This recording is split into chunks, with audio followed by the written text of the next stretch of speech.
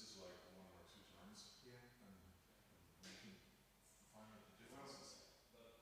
Oh, this is really heavy. Yes. So that makes a major difference. So 74. What? 1 hours. Yeah. Okay. And what I don't know,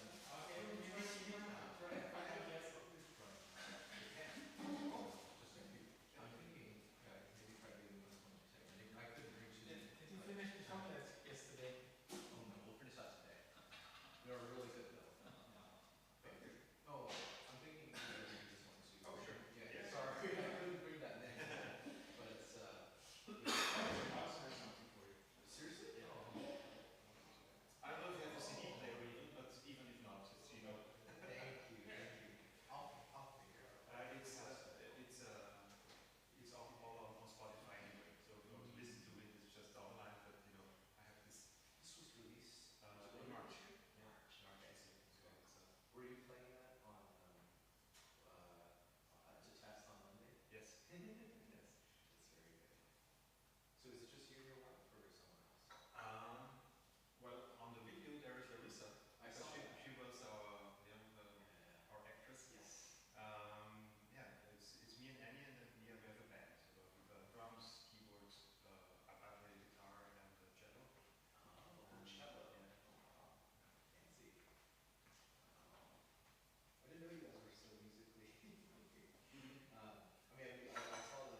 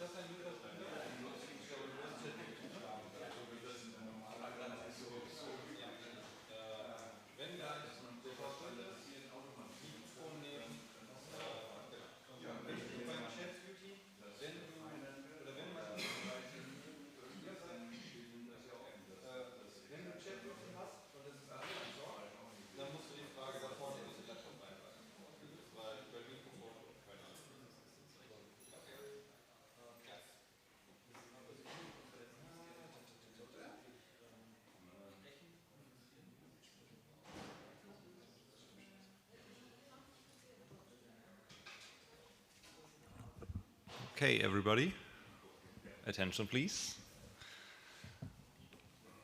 I can't wait for the moment when I can say, attention please, this will be relevant for the exam, but not today. Yeah, I'm here to not only introduce one of the few people who doesn't need introduction, but only to say one or two words about our organization today. So first of all, the next few talks will be about the usage of MediaWiki for public or research. So this is a general topic for today. But specifically two informations which will be very important for you. Coffee break, next one, 10:30. And group picture, 12, right in front of the door outside. If not everybody smiled, we're not getting lunch. So please make sure that everybody's outside, everybody smiles, then we have the picture, then we get lunch. Okay. But without no further ado, Bernhard. Yes, good morning. I don't think that I don't need introduction. We discussed actually yesterday if it's good to start a presentation with an introduction. So, and there seems to be different opinions about that. Some people say you should start with a story. I'm going to do this in the next talk that I have. But this time I will start with an introduction because there are also new faces in the room that I don't know, so maybe I should introduce myself. I'm managing partner at KMA. We provide knowledge management, consulting, training, and I specialize in wikis. I have been very active in the Semantic MediaWiki community for now almost 20 years. Next year is going to be my 20-year anniversary for that, actually. I also research knowledge graphs and wikis at the University for Business in Vienna, and I give lectures also at the University of Applied Sciences. What we call knowledge wiki is just a stack of open source extensions, so we don't have any proprietary extensions that we use, so we really are very focused on getting the best open source extensions that are out there based on MediaWiki, and partnering with Jeffrey, we also provide MyWikis Europe, the wiki hosting that is in the, on Austrian servers, GDPR compliant. I want to talk about a use case today. So I think yesterday was quite technical. So this time it will not be technical at all. More about the use case. I want to show you some screenshots of the solution that is obviously not available on the internet. And I'll tell you a little bit what's under the hood. So what is this ministry? This is, in the US, you have the Pentagon. In Austria, in Vienna, we have the Octagon. So it's an 8-faceted building that holds a lot of ministry departments. And this is the Federal Ministry of Innovation, Mobility, and Infrastructure. So it has is divided in 4 directorate generals. One is the Executive Committee and International Affairs. Then you have Mobility, you have Innovation and Technology, and Transport. With this link, you can, you can read more about the building. It's only in German. That's from the Vienna History Wiki that we celebrated last year in Vienna, if you were at the conference. So what does it mean? Innovation, we have an Austrian registry for space objects. So I don't know what that is exactly, but we have that. You have something like in research policies, space technology. I mean, the Austrians are, I don't think, very famous for space technology, but we have some companies and we have some regulations also in place here. Mobility, that's a larger part, obviously. So we have transport concepts, mobility master plan, climate tickets, which is a very nice invention, actually. I use it a lot. So we as citizens can buy this climate ticket and we can use all public transport all over Austria for the whole year. So it's really great. I don't need to care about tickets anymore. We have transport, aviation, cableways, railways, roads, waterways, and all that goes with it is in the realm of this ministry. So, and the organizational chart looks like this. The wiki we did was for this sub-department. So there are like 15 people, But those 15 people are in this internal department that has to manage the knowledge of the whole ministry, basically. Why? Because this subdivision is called Services Office in this department, and the Services Office, there is an email address that's publicly available for citizens, so it's a central contact point to the ministry for businesses, for citizens. So they have citizen services, so first level support, writing via the services in writing, so to this email address, and also there's a free hotline if you have any questions about the climate ticket or whatever. You're gonna reach this department, and they also support some other activities. Yeah, so what is the solution? The interesting part also is that the people there working at the service office, they said we want to use a wiki. We want to do this in a more modern way. So it was not a top-down approach, but the people really said we want to have this, and then they reached out, and we came to the following solution. It looks quite familiar to some of you because it uses the chameleon skin. It's a responsive skin with the Bootstrap framework, so no big fancy web design, just a straightforward chameleon. I did some translations here, so you have here the information. So actually this is the main part, the wiki pages holding various information from all of these aspects where the ministry is in charge. You have documents. The documents are, you can see, uploaded PDF files, but if you click on upload and you upload a file and you click on edit, then you will be sent to a page form where you can add metadata. We have here some shortcuts to their duties schedule where they have their attendance schedule, meeting minutes, help pages, and then some suggestions. And then there is a news section, and we have some expired content. That's quite an interesting idea that they had. They want to have something like an expiry date for content.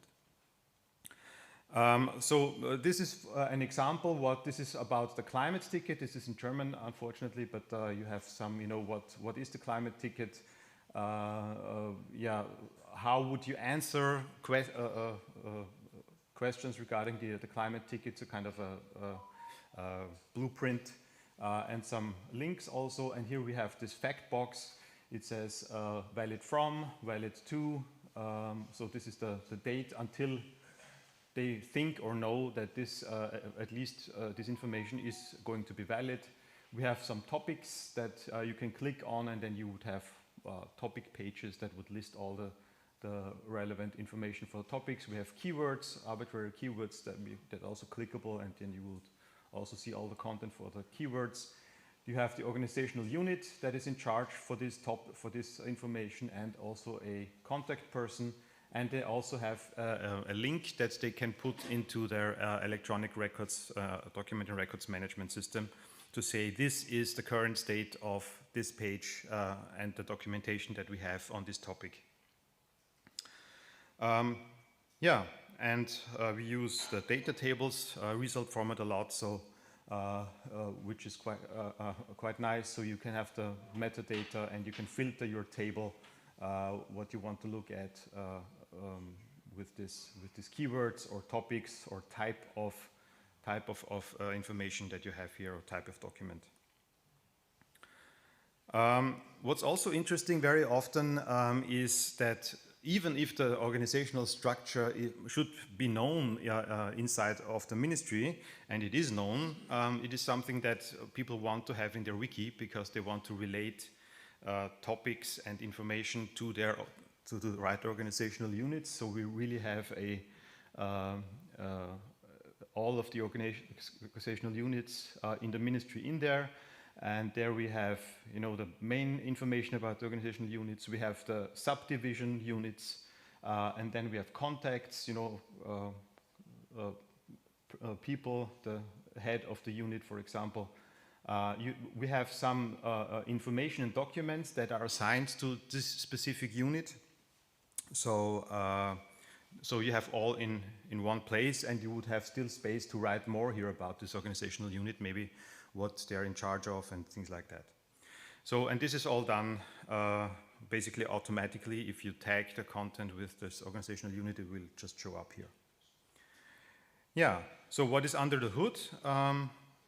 There's MediaWiki 139 currently.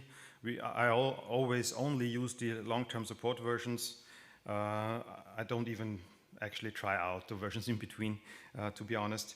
I use Semantic MediaWiki in the current, in this case, 5.01. We use this list widget and data tables result formats a lot. We use other result formats as well, but you have seen this list widget.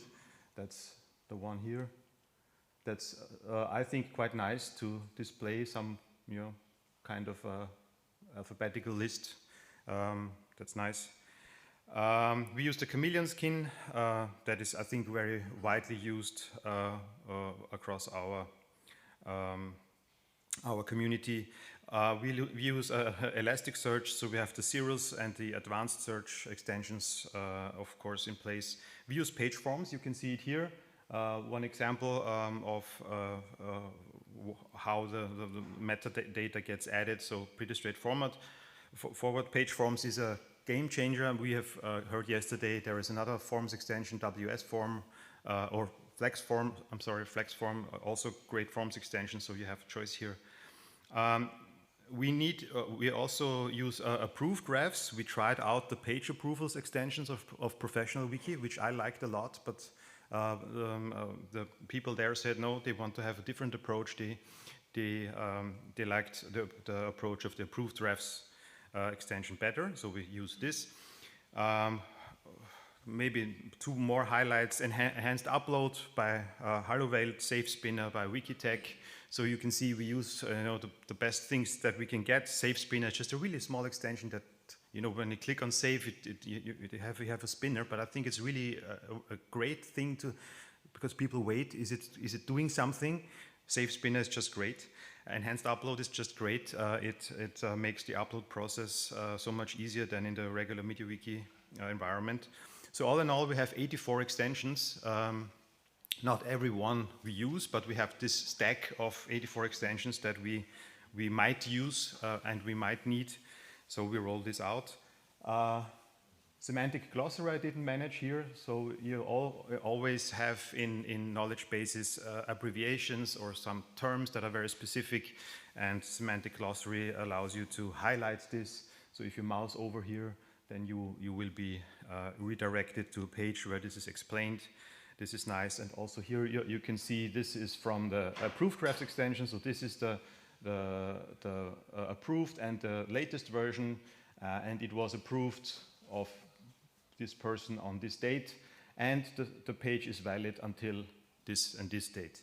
And then they have a list of pages that are outdated and have to be reworked, or another valid by date is being set. Yeah, so we have heard yesterday about Bucket, a new way of doing things. I want to invite you to look at this manual page, Managing Data in MediaWiki, that I started several years ago, because I just wanted to make it transparent what options you have. Semantic MediaWiki is the oldest one. We're actually celebrating 20 years now. Wikibase, we heard about Wikibase yesterday a lot.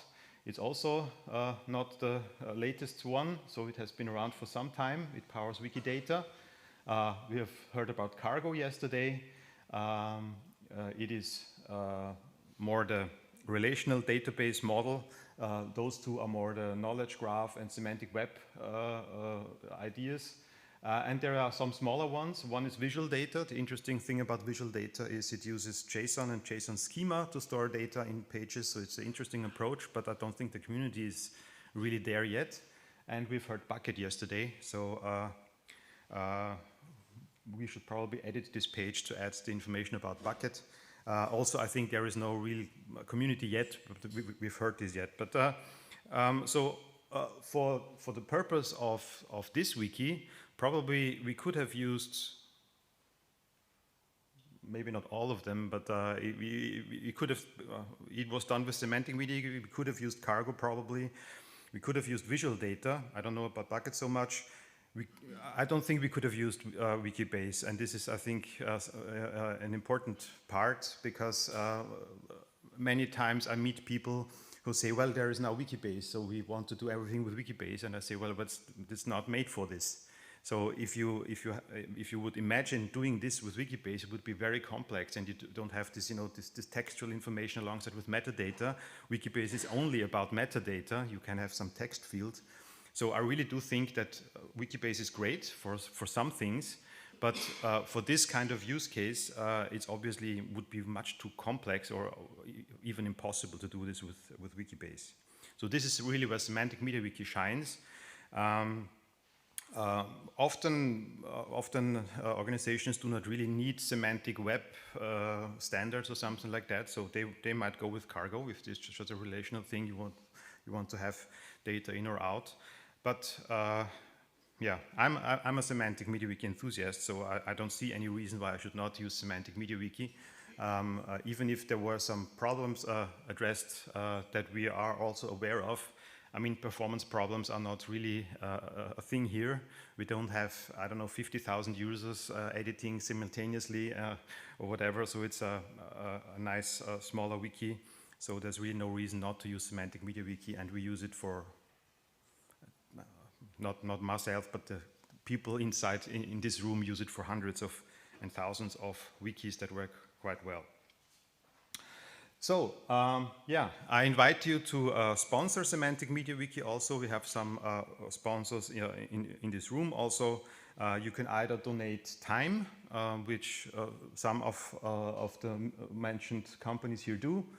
So KMA, we do that, RGXL does it, Gesin IT does it, Professional Wiki does it. So if you donate time because you have resources, please do so, and you can be an official sponsor. You can also donate money. There is an open collective where also we have organizations that, and also individuals who donate money that goes currently mostly towards the release management. But yeah, make sure to provide something back also to the community. I want to invite you also to an online event next Tuesday. It's going to be in German, so it's only for the German speakers. We do something that we call knowledge partnership meetings. So we reach out to knowledge managers, and this time we're going to have it online, and it's free of charge. So you just have to sign up. And it's going to be about legal knowledge management. So we will have someone from an international lawyers company telling us how they do knowledge management in their organization, and then I will show some use cases where I use wikis for legal topics. Yeah, so if you understand German, you're welcome to join this next Tuesday. And yeah, thank you very much. I'm happy to answer any questions you might have.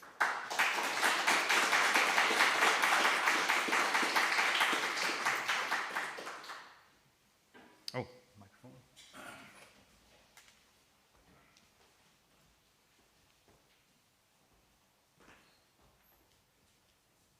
Okay.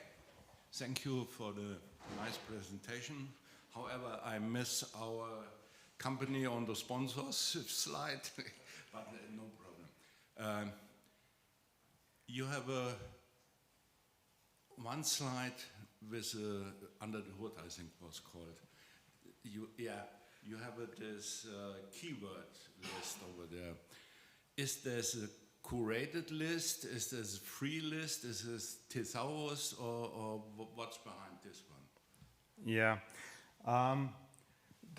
The keywords below are really free keywords, and this topical list is a curated list. The current implementation, because there are only 15 people using it, is that it's actually an open list. But they will get suggested what has already been there, already entered there, and they are very. Some of those people there are very tech savvy, so they will do things in the wiki that I didn't even teach them. So they're really looking into this stuff, yeah. So they know how to get rid of things that they want to have differently there. But both is possible. They actually wanted a curated list, but I said, let's just start adding the topics that you want, and the curated list will emerge, because you don't mistype, or you just 15 people, so you agree basically on the topics. But it would be possible to say this is a curated list, and you have a drop down or whatever, or you only can select those that are predefined. Yeah. Further question, I'll have to derive to the coffee break because we are on the next slot already. Yep.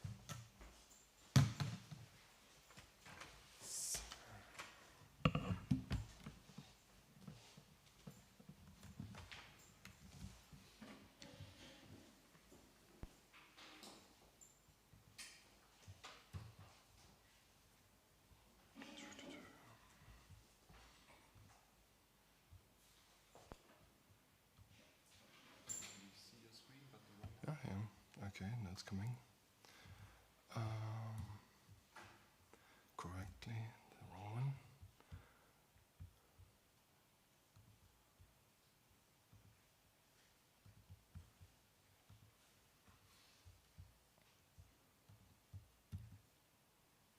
No, it's the right one. Start from the beginning. Yeah.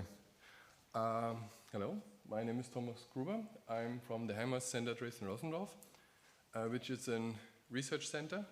And I would like to give a short insight how we use MediaWiki at our center. And so I would like to start with a short story about where I come from. The Helmholtz Center has over 1,470 employees. About half of it are scientists. At our research center, we have several large-scale facilities, like this, the ELBA radiation source, the high magnetic field laboratory, or an ion beam center. And the purpose is all these experiments, research, etc. needs to be documented.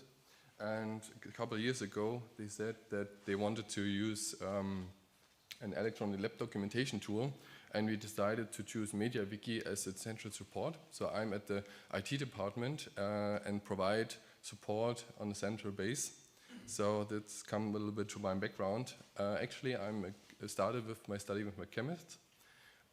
Came to theoretical chemist, simulations. I came into programming, scripting, data analysis, and so on. And with the scientific background, I can understand the scientists, what they need, what they're doing, etc. And now I'm at the IT department, and I'm the bridge between the two communities, which is, I think, very essential. And now I can work as a scientist. I'm a kind of interpreter, also as a hub, because I collect all the information from the work that I got with the different partners at the Helmholtz Center, and can share it with the others. And many other things. So my main thing is to enable the scientists to do their science without the heavy load of documentation, and provide as much support as I am able to get a smooth documentation, to document all the metadata, which is then essential for analysis and publication. At our center, or at the, let's squeeze again,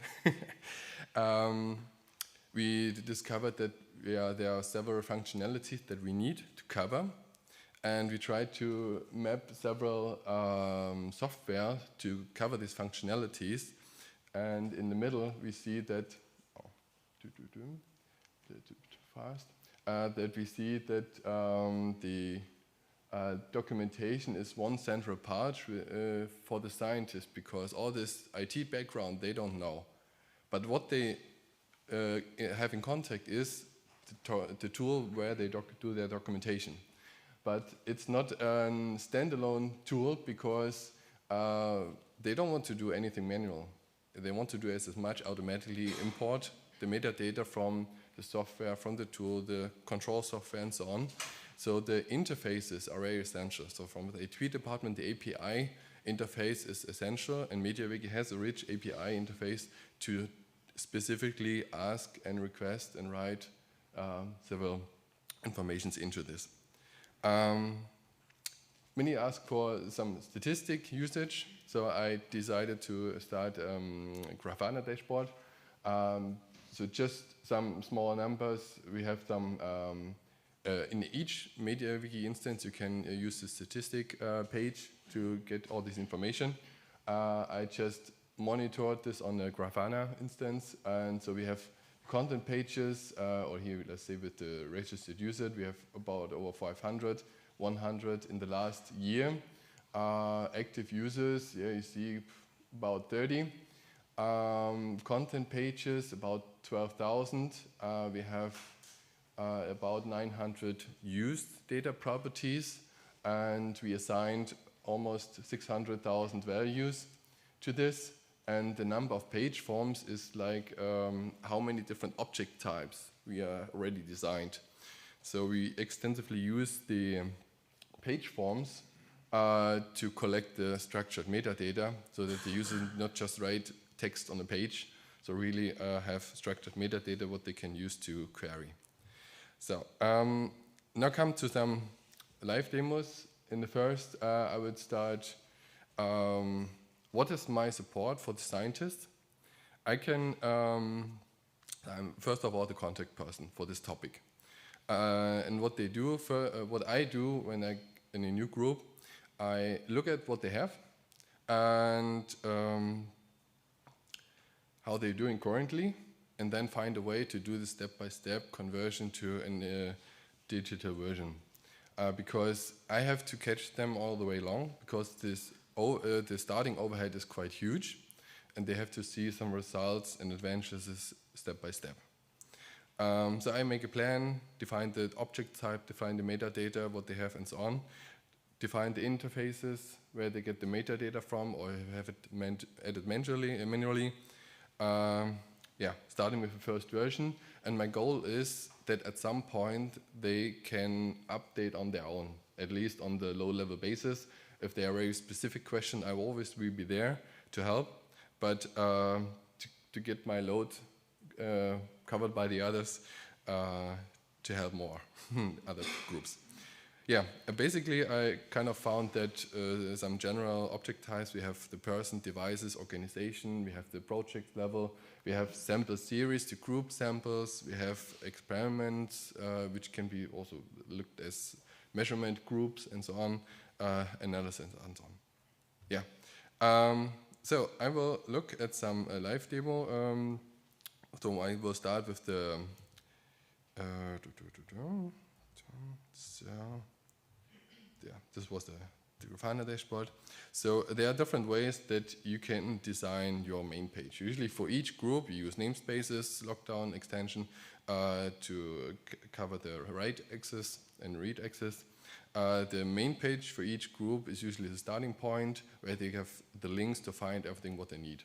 So there are different ways. One way is here, starting with a search to find everything you have, and then for the different groups, to find the samples, project, measurement right at the starting point. They start to, you can start at any point you want, create it, and what I said before, defining the structure is how are the different object types are connected with each other via links, page links as properties.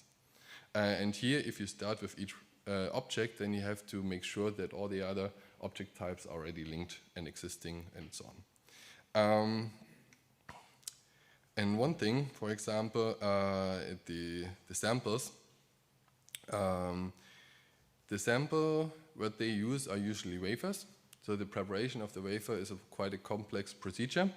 Here we have some general informations. We also used different types with show on select to have an interactive form. Also this tags, auto-completion and so on, different versions, drop down. So, and here at the bottom we use this multiple template This template is quite huge because it has over 100 properties, because depending on the preparation step you choose, you get a complete different set. Oh.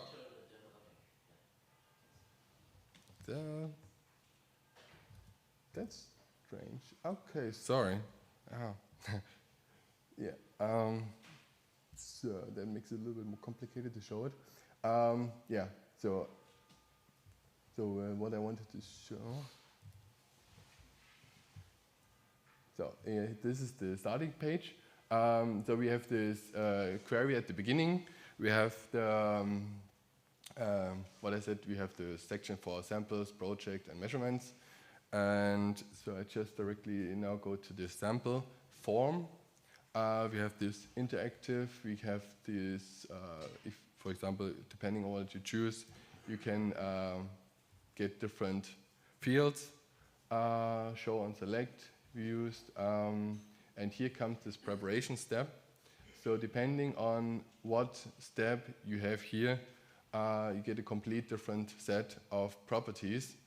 And that's why it takes quite long, especially if you have several steps to load the edit form page. So this is quite, one of the problems we might have at a later point. If it's really getting long, it takes a little bit too long for the users to edit things. And also maybe render the page. So the next thing,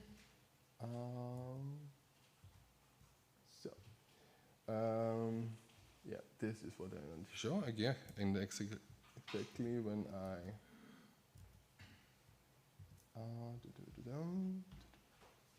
if I read leave page, I don't want to change. Yeah, and for these each step, we choose kind of this layout, and this rendering of this, because it also takes long because. We don't want to see all the fields. So each field that doesn't have a value needs to be hidden. So there's several if statements. If it has a value, then show it or not. And you can imagine if you have several steps and 1 to 100 properties at each one, it takes, as we've seen, rendering is a topic.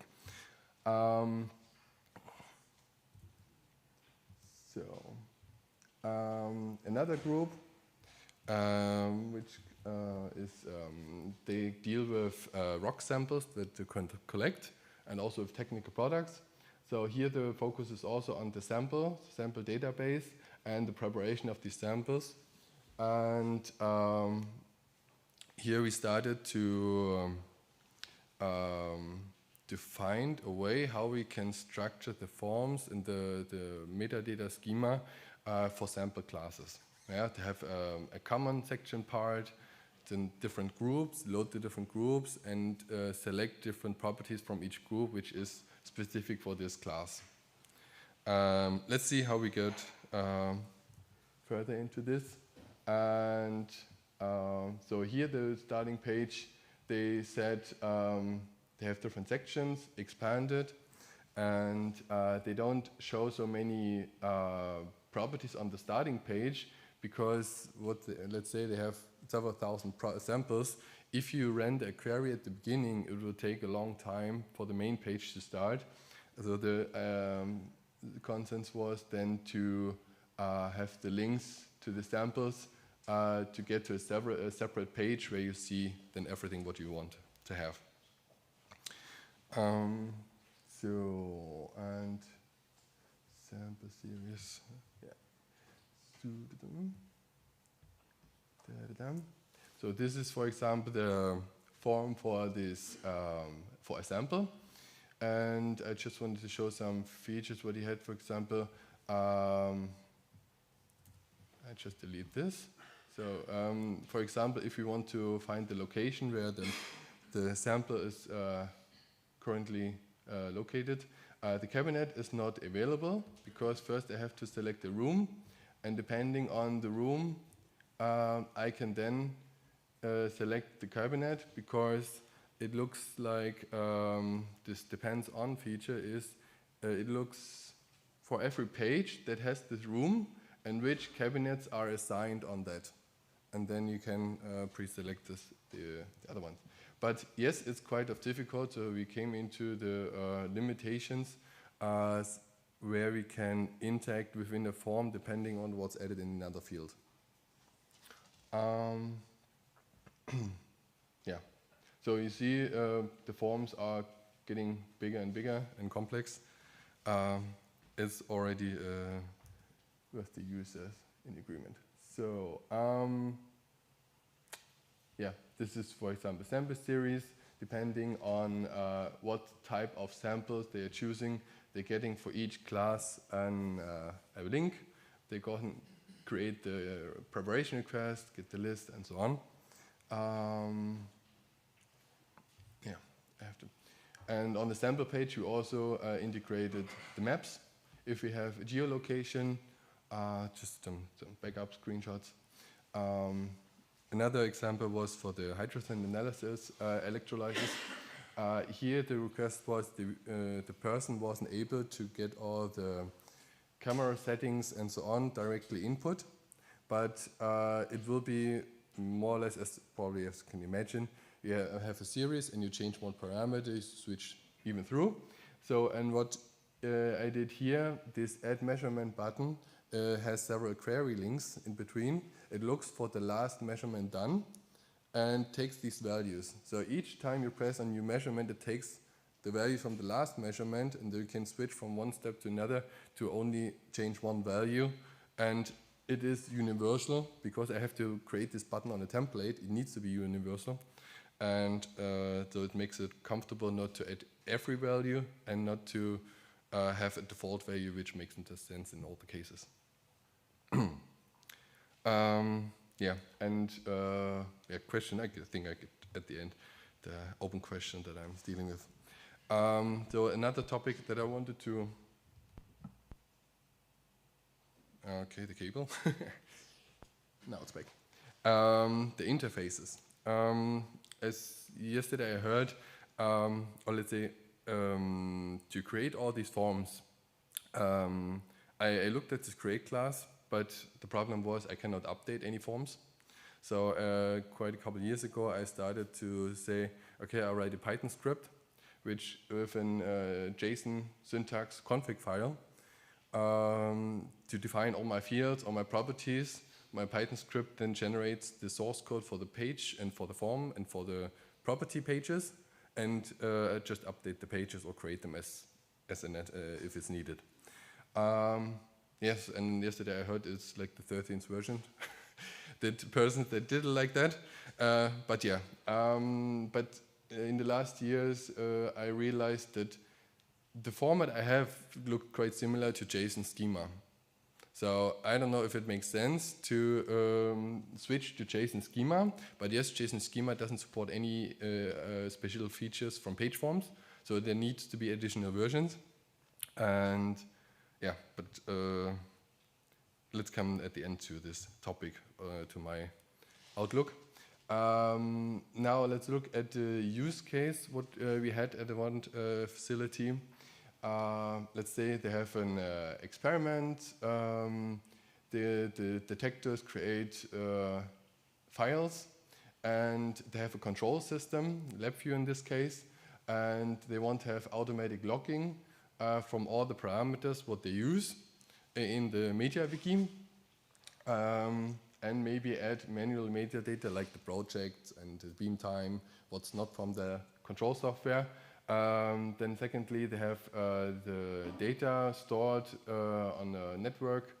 They have the data analysis, which is then triggered by LabVIEW, and all the output, some standard graphics could then also be logged to the electronic lab notebook. And later on, this can be used to publish on our Rodare and references on the publication where it's used. So how could it look like? Like LabVIEW, maybe some of you know it. It's like a graphic interface where you can draw and create your interface. In the background, you draw your script, like lines and blocks and so on. So basically, we have all our parameters, some settings, and here we can connect with the MediaWiki. The the measurement day and the samples is the list which is directly obtained from the API of MediaWiki. And then we also set some parameters for the data processing, and this can be at the end then found on MediaWiki. You have our parameters, we have the plots from the data processing, we have the parameter of the data processing, we have the links to the data files, and we have the link of the workflow that is used, and so on. So we also looked at some things that we used this JSON editor tool, which was already available, and applied this to create some pages or some web services where we can create now forms on the basis of JSON schema, and finally also create pages from this. So due to time, I get if there are further questions, and can you ask me at the end. You also looked at in a PDF export. If you have a form, we can have a link or create a link, create a PDF from it. So we insert all the metadata from this preparation request into this PDF form to fill it out and print it. Yeah. And the one big topic is metadata export or exchange. Let's say we have the form on MediaWiki is this, and for data side it looks differently. So we have to map and interchange the schema. So how can it be done? For example, the MediaWiki is an internal version, and Scicard is a metadata catalog which is reachable from the outside, but it needs to be converted into this JSON object to insert there. So how it can be done? So that brings me to my last slide, to the outlook. So what is my plan? Sure, I want to get in contact with more groups at the center if they are interested. And what I haven't mentioned yet is this one interesting project. This is Open Semantic Lab from Simon Stier, which already quite some know of him. In this Open Semantic Lab, it is possible to create forms on the basis of JSON schema. And the data is stored as a data JSON object. So let's see what it brings to me. So I will probably switch to this and merge all my wiki into this. Yeah, more integration, automatization, export systems. So this is one topic. Ontologies, vocabulary, is it essential? How can it be used, and so on. This is the research I'm going, takes a lot of time. And yeah, so finally I will thank you all. And this plot is from the OSL server. How the category classes are connected, and then you can use as graphic. And it could also be used for, let's say you have project with the experiment samples, you can create a graph like that, if we then use OSL. Okay, thank you.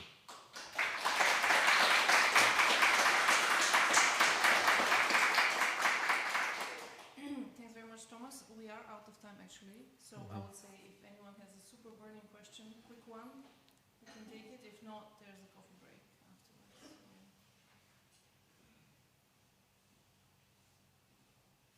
Okay, I think then we just thank you, Thomas, and then we switch to the next presenter, Gloria.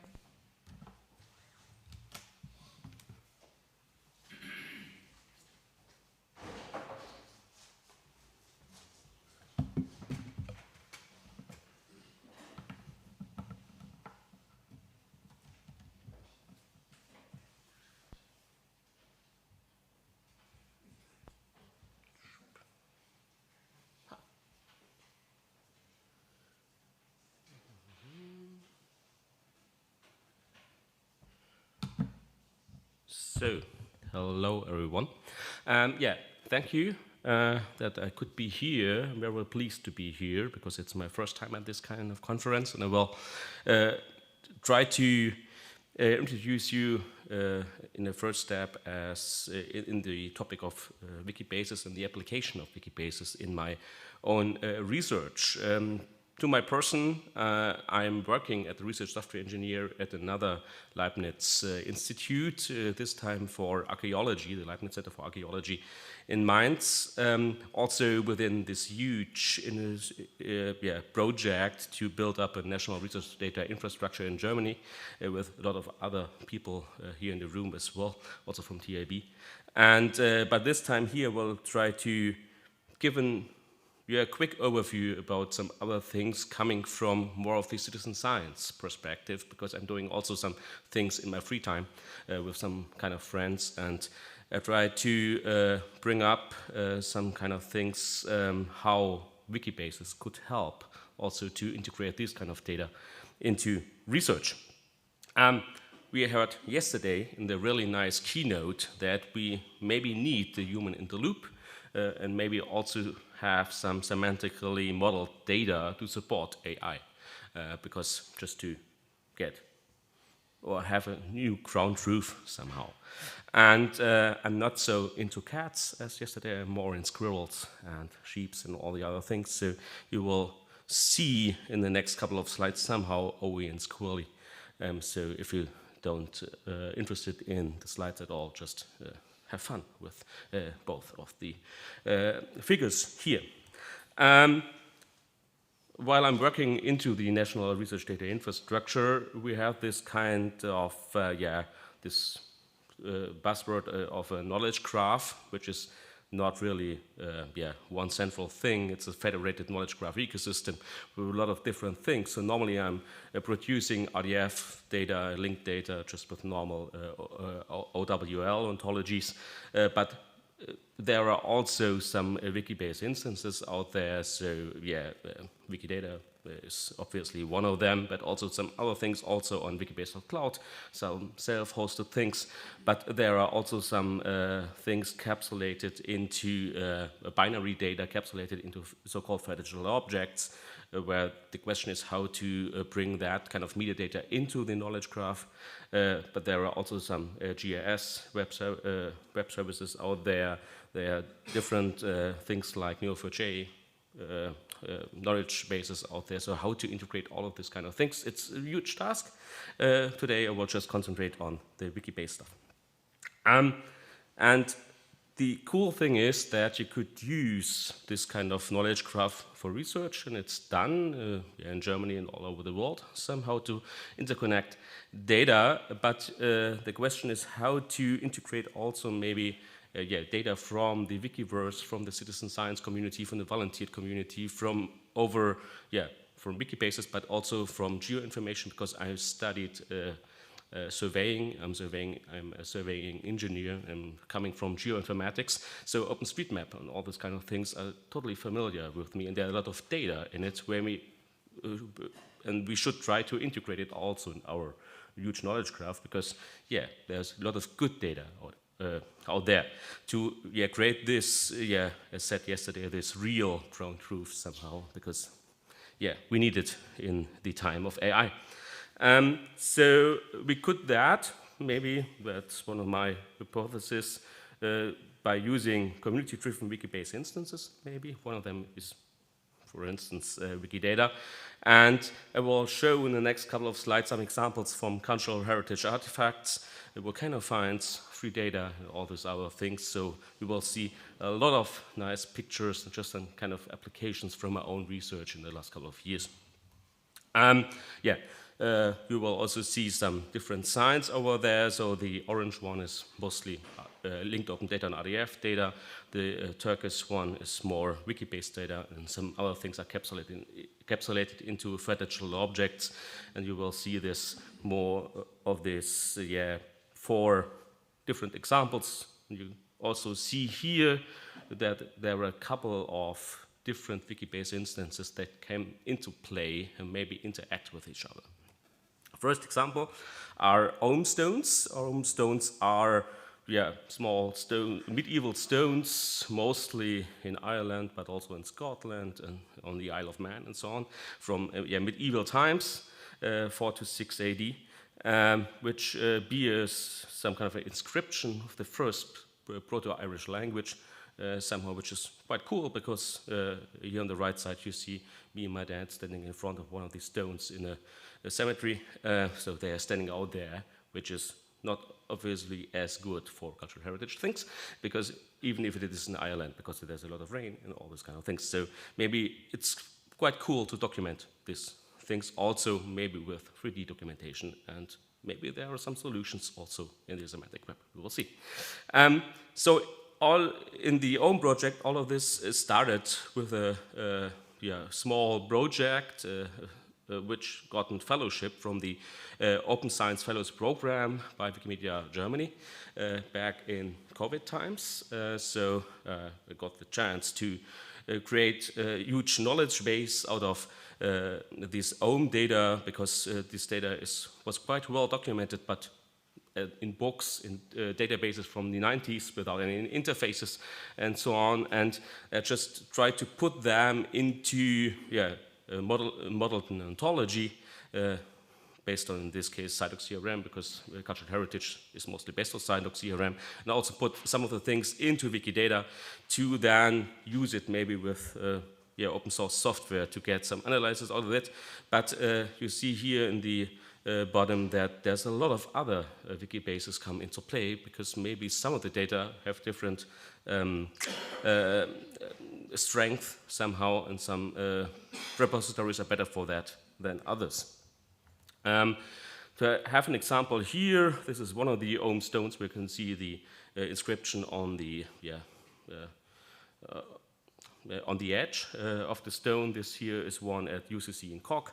There's a lot of these OWN stones out there for publicly available, and all of their stones are set in different wiki bases for different things. So maybe there's one thing as a primary database, my link to open data.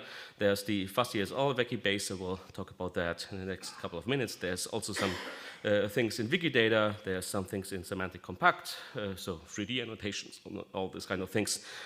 Historical information is imported into the historical Factoid database. There's also some data into OpenStreetMap and so on. So there's a lot of things going on, and not in one database, obviously. So just to give a short overview, there are data into modeled as linked open data here, available via the NFDI for Objects knowledge graph. You can just sparkle that. I've done that here with a small Python script in a Jupyter notebook, so nothing really fancy. And then you can also import data about the geographical information of the stone, where it was found, whereas right now in a new in a wiki base, the fuzzy spatial locations wiki base that I created at wikibase.cloud. I will come to that in a minute. Then there are some data also in Wikidata kept there that you can just query also here with Jupyter notebooks and Python. There's also some data into Semantic Compact, because in this case here, I imported the stone, made some annotations in it, and then we have the nice 3D view with all the annotations within the wiki base beside that, and you can also query that kind of thing. And also into the inscriptions, there's a lot of people mentioned and some other words, and also some kind of things in OpenStreetMap. Then the question is on federation. All the thanks here for these slides go to Lausanne. I don't want to go so much into detail, maybe in the coffee break and afterwards, because that's a huge challenge how to combine all of these kind of things. But here in this case, we try to make a federated query between Semantic Compact and Wikidata, but you can also do that if you use the identifiers in the different Wikibase systems and instances. Here, maybe with Wikidata Factoid and the FuzzySL Wikibase, but also including more and more things, but it will get more and more complicated. But there's a lot of stuff going on, how to maybe solve that kind of, in this case, it's really a problem, not an issue or a challenge. Another thing is from a friend of mine, are holy worlds. In this case, Anne is a German but living in Ireland and doing a lot of things for OpenStreetMap, but also importing holy worlds in Ireland into Wikidata, also taking a lot of photos, integrating that in Wikimedia Commons, and also doing some 3D modeling with a smartphone, just doing 3D models and then put them currently into Sketchfab, interlink that into Wikidata to the 3D models, to the pictures, so just create their own knowledge graph as a citizen scientist, she do that for free in her free time. So it's quite nice. And I work with her together to get this nice, knowledge graph a bit more structured somehow, because I have maybe more experience in that than her. And you see here this Hollywell in Wikidata and also in OpenStreetMap. The another one is that something not cultural heritage related, but geological studies. That's the PhD from my girlfriend. She have done, because normally also if you look at spatial locations, the question is, what do you mean with a spatial location? In this case here in Mainz, do you mean the Roman Mainz, the actual Mainz, whatever? And also if you look in the semantic web, there are a lot of different identifiers for that. What do you really mean? That's always the big question. So I started this FuzzySL Wikibase at wikibase.cloud with a kind of interesting, or hopefully good data model. This data model is also modeled in the linked open data world with normal ontologies from the W3C and all these kind of things here based on the BREF-O ontology. And we can try here to model find spots, maybe from a volcano eruption from the Falkirine fields in Italy next to Naples 40,000 years ago. And because some of them are maybe shown in publications, but really don't know how the coordinates are, where the coordinates are derived from. And that's often a huge question, because you have a lot of coordinates, but not only in geological information here, but that's the same for archaeology and some other fields. So it's a kind of big research question, what is normally also my research topic. What I'm doing the last couple of years.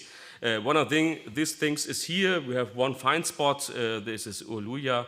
We're just written in some papers. It is some 15 kilometers south of the Danube River, all located in an abundant limestone quarry at the limestone plateau of the Brogia. So what you can do there is maybe use OpenStreetMap, try to georeference these things in OpenStreetMap. There is this query out there. You can also measure something maybe 15 kilometers from the Danube. It could be that, so maybe. But what you can do that is to import all of that information maybe in the Wikibase, how you come to the idea that this coordinate could be here or not, or something like that, just to make it open available in the case of, if we really want to have open science. And just to try to reuse the data in an appropriate way. Last thing is, because I'm a surveying engineer, we've done a lot of things with 3D models. So we can also use a 3D model metadata base. In this case, it's called the Squirrel Base, also hosted at wikibase.cloud currently. So with also a new nice squirrel in the queue, so it's quite nice. Sometimes I will going around and I stumble about cultural heritage objects. In this case, I was in Aachen, and next to that is the border of the Netherlands and Belgium. And there's one of the eagle stones, the Adlerstein. In German, it was the old boundary stones somehow between the different countries. And could also say, okay, try to model it in a nice, community-driven Wikibase. In this case, Wikidata, it was already in there with not so much information. You can put more information into that, but you can also, as Anne have done in Ireland, do a nice 3D model out of it, just using your smartphone. I think 50 photos, and just what was processed on the server, and then download the file, put it somewhere. In this case, use open source software like 3D Hop, and just bring it somewhere. To the internet. There are other solutions, so we'll come to that in the end. And then you could also store all of that kind of metadata to the stone, where you can find all the 3D data, all the other things in Wikidata and so on, maybe in this case in a Wikibase into wikibase.cloud. Can also do that maybe with some interesting other objects. In this case, a snowman was in South Tyrol. Because in this case it was so, I was on a hike there, and if I came back from the hike, the snowman was destroyed. So it was kind of a temporal cultural heritage artifact, you know. You can also do a 3D model, and in this case, yeah, it has now an official QID in my in the 3D Wikibase at wikibase.cloud in the Scribble base, and also the 3D model is openly available. So why not? Can do that. Also, this is also an example from South Tyrol where they made this ice can. I really don't know how to pronounce it in English. In German, it's Eismännchen. So it's just the nice ones, you know that with stones, but they have done it because it was a cold winter out there, not with stones, but with ice. So quite nice. And also it was a lot of sun out there. So yeah, next day maybe they are disappeared. So trying to make a 3D model out of it and also give them a citation in the 3D database, 3D media data Wikibase, so why not? Why we could do that? Yeah, because I'm working as a research software engineer. I've seen that before. Maybe use also the Sparkle interfaces to make, yeah, somehow also the data a bit more RSE-like, so research software engineering-like. And if you, because we are looking for the FAIR principles, but also for the FAIR principles in research software, with some nice minions out here. You can do it as said before, maybe with yeah, nice short Python scripts, and import that into Jupyter notebooks and encapsulate this as the federal object, all the research software behind that with metadata, and to get some maths out of it. And the last thing I want to mention, I just added this kind of things yesterday, because I found some new 3D data out of the net, and also know the creator of the 3D data, which was part of a PhD thesis, the Govan stones, in this case in Glasgow. And I added this nice, also yeah, ancient stone from our ancestors into a Wikibase, in this case into Semantic Compact, which is also a nice thing where you can just import your 3D data if you know who owns it, and free license and all those kind of things, and maybe annotate this, and also have the chance to have some information into a Wikibase, in this case of the Wikibase behind Semantic Compact that stores all the metadata of the 3D model, the object, and also the annotations where it is, and so on. So, as a conclusion, O and Squirrely are able to create, maintain, and publish research metadata within the Wikibase ecosystem. I hope that you have seen that it is possible.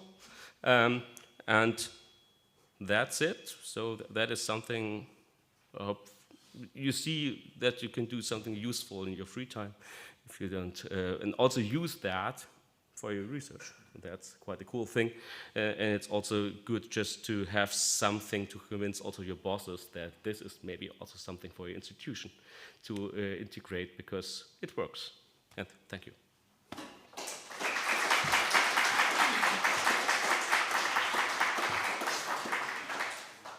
Great, thanks, Florian. We are at time, so again, I would ask only in case of very quick and urgent questions.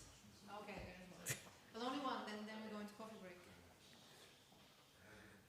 Thanks. Is this work? All right, I'll talk loud. Yeah, that was incredible. I feel like maybe we need a glossary for a lot of the terms you had. I just want to ask about two of them: fuzzy SL and the FAIR principles. So fuzzy SL, that's something. So I've done a lot of research in the last couple of time on uncertainty and vagueness and all those kind of things. And the question is how to, what is the right term for fuzziness, ambiguities, and all those kind of things? In this case, it's just shortened it to fuzzy, and SL is just special occasions. So it's just the, just to make it a bit shorter. And the FAIR principles are findable, accessible, interoperable, and reusable. So something that is the key principle behind open science. And if we are working, together with researchers, especially in the cultural heritage domain, but also from all the other disciplines, it's very important to share all of our data in a way that other people can reuse the data and also find the data and make it accessible. So, and have interoperable formats, which is quite cool if you use wiki-based instances, because then you have some kind of shared data model with a lot of variations in it, but there is some structure. So it's because you can use statements and qualifier and references and this kind of thing. That's it. Okay, great. Thanks very much, Florian, and I hope everyone now has a nice coffee break for half an hour. We meet here again at 11. Thanks.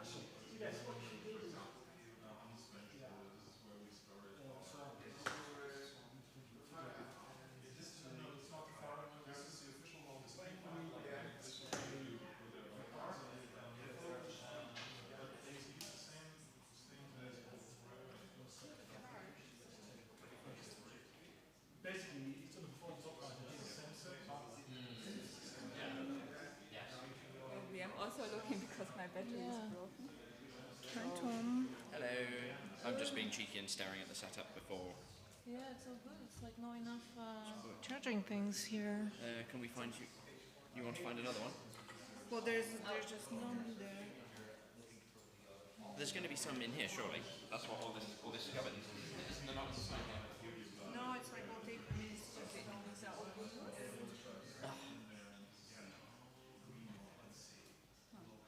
What charging cable do you need? Can we find, is the one that's blank that we can just use?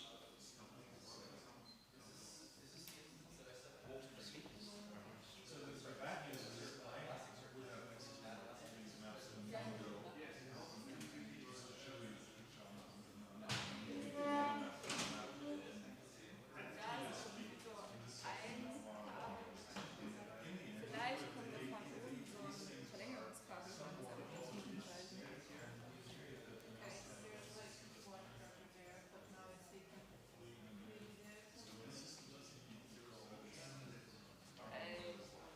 The cable for my presentation is tomorrow at for like 10 minutes and then my battery runs out. You need but interest please.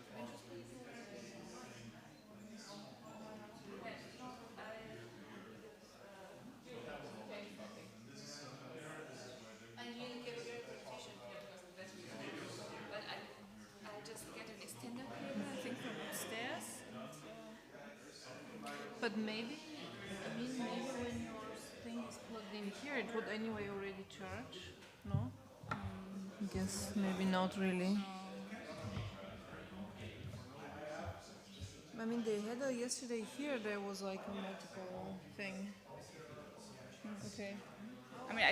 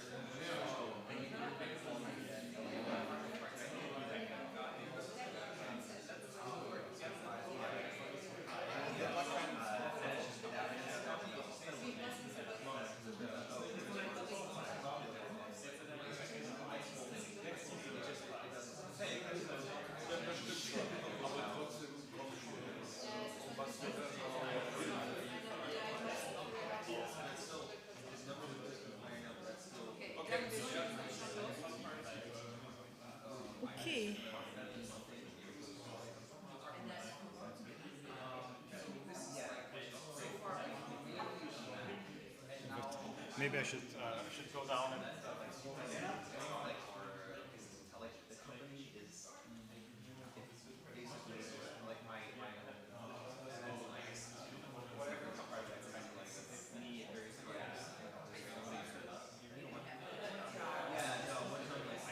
It's always a little bit gathering the people after the coffee breaks. Yeah, it's proving always. a real challenge. Yeah, And it I always is. wanted to put on purpose these long breaks because I think people enjoy, in my experience, like people like the breaks, but still I feel like now, but it's just harder getting them out. But, yeah.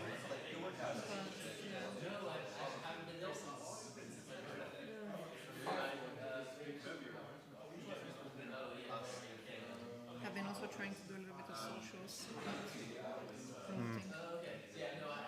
so far, yeah. Let's see, how much are we getting on the live stream? How many people? I think a minimum of 10. I think you had yesterday we had 20 at the most. So, and now I think it was 14 or something. Okay. Cool. So, yeah. And are you gonna publish the talks afterwards? Yes. Online? Yeah. Okay.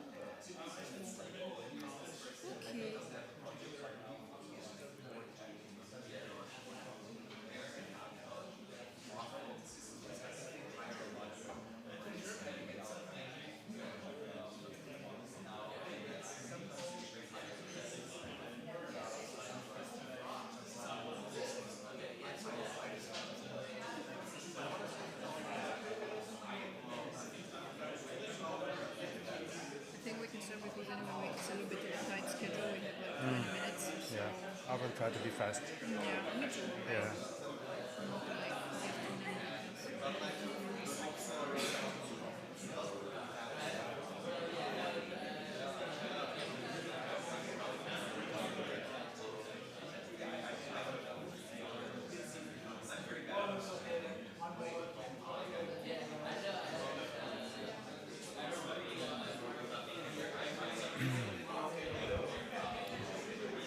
Okay. Thank you very much for joining us again. Let us continue. I wanted to start actually by asking you guys, who is the coolest person in the room? Who is the coolest person in the room? Well, the problem is it's a rhetorical question, obviously, so every one of you is really cool because you're here. But I actually meant one specific person, that's Professor Sören Auer, but he's not in the room currently, so he will be here late, so that's why I have to start differently. Because I want to tell you the story how this began. There was a Horizon Europe call for proposals for, I think, 4 or 5 different topical domains. And I've been thinking in my head, we need some kind of big EU project who would, put this to the next level. And I wrote Søren Auer, who I know personally, but not very well, actually. I've invited him to have a keynote talk at one of the SMW cons several years ago. So I just write him an email, there are these calls out, we should do a rewrite of Semantic MediaWiki, or I don't know, do something. And he just answered, that's a great idea. And he CC'd one of his coworkers, and then all of a sudden TIB, the professional TIB thing went on. And we actually got this call. And one of the coolest person in the room is Lozana Rosenova, who wrote this proposal. And if you ever have written a EU proposal, you know how hard this is. So we have Leibniz, we know Leibniz cakes in Vienna, but we have Mannerschnitten, which is the better option, actually. So thank you, Lozana, for making this possible. That's really great. So we want to very briefly look back on 20 years of Semantic MediaWiki and also Wikibase, by the way. Lozana will tell you a little bit more about the upcoming project, and then we will give you some kind of outlook. So it all started in Germany at the Karlsruhe Institute of Technology. You know this. There was in 2005, so 20 years ago, the first version of Semantic MediaWiki was published. Actually, it was PhD students, Danny Vrandicic and Markus Grötsch, and they made some suggestions. First, called Semantic Wikipedia. So it was always the idea to semantify Wikipedia. Yeah, and the first version was released in September 2005, so you can read this up. Interestingly enough, the first there was a German company called Enterprise and a US company called Vulkan who financed also the first development. And there was something called Semantic MediaWiki Plus, which was a proprietary version with some proprietary extensions. And you might have heard about Lydia Pincher, who is now community manager of Wikidata. She was back then community manager at Enterprise, so that's interesting, how you meet people again. And what they did was something like this. It was really about annotating without editing the wiki syntax. So they had some kind of an interface. So these are just some screenshots. Some ontology browser that would suggest to you what properties you could annotate with. This Enterprise company went bankrupt, but many of the people who were involved are still around in some other form. Page forms, thank you to Yaron, in 2007 was really a game changer. So that brought us to the idea of we can pre-structure what we want to enter if we use page forms. So we really have, here you can see how we submit talks to the conferences. This is a great thing to have. Yeah, and from 2009 to 2012, Wikidata came. The idea was actually put forward by Eric Möller, a former CEO of the Wikimedia Foundation. There was also a EU project involved, so I think EU projects are important because there's a lot of funding involved there. So then there was the idea of Shortipedia, again, Danny Vrandicic. And then the development of Wikidata started in 2012 with notable people here. Some of you will know and will see some of the names here. There's a nice article on this, 10 years of Wikidata, so you can look this up if you are further interested.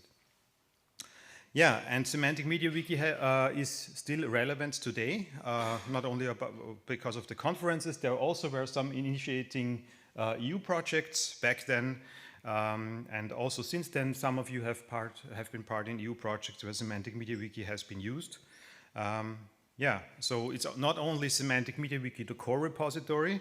You can see here some basic things that are interesting, but it's actually 34 repositories because there are other semantic extensions, not only Semantic MediaWiki core. So there's a lot activity on all of those extensions. So it's time to say thank you. And these are all the people that have in one form or the other contributed to Semantic MediaWiki over the last 20 years. So some people are in the room, some have moved on to completely different things, but I think it's a nice thing to just say thank you for Semantic MediaWiki because it's a great software and it hopefully will continue to be that. Now it doesn't work. I tried to do this a lot. I don't know why. I'm sorry. This is PowerPoint. Yeah. Yeah, okay, so we have seen this before. I just want to mention one thing. In our project, we will be interested in different aspects of how to manage structured data within MediaWiki. But we will be, I guess, mostly interested in these two extensions. Why? Because it is about knowledge graphs and it is about semantic web technologies. So the real relational database approaches, we might look into those, but I think this is not the way we think we will move forward. So we will look at those approaches and see how we can improve them. So because for a knowledge graph, if you want to power a knowledge graph, you have basically these two options. Yeah, and this is what we are planning to do in the Echolot project. So Lausanna will tell you a little bit more. Great, excellent. Thank you, Bernhard. So, yes, Echolot project came about through various fruitful discussions within both the Semantic MediaWiki and Wikibase communities, because I think slightly in parallel and eventually slightly together, we decided it's really a time to have a code-based rewrite. And last year, at the same time, actually in Vienna, we had the first partial meeting of the potential consortium of people who would be interested in joining this project. So the Echolot project stands for European Cultural Heritage Optimized Linked Open Tools. It's a mouthful, but we just thought Echolot is cool because it's like a instrument for deep sea communications, and we thought, yes, in the deep sea of knowledge, we need to communicate. It's part of an initiative called ECCCH, European Cultural Cloud, Collaborative Cloud for Cultural Heritage, which is something like if some of you are familiar with EOS, European Open Science Cloud, this is like the version of that for culture. So what we proposed to the EU to do is to make a complete software suite that will make the creation, reuse, dissemination of high-quality, semantically rich and interoperable cultural heritage data much more accessible and fair. Like that was the main thing, fair data.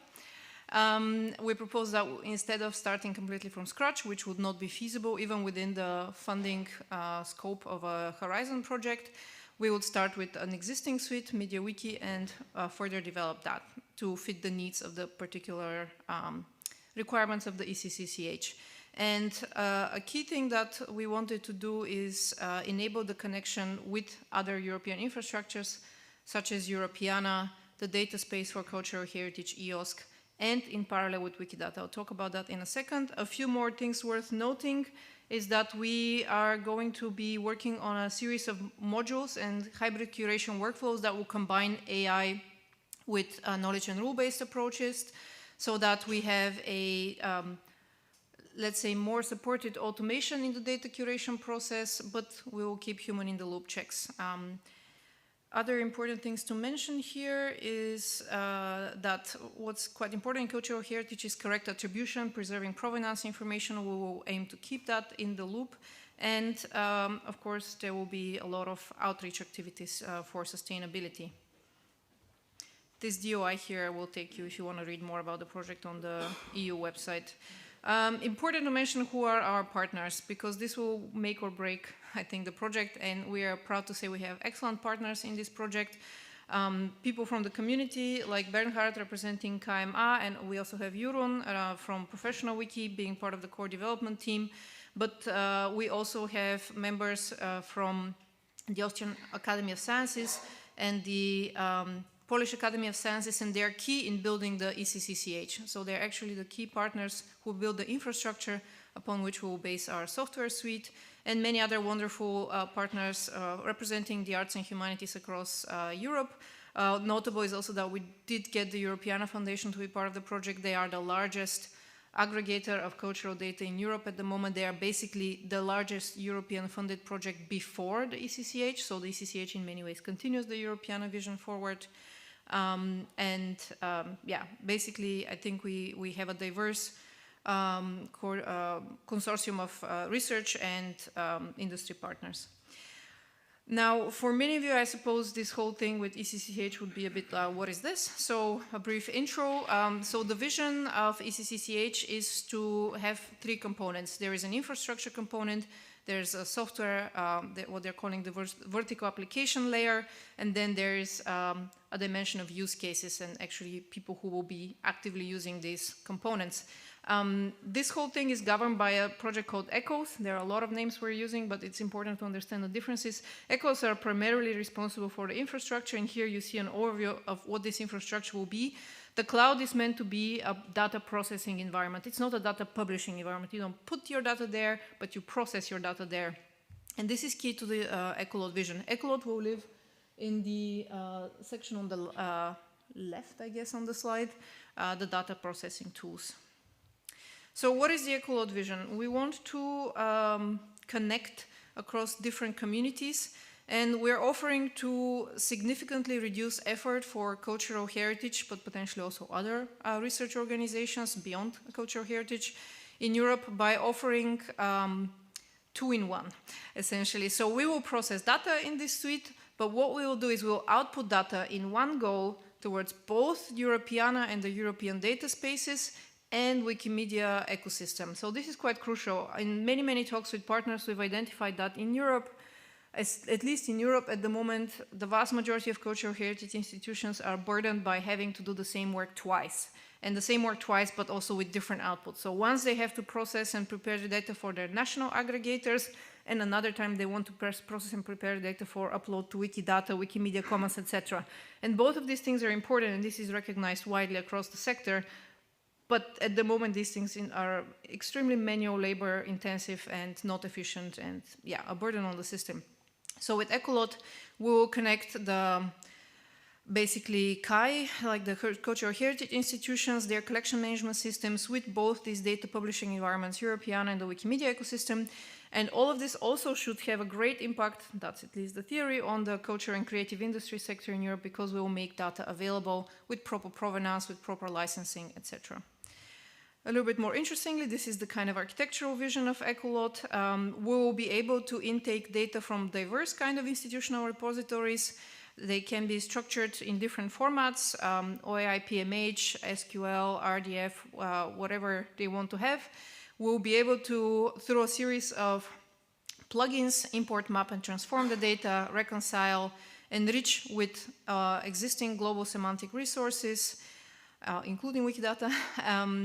Also, we have modules for media annotation, like 3D media as well, visualization, quality checks, human in the loop, very important, and kind of a crucial new thing that, I mean, a lot of these things you might say, yeah, but there are things that already exist for that, and that's true, but they're not really integrated easily. What is completely new and that doesn't exist is the provenance and rights attribution module, so being able to have both a kind of historical provenance and objects, like which museum had this thing, but also a data provenance, so how was the data transformed throughout different workflows, and keep that chain of production metadata available. And then export, mapping, and transformation, so that we can publish in sort of one-click publishing to both Europeana, the data space for cultural heritage in Europe. This is the publishing arm of the ECCCH vision, and then the Wikimedia ecosystem. All of this will be done across several work packages. We have a work package for working on the ground code base of MediaWiki. We have work package for developing the hybrid curation workflows, basically a lot of these plugins with AI support in them. We have a package for case studies, so we will test all of this iteratively with a lot. We have over 20 cultural heritage partners across Europe already signed up to work with us on this project. And yeah, in the end, we'll have a lot of outreach and training events. So that's another important component of the project and its sustainability vision. And I think, yeah, what is the outlook? Bernhard, maybe you want to jump back in. What do we want to do with all this? Oh, yeah. So again, the reminder that Semantic MediaWiki is an important ecosystem that has not a governing institution. So we need your contributions in sponsoring still. Thank you also to the Semantic MediaWiki sponsors that are not the conference sponsors, not always the same, but here we have the general sponsors of Semantic MediaWiki. So you are welcome to sponsor it, because a EU project takes time, and yeah, we will see what the future will bring. So yeah, let's collaborate on the future of great MediaWiki applications based on the MediaWiki platform. And yeah, please stay tuned for what we do in the Ecolot project. But I really think it's going to be a game changer. So yeah, thank you, and we are open for any questions you might have.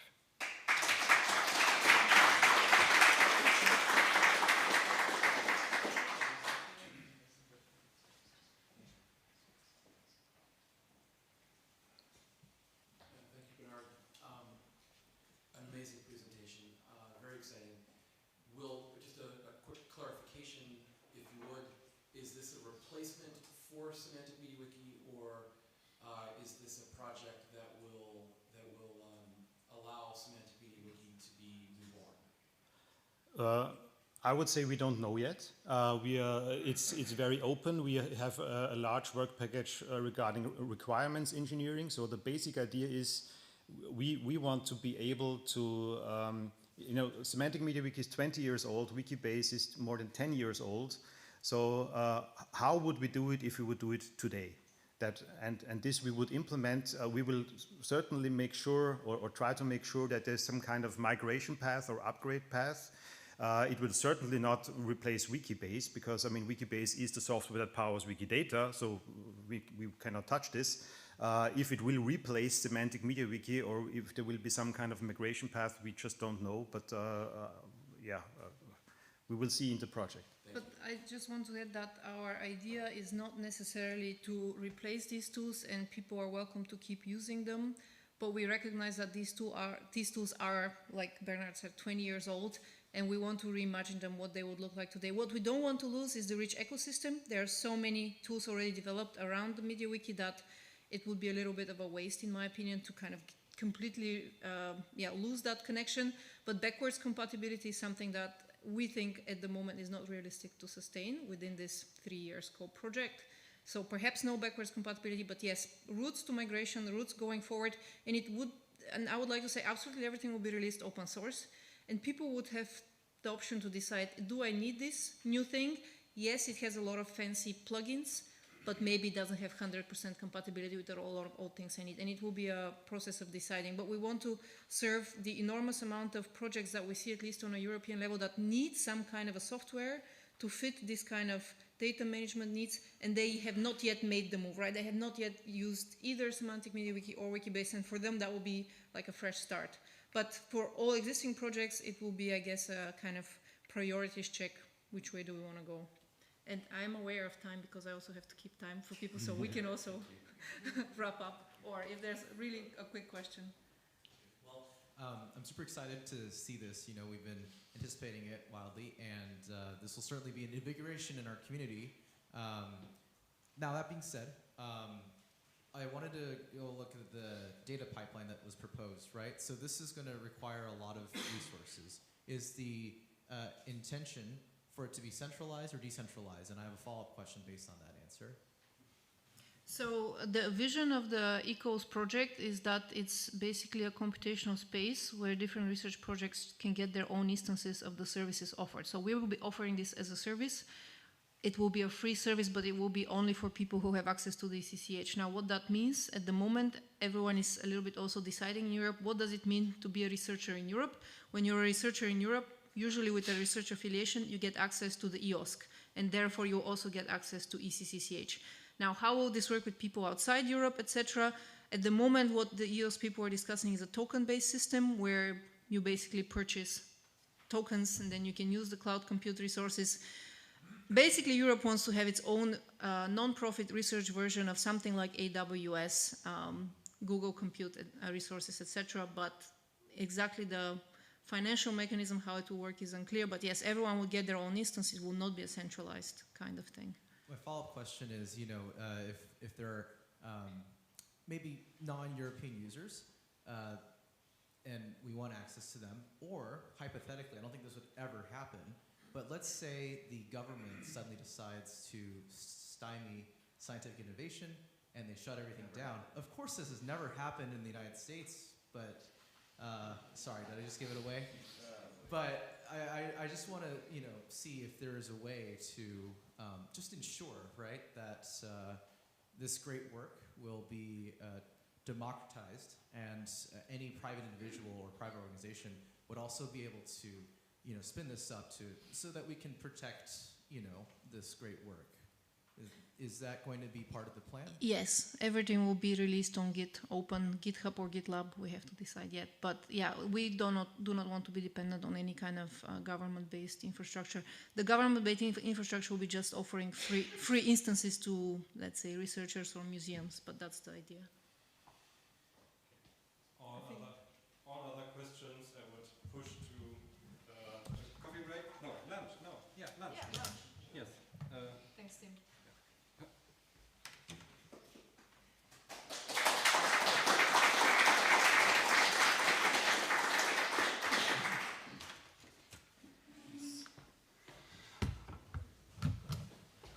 The good thing is I know the next speaker quite well, so I was cutting into his speaking time, and that's okay.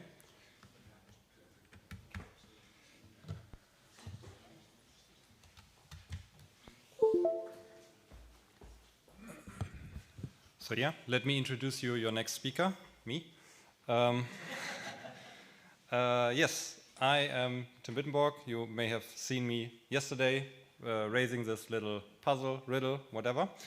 And when I'm not asking the question, what is probably not the best solution for the problem, constantly under new pressure, barely keeping up as it is, always a work in progress, yet I'm very glad to have it.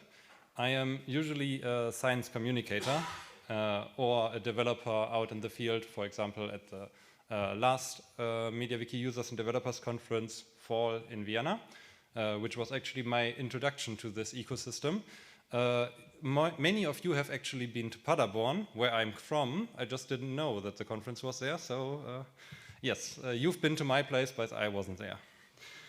And as mentioned, I'm usually also active in those knowledge ecosystems. This is, for some, maybe familiar. That's WikiCon 2025. Not even a month ago, and you can almost always see me in any group picture. Yeah. But as mentioned, usually I'm somewhere in the field trying to develop some solutions to do something for science communication. And I'm here to share with you a little bit about my story of the past year. And I was thinking of how do I call this, because technically not all of this is good, but it's still the best of the last year. So let's have a look at it. On this MediaWiki, on this WikiCon, I heard a quote. The mission is to create transparency on knowledge using a scientific method. I immediately typed that down. That was a wonderful quote to just do and live by. And this basically represents what Wikipedia stands for. This is also a representation of Wikipedia. You can look it up on YouTube. I made a graph of Wikipedia. It's the video. Very wonderful visualization. And what it shows is that we have so much knowledge that is readily available and very, very connected. Like these are all the different Wikipedia pages in the English Wikipedia. And we can, A, have this knowledge accessible, and B, even visualize it to grasp it. Because the only other image I know of Wikipedia is this, so many shelves would it take to put the books in it. And that's not really easy to comprehend. But that is much more interesting. I have a different one, and I'm very glad that Jeffrey opened the setup for me. The election in America was decided by podcast, and I believe that this could be soon repeated in Germany, also from the WikiCon this year. And this made me listen up because this is a different platform. Maybe just random second wild guess, just yell into the room, what do you think this is? No, almost. It's YouTube. Those are YouTube channels and their co-subscribers. And if you have ever wondered if there's such a thing as a disinformation bubble, look no further than down here. This is where information gets lost. Like everybody else is communicating in one sphere, and yes, the disinformation bubble coexists with itself. Looks like the Death Star. Very much so. It looks like the Death Star, comment from the community. Some of you may have seen this, and I have to translate for the English-speaking folks. When Elon Musk is attacking Wikipedia, it's a very good reminder to donate to Wikipedia. Actually, I'm not 100% on the data, but as far as I understood, they basically reached the goal the day he said, please don't donate. So yes, in one way, shape, or form, thanks for that. Look it up, Streisand effect, very wonderful thing to research. But we have this issue. Like this is disinformation. This is actually Twitter. It's 2017, other times. But that was distribution of fake news versus distribution of the actual, let's call it truth for now, but let's call it common reality or opposite, not the fake news. And you again see this clustering of people who only want to hear their own opinion. And this is an out of context statement. This had no relationship to anybody in this room. You are all nerds. I'm just quoting here. And what I'm quoting is a video who analyzed his own subscribers. So he said, please send me your subscriberships. And he basically found, okay, everybody that watches me is also watching all these other geeks. So you're all nerds. And the interesting thing is that video is not called "You're all a bunch of nerds" anymore. Like, I have this slide and I keep carrying it with me, but it's actually not accurate anymore. "You're all nerds according to math" is not the video title anymore. And we had this issue on the first day where somebody said, okay, this location changed name, and we have this phenomena all the time that things change, but we still want to talk about it. And this, what we need is some representation of data, and this is where we all come back together. So one example I like to bring is somebody asked, who is the most popular talk show guest in Germany? Like, who is the most often in a German talk show? And somebody did the data mining and found out that apparently a guy called Elmar Thewissen is the most common talk show guest. And that is an important information because he holds no public position, but he's very public figure, like he's always in your face, and his opinion has much more weight than any other opinion because he keeps getting invited to those talk shows. And this is information which should be easily accessible. And this person did months of data mining and data visualization to get this accessible. But another person working at Wikimedia said, why don't we just put all of this in Wikidata and then you can have a query. And then I talked with him a little bit more and I was like, oh yeah, I wanted to do this. But there's a lot of data. Like if we put all of this in Wikidata, then we may get a little bit of an issue.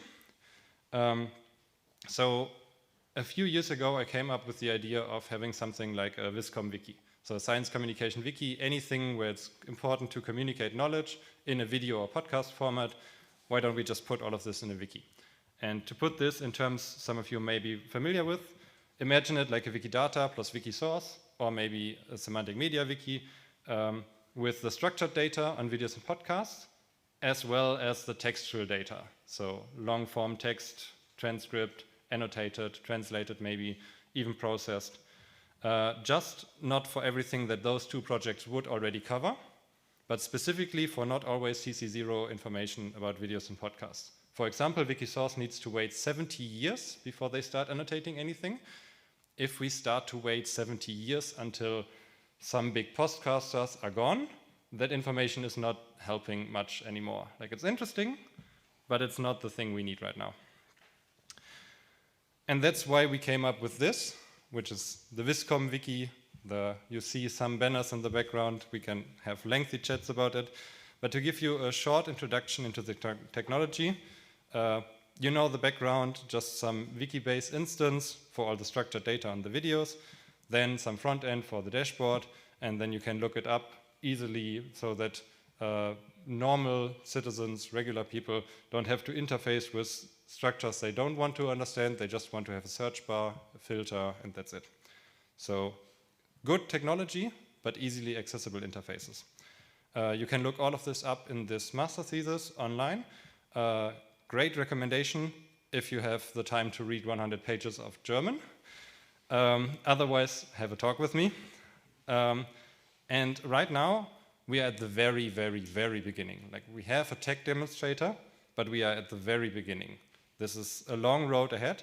And this is one of the proposals which I wrote for this, which I'm currently waiting on the decision. And this is another proposal which I'm currently writing. And this is open on the internet. We have a charity founded for this. And we are basically trying to crowdsource and imagine what would we do with, say, imaginative number with the next 1 million euro. Like, what would we do with the next 1,000 euro? What would we do with the next 10,000? What would we do? What could we achieve? And then we try to build it up from there. And this is a lot of work. But the good thing is I'm researching this for years. And I know that there are very, very many organizations and players on the field already. And I love that I have a perfect day right now to reuse this image. I just love this, and I get to use it way too little. So please keep this in mind. We are very, very strong together, and I think this is one of the core strengths of this conference here, or this community in general. We like to work together, and I think this is if you're looking for a unique selling point for, yeah, this is it. And this slide is over 1 year ago, or 1 year old. And when that slide was created, I thought that's a good overview. But I got very, very good help. And now this is the overview, because that's much easier to digest. And if you need more information, we have that, either in talks, like I have some online, but we can also physically talk. You can get to some of the solutions just by thinking of those riddle in the middle. And as mentioned, we have the poster out there where there's more information, also accessible through my brain. So feel free to pick my brain for your answers. Thanks for your time.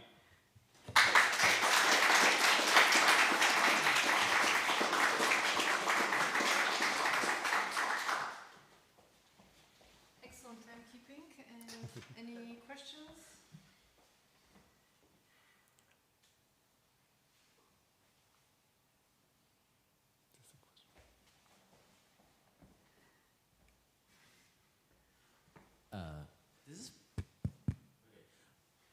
That tagline at the end is interesting.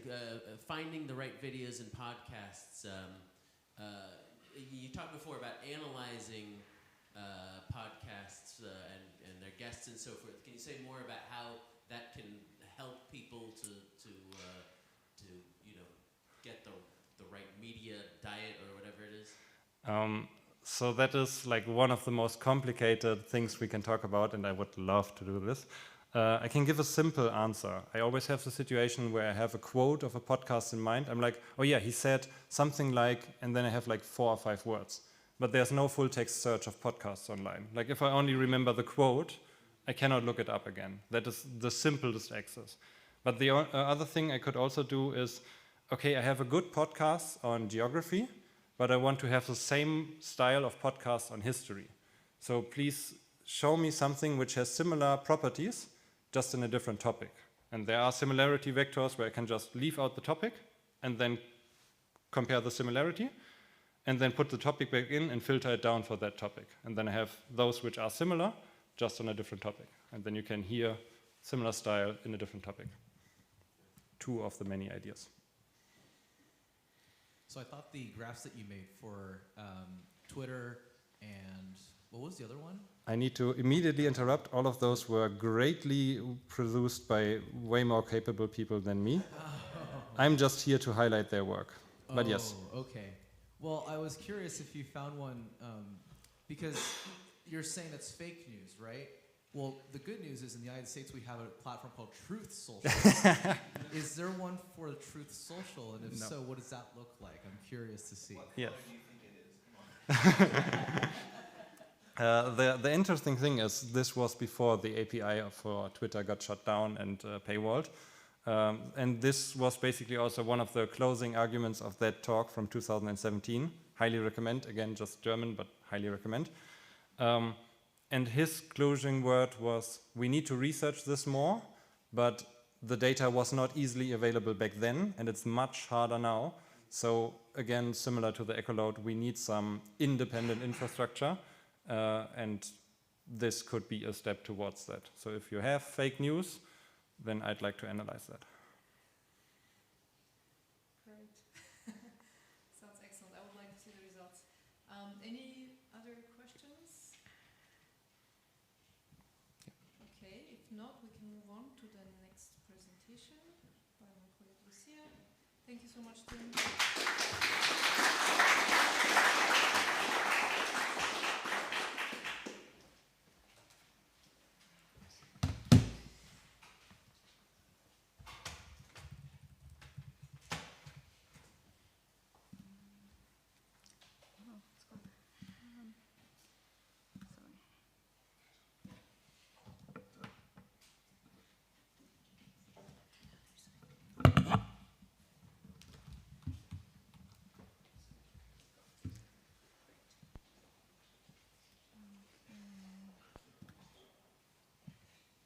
Right. Hi, everyone. I'm Lucia Sohmen. I work at the Open Science Lab at TIB, and I do the data curating, so data modeling, data transformation, data upload for the wiki bases that we provide services for.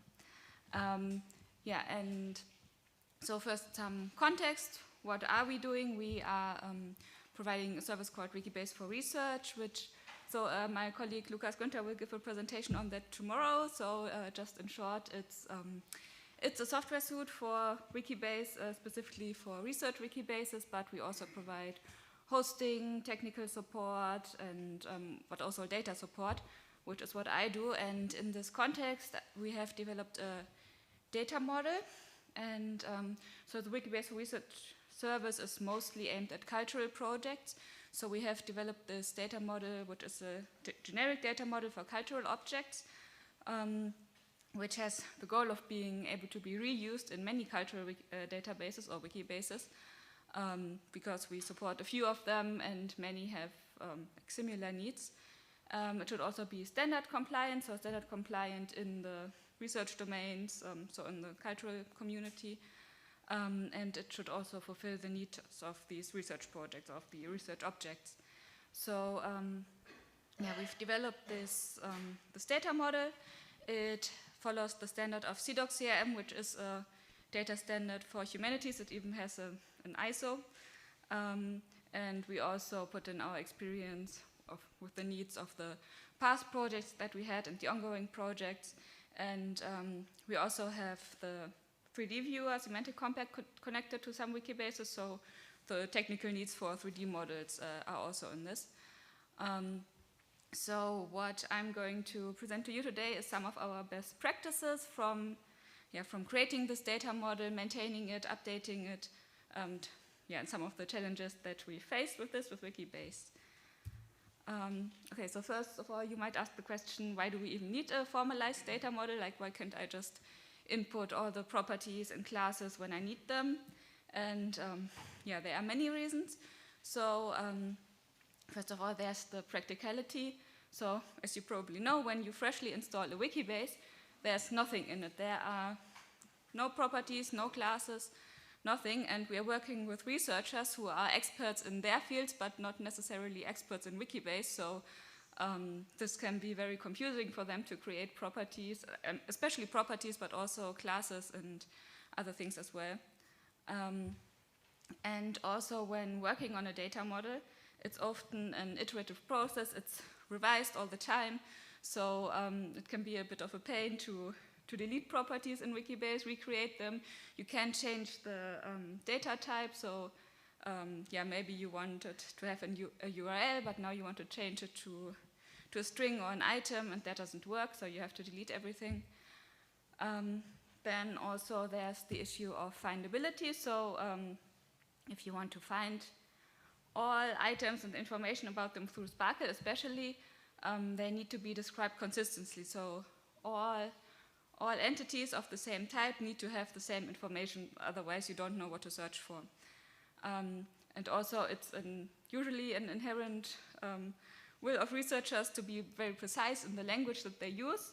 So having a data model and using all the same vocabulary is, I think, just common in research projects that collect data. And when you create this this data model outside of Wikibase, then you have the advantage that everyone can collaborate on this data model. So not just the people collecting the data or the people entering the data, but can basically all work on it together. And one of the main reasons for us is this easy reuse in other Wikibases.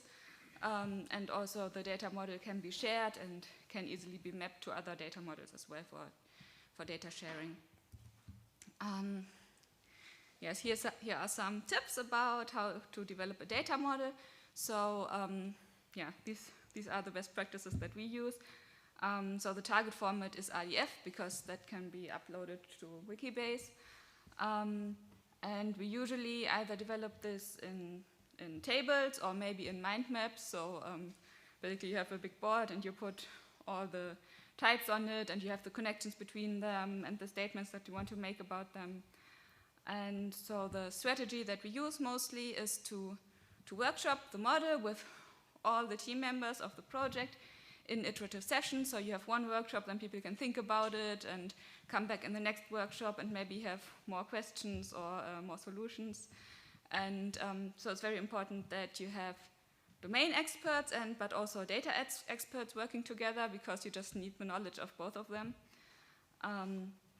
And then you should basically think about some things like what kind of entities do I want to describe, what statements do I want to make, so what properties do I need, which questions should be answered in general by the database, just so you don't make up a lot of statements that you could theoretically make about something, but it's not actually useful data.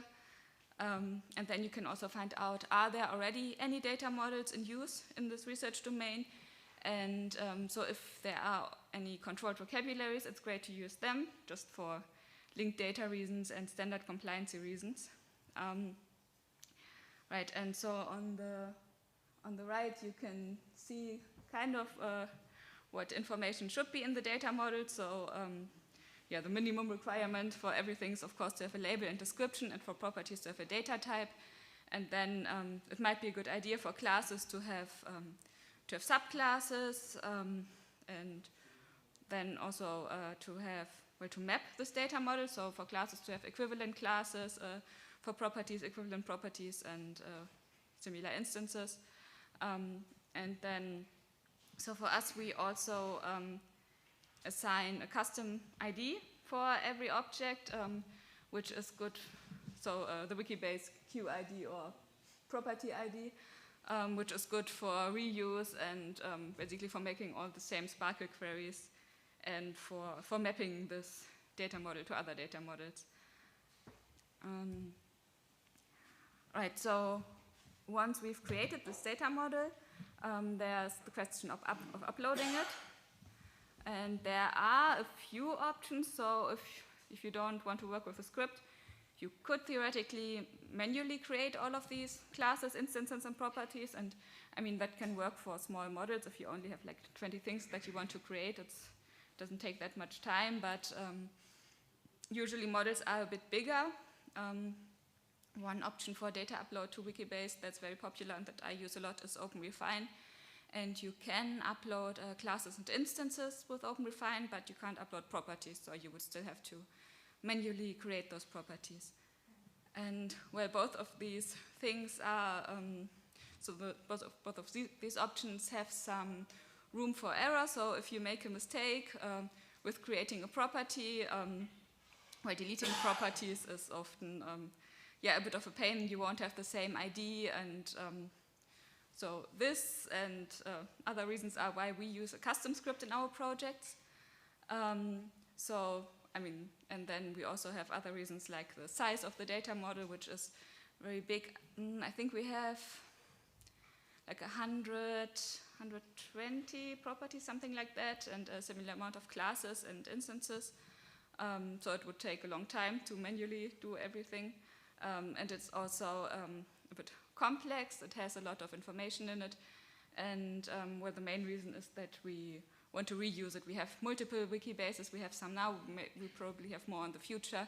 So it's just once you've written the script, then you can just upload any data model that follows the same format to any Wikibase. Right, and yeah, you can see the link in our GitLab to the script.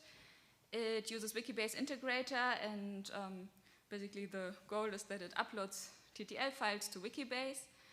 And what it does is obviously creating classes, properties, instances with labels and descriptions and aliases. And currently it supports English and German, but it could also support other languages as well.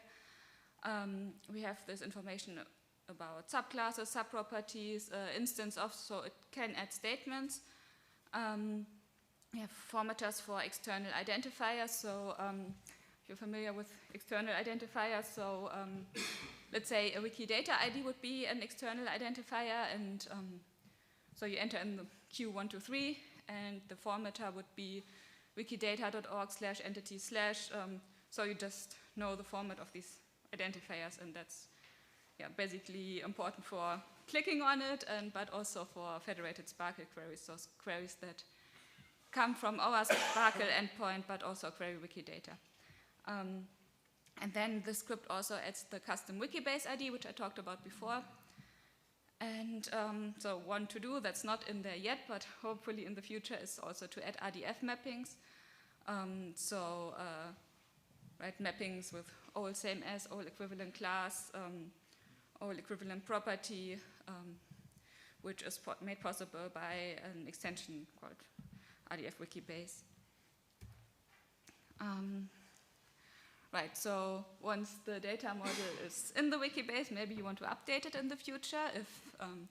If more needs come up, maybe more data from the research project. And theoretically, that's easy, so you can just rerun the upload script, and it will add any new classes or properties and skip the ones that are already there. But, because, in our case, we are using those custom Wikibase IDs, this won't work if you have added any new classes, properties, or instances in the meantime. So it's important to use a workaround. Right after uploading the initial data model, you should reserve some Wikibase IDs. So for us, we reserve up to 200. You can do this by resetting the ID counter, and unfortunately, this only works from the admin side, so you need server access. And then sometimes changing the data model might also require some changes to the existing data.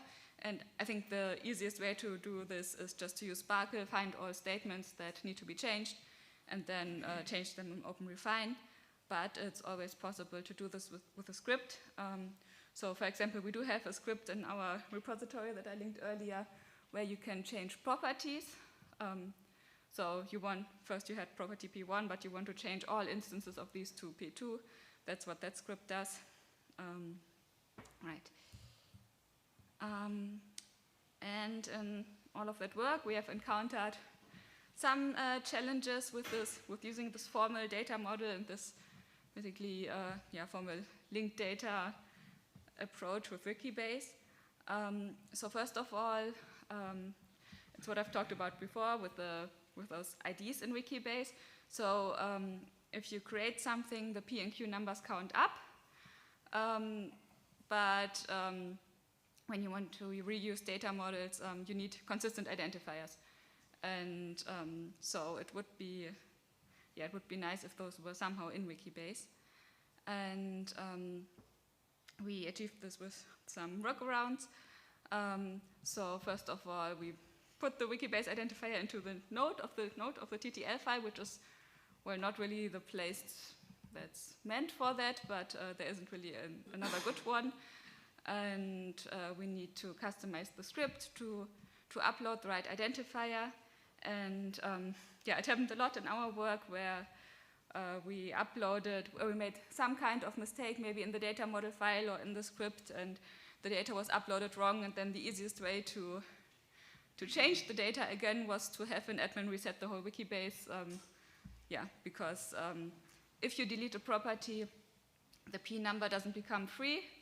It just goes on to the next number, so everything needs to be reset. So basically if you want to add new properties, you can only do this with this workaround. And another problem that we've encountered is that we've had someone wanted to collaborate and provide extensions for our data model, but that's not really great because, what if this person uses an identifier that we use later in the data model? So there's no easy way basically to have extensions.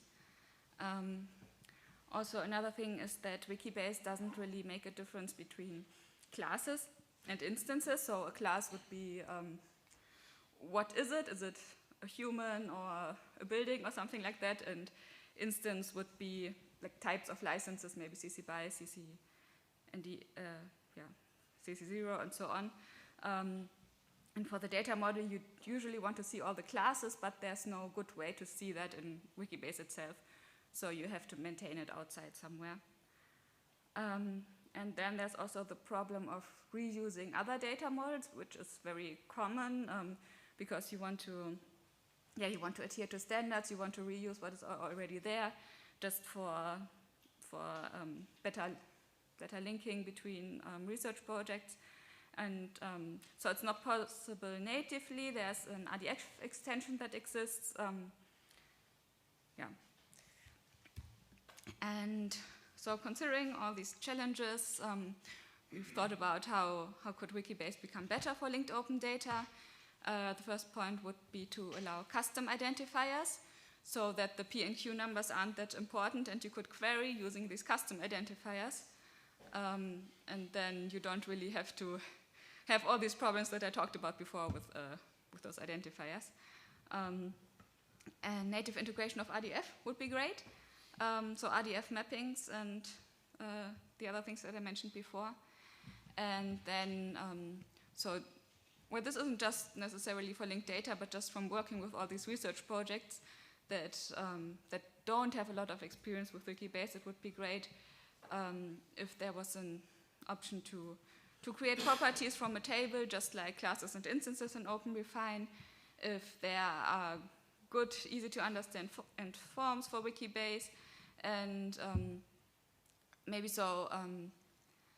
if you create formal data models, you can put in aspects like domain and range, which means if I have a property, what can it be used for? So what entity can it be used for, and what value can it have? But this isn't enforced in Wikibase, and that would be great to have just for data quality control. All right, that was it for me. Thank you for listening. If you have any questions.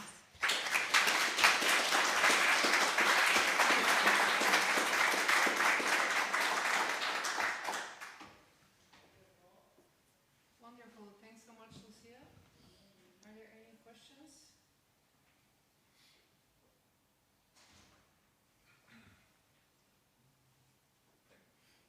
Okay.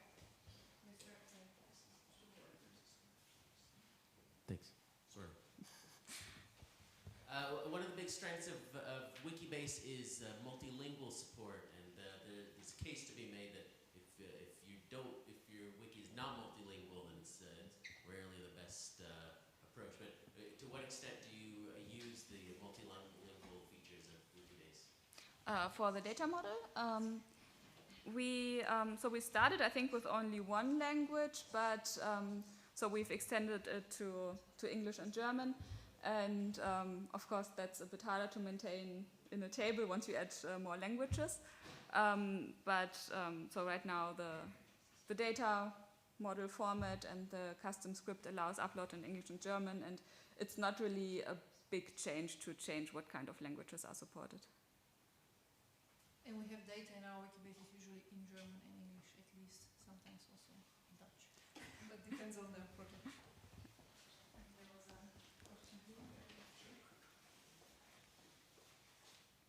So it sounds like a lot of the stuff in the second half of your presentation was sort of fighting against the current limitations of Wikibase. Mm-hmm. Do you have a sense of whether, and maybe this isn't solely a question for you, do you have a sense of whether the maintainers of Wikibase see those as legitimate issues that they would like to fix, or do you think that the workarounds that you develop through these other libraries are essentially the future of building, large-scale research models in Wikibase? Yeah, so I mean, my personal hope is that maybe the Echolog project can address some of these problems, because I think Wikibase, I mean, it's mostly made for Wikidata, and Wikidata already has this huge data model of I don't know how many properties and other things, so I think that's not their biggest concern right now of how to create and upload a data model, because it's already mostly in there, and if they want to make new things, they can, this can just be added on top.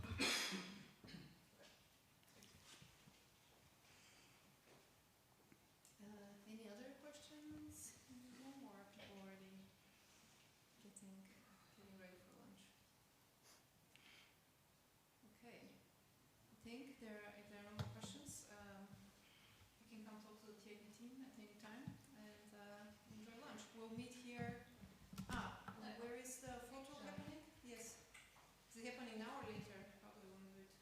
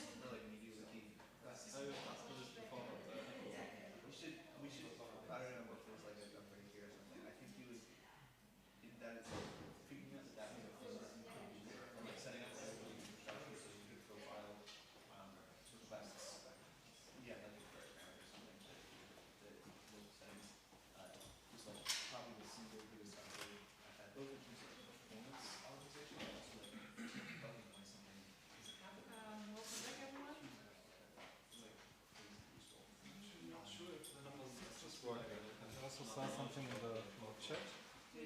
Worst case, they're all not working.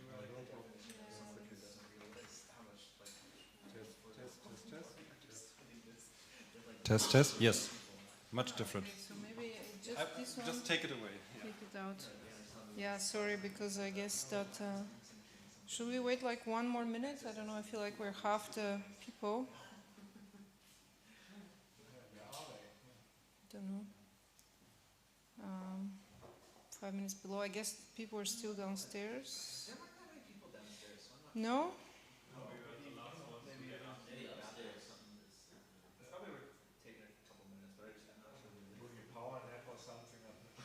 Yeah.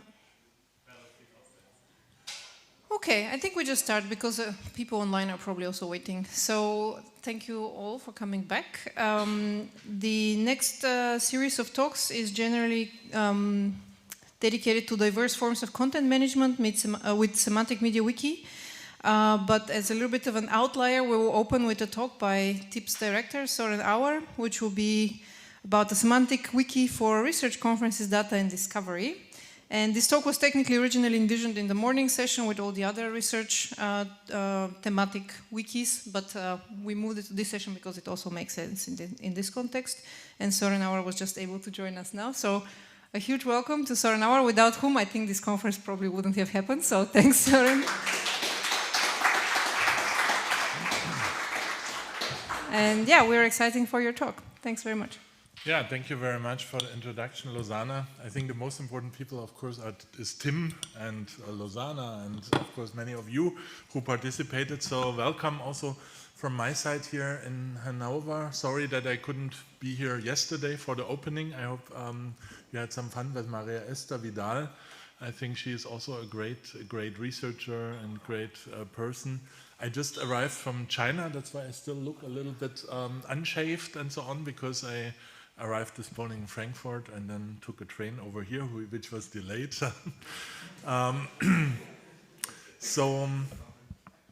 Yeah, and the trains in China also seem to be very much on time and high-speed trains. So it's a bit frightening what's happening there. Yeah. So on the other hand, yeah, I guess it's a country with very diverse backgrounds and so on. So.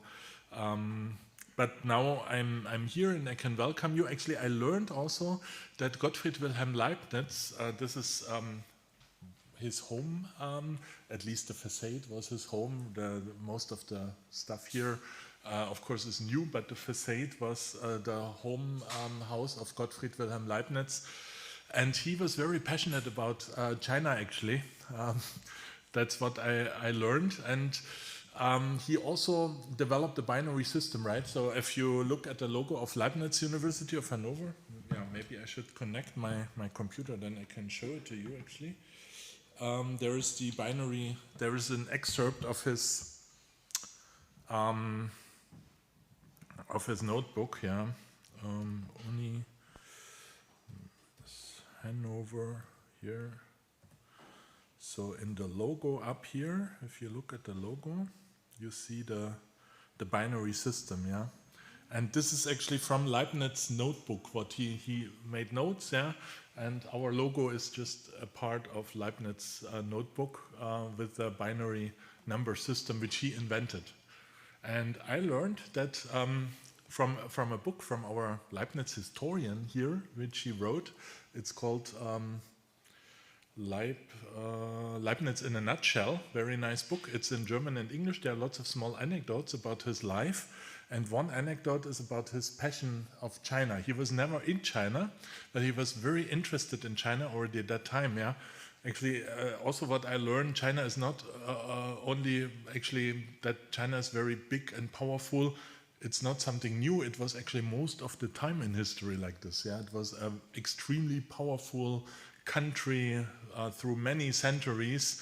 And that's why Leibniz was already very interested, and he was inspired by the Chinese philosophy, and there is this yin-yang principle, right? So this dualism basically, and that inspired him to develop, invent this binary number system, which is now the basis for modern computing.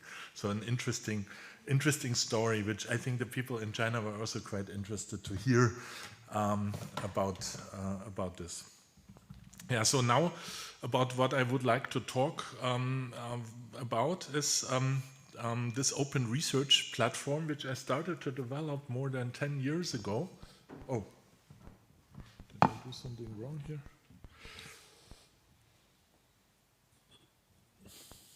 Yeah, there it is. And which is a MediaWiki. So I'm a big fan of MediaWiki actually from the very beginning, and also Semantic MediaWiki. Of course, I'm a semantic web guy, semantic web researcher. Now we do also a lot of neurosymbolic stuff, and of course, combining large language model with semantics. And I think this is very important, because if you use just language models alone, you have these hallucinations, right? So you need a mechanism to reduce hallucinations and increase trustworthiness, reproducibility, and that's, I think, where the semantics comes in. When you have a knowledge graph or some kind of semantic representations, that is something you can scrutinize, where you can validate and verify facts. And yeah, so, and of course the language model can help you to curate the knowledge graph. I actually also have some slides on that, which I could show you maybe later on. Yeah, but what I started here with this open research more than 10 years, maybe 15 years ago I started this. I was inspired by a platform in the semantic web community, which Markus Krötsch and Danny Frandecic, which you all, I guess, know, created, which was a platform for the semantic web community. So they had a semantic web installation, and you had like profiles of the conferences and the researchers and so on. And I thought this was really great, but I thought we need this not only for the semantic web community, we need this for all research. Yeah? And that inspired me to start the development of this open research, Semantic Wiki, which you see here. Unfortunately, I never succeeded, so it's actually a bit a sad story. I never succeeded to make it successful. So it's, I don't know, there are some people using it, but not really many. And I would like to use it. I tried to convince my PhD students to use it. Didn't succeed. Maybe I should have forced them more and punished them if they didn't. Yeah, I was maybe a little bit too laissez-faire in that regard. So, but what is this open research about? So it's a semantic MediaWiki, and the primary aim is maybe also some like information about conferences, because conferences play a very important role in scholarly communication in science, in particular in engineering, computer science, and some other areas. Conferences are extremely important, I would say, in computer science. In other fields, it's maybe more journals, and there are more also other platforms for information about journals. Also, usually with journals, you don't have certain things like deadlines, or also call for papers and many other things is a bit differently. So, but for conferences, there was not really a good support. Meanwhile, there were some new developments. We also had a project Confident, where we tried to develop this further. My impression is there is nothing really fulfilling the needs of the researchers. And the needs as a researcher, I would be interested, for example, to browse conferences or information. You could also extend it, not only, I think the most important part could be conferences. Later it could be extended also to projects and to other things. You could browse by field of science, that you, for example, go into software engineering, and then you get an overview of the top conferences in that area, right? And the upcoming here conferences. So you see this is empty because it's unfortunately not so well maintained. Maybe you can find another area. I think maybe if we go to AI or World Wide Web, yeah, here you at least have the ISWC conference, International Semantic Web Conference. So on top you have the conference series in this category, World Wide Web, and below here you have the upcoming conferences with the deadlines. As I said, it's not so actively maintained. That's why many of these categories are unfortunately empty. And then I could imagine that you also have maybe some other like project or organizations or journals or calls for publications and so on. Maybe also subcategories, for example, World Wide Web, a subcategory could be Semantic Web, right? And you see that in Semantic Web, you also have then a conference series, potentially small, or of course smaller list, and you also then have these kind of calls. So it's like a taxonomy of research fields. And in these research fields, you have then content like conference series. For example, we can look at the International Semantic Web Conference here, and then we get an overview of the conference, like there are these rankings, and important is also acceptance rate. So we try, unfortunately also with scientific conferences, you have a broad spectrum of very good top conferences, very good ones, to really junk and even predatory conferences, yeah. There were some scandals also. Actually here, a colleague from the engineering department in Hanover got in big trouble because he sent his students to some predatory conference in New York, and something 3 years or 5 years ago, it was in the news, in the media. So with some conference, you have to be very careful. That's why it's important to know the quality of the conferences, and the acceptance rate, for example, is a quality indicator. Usually predatory conferences, they don't have an acceptance rate. Why? Because they accept everything. Yeah, they want to get money by they basically charge for the publication, and they don't care about the scientific quality, so they accept everything. They don't do proper peer review. That's why they also usually don't have an acceptance rate. Yeah?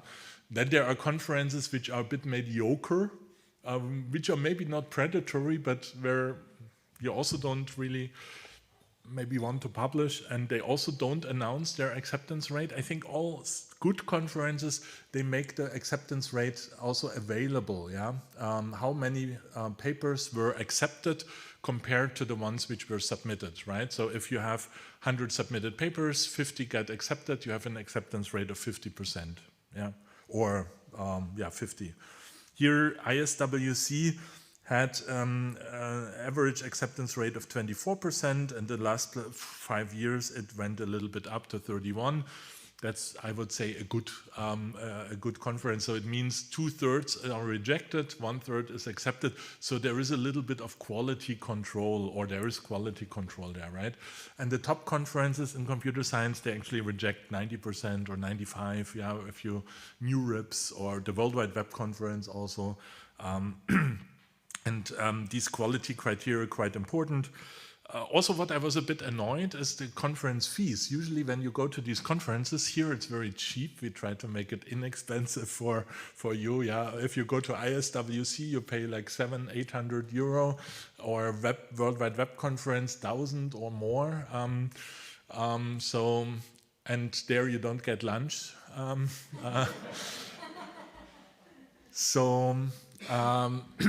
That's another thing where I had a bit the impression, I would say it's not really like with the journals. The journals, the publishers, I think they are exploiting us researchers even more. But the conferences, it's often in the hands of scientific societies, so they don't really exploit maybe but I think it could also be a bit more inclusive by trying to keep these fees lower. Yeah. And unfortunately, there's no way, there's not much transparency. Yeah? You don't have any platform to see. And that's what I wanted to do with the open research, like a platform where you can basically get an overview over what conferences are taking place. And then you can see here when did they take place, yeah, in what country, who were the chairs, the PC chairs, how many papers were submitted, how many were accepted, maybe how many attendees are there, but there we don't have the information. Then you can nicely, and that shows nicely the features of MediaWiki and Semantic MediaWiki. You can plot these charts, right, how it has developed over the years. So in the very beginning, for example, the acceptance rate was very high. Of course, for the first conference needed to be established, and then it quickly already stabilized around between 20 and 30%. Some years here it was even lower. Yeah, and then you can see on the map also where the conferences took place. You have the category. So that's a little bit the conference series, and then we can look at one particular conference. So this one here is next 2 weeks, in 2 weeks, in actually next week, yeah, in Nara in Japan. And here we also don't have too much information, yeah, but a little bit of information. Of course, acceptance rate is something, yeah, which only is available after the conference usually. Yeah, and you can edit this with the form here. So I created this kind of, actually most of the stuff you see here was really created by me personally already long ago. The purpose of this talk is a little to see if maybe someone of you is interested to work with me or with us on that, to improve that. So here you have this general information, yeah, when the conference takes place, in what field, what type of event it is, then important dates you can add here, the deadlines usually, the committees, the registration information, or then also this bibliographic and retrospective information, so how many papers were submitted, how many were accepted. Yeah, and once you are logged in and registered, you can of course edit it either via the form. Also the idea was that here in this text you could paste in the call for papers, like usually this longer document which lists all the topics and so on. And you could also annotate them with the Semantic MediaWiki syntax. And then you populate a knowledge graph, a knowledge base with this information about conferences and locations and research fields and so on. So that's a bit the idea of this. And what also now is actually possible. So 5 years ago, of course, you had to update this in a crowdsourcing way, right? I think it was not terribly much work. Maybe one more thing I wanted to show you is what I was really interested, DSDL, that's our research group here, Data Science and Digital Libraries. And you can also create, of course, in the MediaWiki a profile page for research group, like here. Yeah, you can list the members of the group, alumni, projects, whatever, the events we organize. So you should add here the MediaWiki users and developers conference. And what is really important for researchers is this kind of conference calendar. And I think all research groups worldwide, they do this. They basically look, when are the deadlines, when can we submit papers?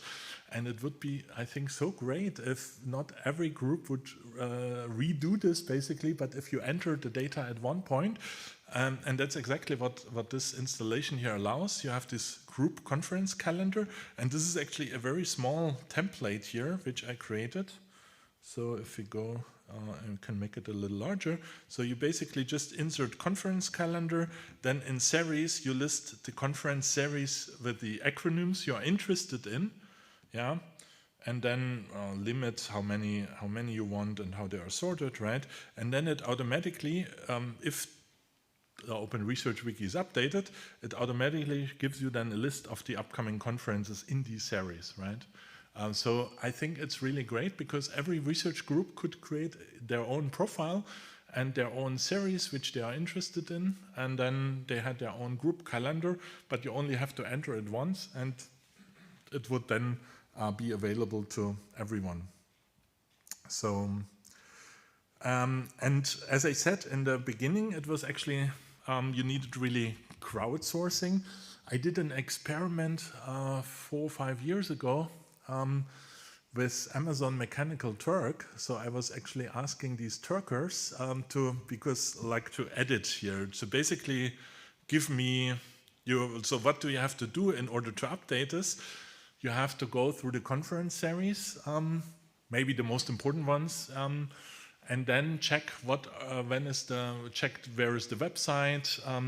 Unfortunately, there is no single place, yeah. So each conference has their own website. Maybe sometimes even each venue has then their own. And then you have to go to the website and look at the data and then basically populate this form. So I was making an experiment with Amazon Mechanical Turk a few years ago, And it basically worked, but I also got the impression that you have to take you ask 3 people, for example, to get the data for the next ISWC conference, and out of the 3, maybe 1 or 2 provided the right answer.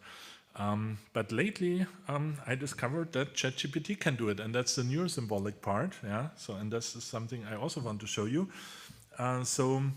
If I use this prompt here, search on the web for information about ICWE 2026. So this is the International Conference on Web Engineering, which is a nice, good conference. And then update the Semantic MediaWiki page in openresearch.org for the next edition of the ICWE conference according to the following template. And then I copied the template of the 2024 edition, right? ChatGPT did a great job. It was actually then looking on the web, finding the web page of ICWE, found out that most of the information is available, but the deadline, for example, is not yet there. Some information is not yet. So here where it says TBA, yeah, this is something which is indeed, I was wondering, is it a hallucination? But I cross-checked it. If you go here to the ICWE webpage, you see that the important dates are still empty. Yeah? ChatGPT did a great job, and it even mentioned that here, that the submission abstract, notification, camera ready dates aren't listed on the site yet, and so on. But this shows that I think with such a neurosymbolic approach, we could now update open research, basically run some queries, retrieve maybe the conference series, the most important ones where we don't have information about the upcoming conferences taking place, and then ask ChatGPT to find this information. So we could automatize this process of data curation. Maybe it will sometimes be not correct, but I did this experiment with I tried it 10, 20 or with 20, 30 times, and I was really surprised how accurate it is and how well ChatGPT was able to identify, find the web pages, extract the relevant information from the web pages, and then also create the corresponding nice Semantic MediaWiki markup. And this is even a bit astonishable because, of course, these kind of properties, they are the ones which I defined, like in openresearch.org, and it probably, maybe it got trained with some of the pages from openresearch.org, but not really with with the ontology behind or the templates and so on. So, but it's pretty impressed. And now it would be interesting actually to integrate that into openresearch.org. Yeah, maybe some kind of Jupyter notebook with automatically crawls and updates this. So there are many aspects there, and I wanted to introduce this to you because maybe some of you is interested to work with us on that, has some interest or has a related project. I think it has, from my perspective, still great potential to have such a Semantic MediaWiki for conferences, and maybe later it could be also expanded to other areas, not just conference, but conference maybe would be a good starting point.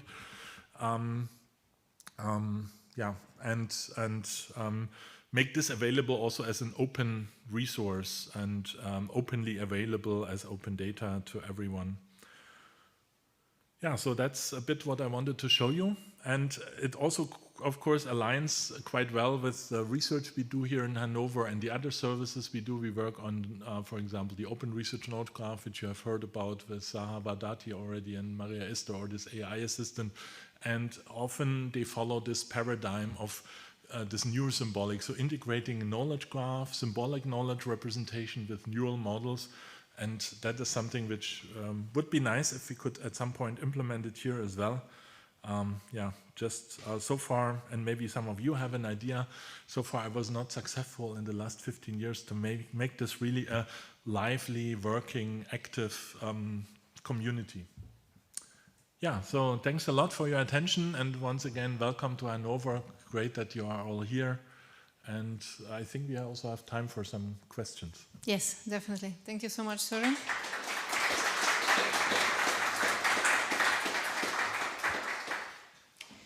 Great. So, questions from the audience? Yep.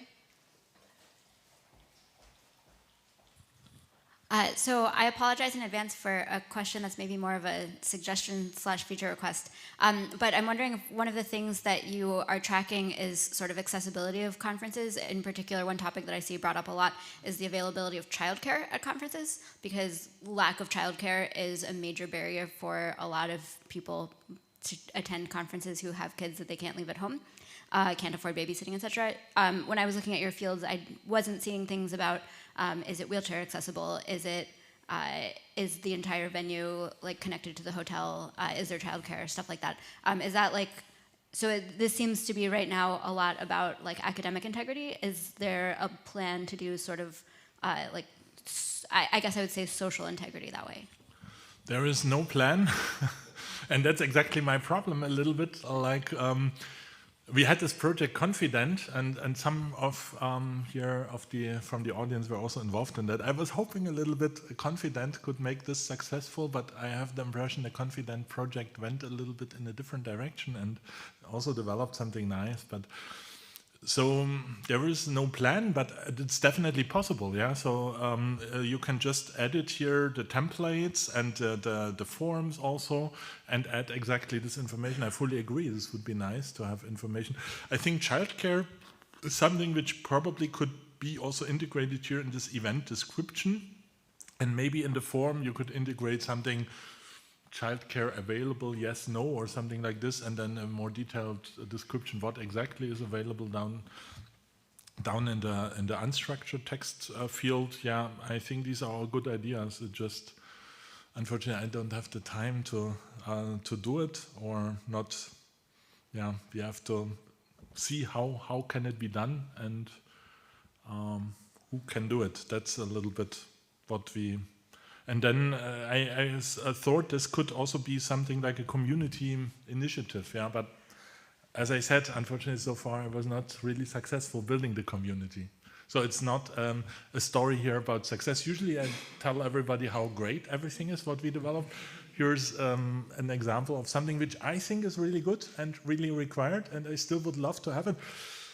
I just maybe I need to force the people in TIB more. Actually, in the pandemic, we had a group of curators who were working and integrating a lot. So we actually have a lot of data already in there. Just it needs now to be more continued and updated. Awesome. Dr. Auer, it's a pleasure to have you here and an honor to be in your presence. So thank you so much for being here. Now you mentioned that we can add our conference here.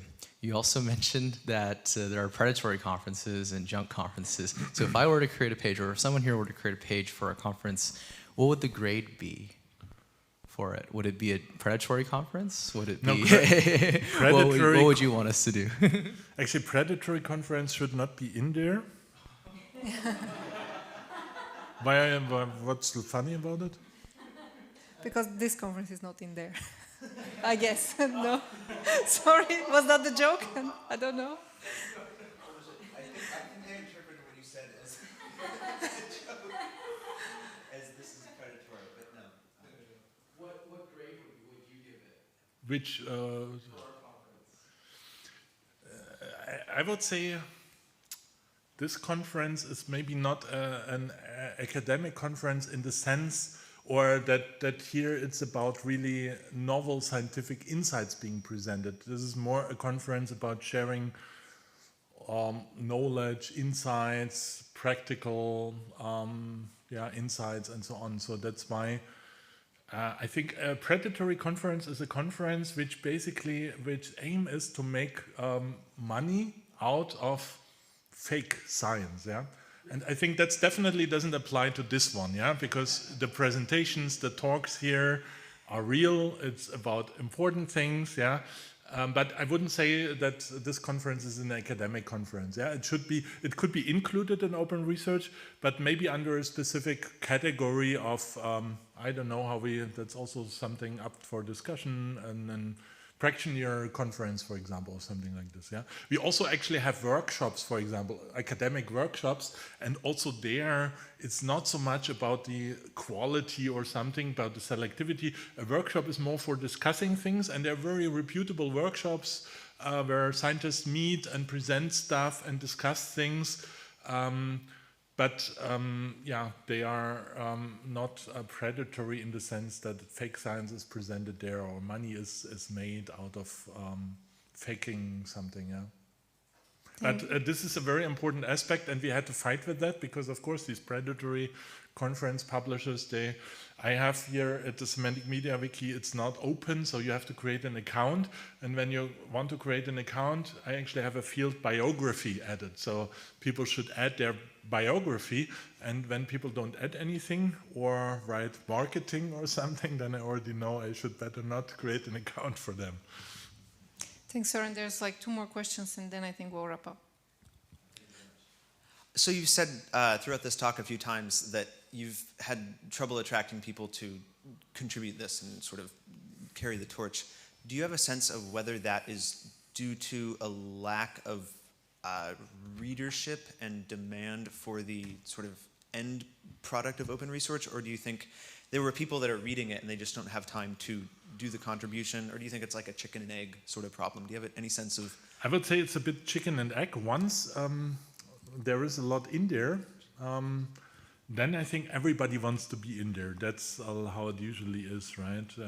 And I would say it's a chicken and egg problem. And Wikipedia had the same problem the first 2-3 years. Wikipedia was almost dead and there was nothing there, right? At some point, then it crossed this critical mass of good articles, and then it became really such an important resource, right? And I think here it's the same. I'm a little bit surprised that I didn't find enough. I was actually hoping when I started the development that I would find enough people to join and to team up, or even to spend. I'm also a bit depressed about my own PhD students because I think I advertised it a lot to them, because for me it was also very helpful to work with Semantic MediaWiki. I learned a lot how the semantic technology can be used, how you can write queries, and how things are done, right? So I was actually advertising this also a lot to our PhD students, and asked them to join and to contribute something. And I have the impression, I don't know why. Effort to contribute, right? There's not, at least within like the local community, there's on the order of like maybe dozens of conferences, but not like hundreds of thousands that would be relevant at any given time. Is that? I wouldn't say it's a huge amount, like it's filling out this form, right? Looking for the website. And now you can even do it with ChatGPT. And I think we can probably even write a script who does that, goes to ChatGPT. I just had a problem in Semantic MediaWiki because you need these kind of negative queries. That was something which I couldn't do quickly. Exactly, so we need to find conference series where there is no venue defined for the next year. So this was a little bit the problem I was struggling with. It can be done with some kind of templates and or 2 types of templates which refer to each other and so on, but that's in the end where I got stuck. I think, sorry, we have to speak with this, and we really need to close though, because we have a lot of other talks afterwards. I know people who might be interested in contributing, but they are in humanities conferences. Are you also interested in that, or scientific conferences Sure. only? Yeah, humanities is also fine. Great. Yeah, thank you so much, Thank everyone. you. And let's keep up the discussion later.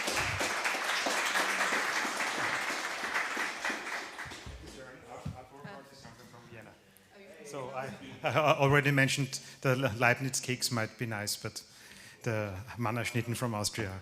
Thank you, Søren, for having us. They're also our ones, Nice. Okay. The next talk is online, so Tim is setting it up. Yes. Second time that I can present a familiar face. Charlie, the stage is yours. Hey. Good afternoon.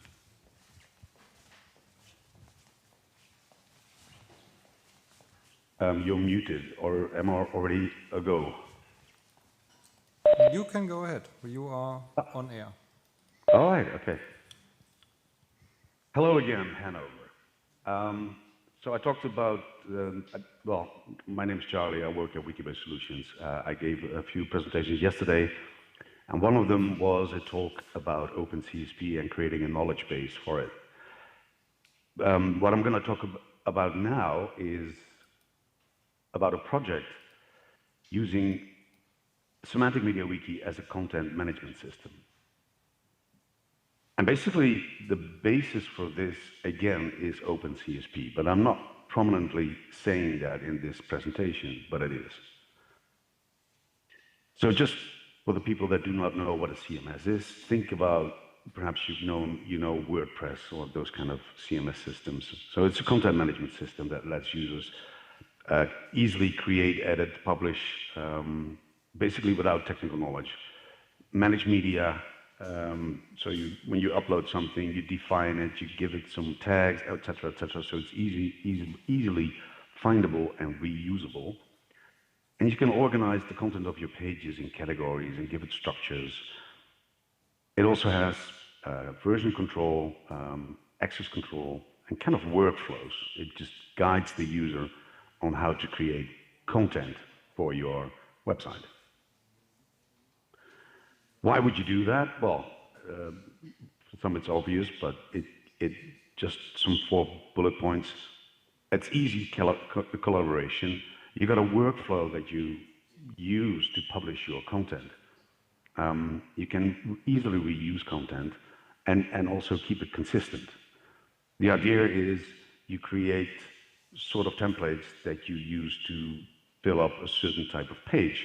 And then you just bring in that template, you fill it in, and the page has the same look as another page in the same category, basically. And we have some customers that we, of course, build websites for them, but some customers really like to have an easy way of creating content. So the challenge within creating a CMS using MediaWiki. Well, MediaWiki is powerful, but, well, Wikipedia is not really like a CMS, is it? So it's not really meant to be doing things like a CMS. So there's no native concept of having a draft page. And once the draft is done, somebody else looks at it and says, yeah, well, this is right, and then you publish it, and then it's available for the public. Also, managing page layouts and designs, it can be done, but it's pretty technical, especially when you have a CMS. A product pages might look different than other types of pages. Contact page or whatnot might have different, well, styling perhaps not, but perhaps the layout of the page is different. And of course, media assets, they are hard to organize. You can upload media to MediaWiki, but then have it as a management system as well. That's not easy. And of course, workflows and permissions, they are very, very basic. And again, it's a wiki, so it feels like a wiki and not really a CMS. So those are basically the challenges that you come across. Actually, now I just noticed that I'm really doing old school PowerPoint presentation here, but oh well. Continuing. So can OpenCSP help? Well, actually, yes. If you've seen the presentation yesterday about building a knowledge base, it's basically the same, well, some aspects of it. Because we can create class definitions, which is basically a kind of a page type. But you can do that for the different kind of content. If you have project pages, they might look different than your product pages. All those kind of things. But you can define them, so as soon as you start using a product page, it will always look the same as all the other product pages, except for, the images and the text, of course. But you have consistency. What you can also do with OpenCSP, have specific CSS and JavaScript for a specific class definition. So have extra functionality. If you have like a contact page, you might have a JavaScript that checks the form before it's submitted. I don't know. There can be a lot of things. And of course, we can do different page layouts per class definition or per page type, whatever you want to call it. We can already, because the way OpenCSP is built up, we already have a header and a footer. So the only thing we need to do is show people how to edit the header or footer. We can create assets management because FlexForm allows you to actually add tags or information or templates to a specific file that you're uploading. So the file can then be tracked. So you've got a kind of a management system. We got Wikisearch with OpenCSP. Now, Wikisearch is not only just a really great search, but it also can create lists, overviews, dashboards, and I'll show you that in a minute. We want semantics. Well, we've got Semantic MediaWiki with OpenCSP. And again, as I just mentioned, we can create overviews, dashboard lists, but the overviews can also have actions in them. So I'll show you that in a sec. So that's what we can already do. You still need to set it up, but we can do that with OpenCSP. What else? Well, OpenCSP gives us all the things that I just mentioned in the previous slide, but we still need access control, roles control. We want to have an intuitive front end, right? It should be intuitive. Some things should be done by JavaScript so the page doesn't reload, or you should get a pop-up, so all sort of things. And of course, if it's a public website, you want good search engine optimization. So we want an overall search engine optimization for the whole website, but you should also be able to adjust that per page. And that we could use the Wiki SEO extension for. And if you have forms that people can fill in, you want to have reCAPTCHA. Well, reCAPTCHA comes with FlexForm. So we should be good to actually create a CMS. Well, we actually started working on that a while ago. And basically, we took our own website as a proof of concept, basically. Now, I was going to do a live demonstration, but it said that, if you're presenting remotely, it's better not to do that. So I'm doing it by screenshots. Okay, so this is a page on our website. It's a developer log. We have a lot of them. And this is just how to create a newsletter with FlexForm. This is how the page looks when a normal user, a visitor, an anonymous visitor visits our website and goes to this developer page. Now, if I would have been logged in to the website, because this is MediaWiki, right? It doesn't look like a MediaWiki website, but it is. This is a completely MediaWiki website. If I'm logged in, and I'm logged in as an admin, so I get the admin bar there, the admin links extension, that is. You see the top there, it's changed a little bit. And I got an edit button. Now, if I were to click on the edit button, we actually get in a complete new view. And we took WordPress as a kind of a guide to guide us on how to set up this content management system, because that is what WordPress is. So on the left, you got a menu that's basically for the admins. On the right, you got draft information, you got information about the developer log itself, and in the middle, the content. So we divide everything. The content is the content. So somebody creating the content is just focused on creating the content, and all the metadata and everything that's connected to this developer page, it's on the right.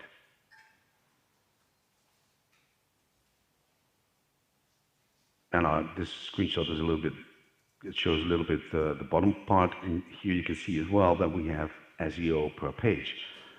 So what we've done here is it'll take the name of the developer log, so create a newsletter, and it will fill it in as a title and some description it will take from the first paragraph. But if you click on edit, you can actually just edit everything and change it. Here's a little bit more zoomed in, the SEO part, if I click on edit. So basically every single functionality that the Wiki SEO extension has, we can just edit it using a form, which of course is awesome, so people don't have to, edit sources or whatnot. This is what you want with a CMS. And this is the other part that was on the top. So you got the information about the draft. You can publish it and unpublish it, update it. But you can also see, oh, this is actually a part of a product page. Sorry, I see that now.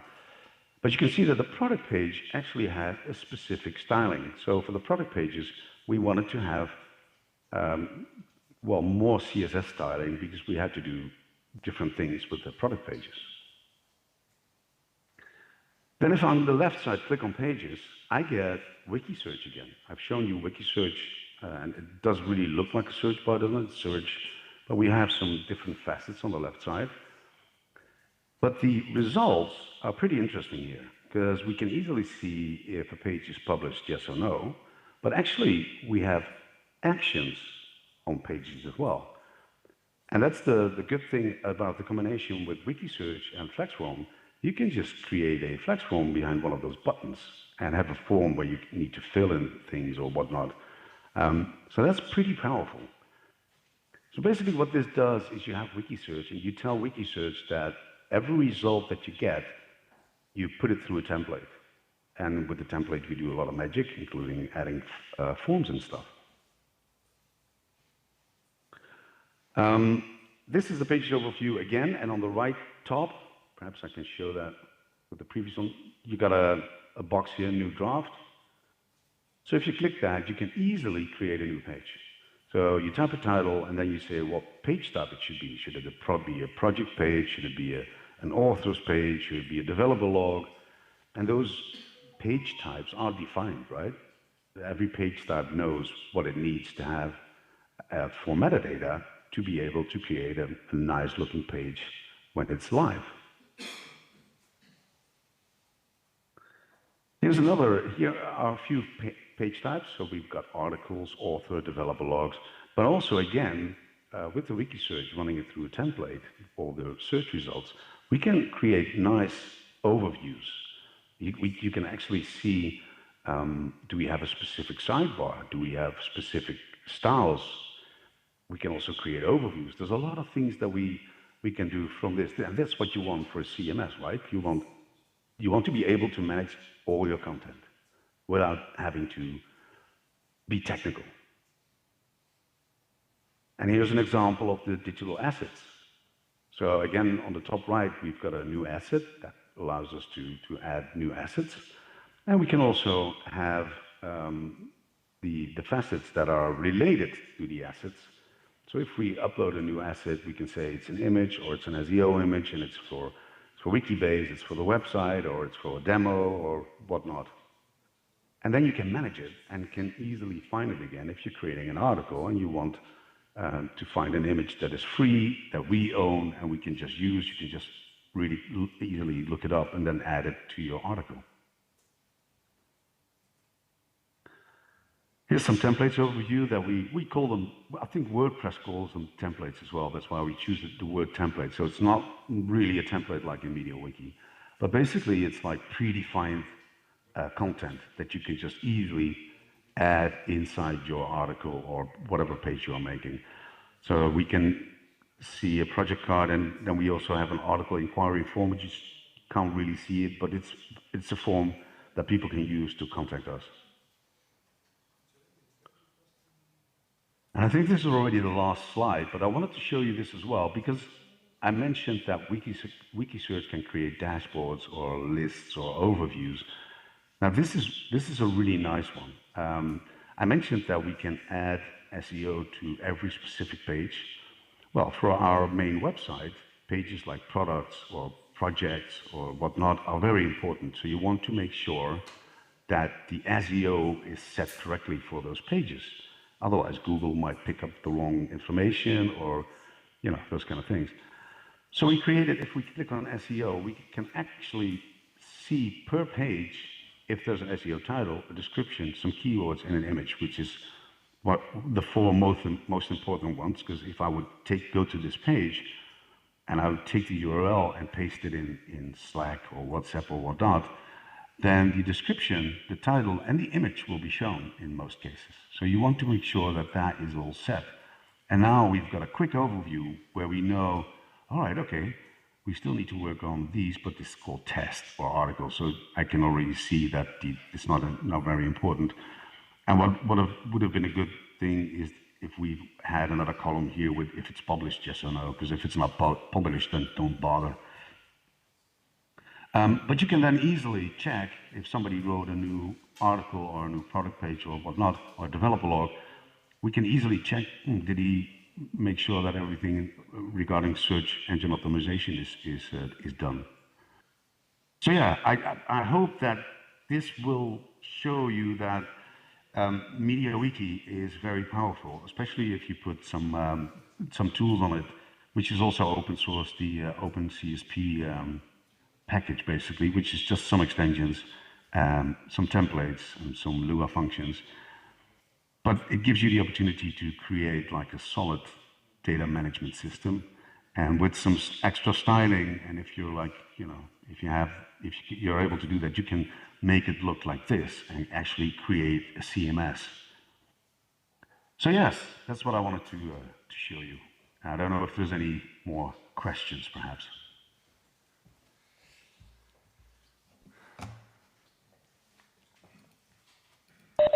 Perfect. Thank you. Look into the room. Oh yeah, I see applause immediately. Maybe that precedes the question. Any questions?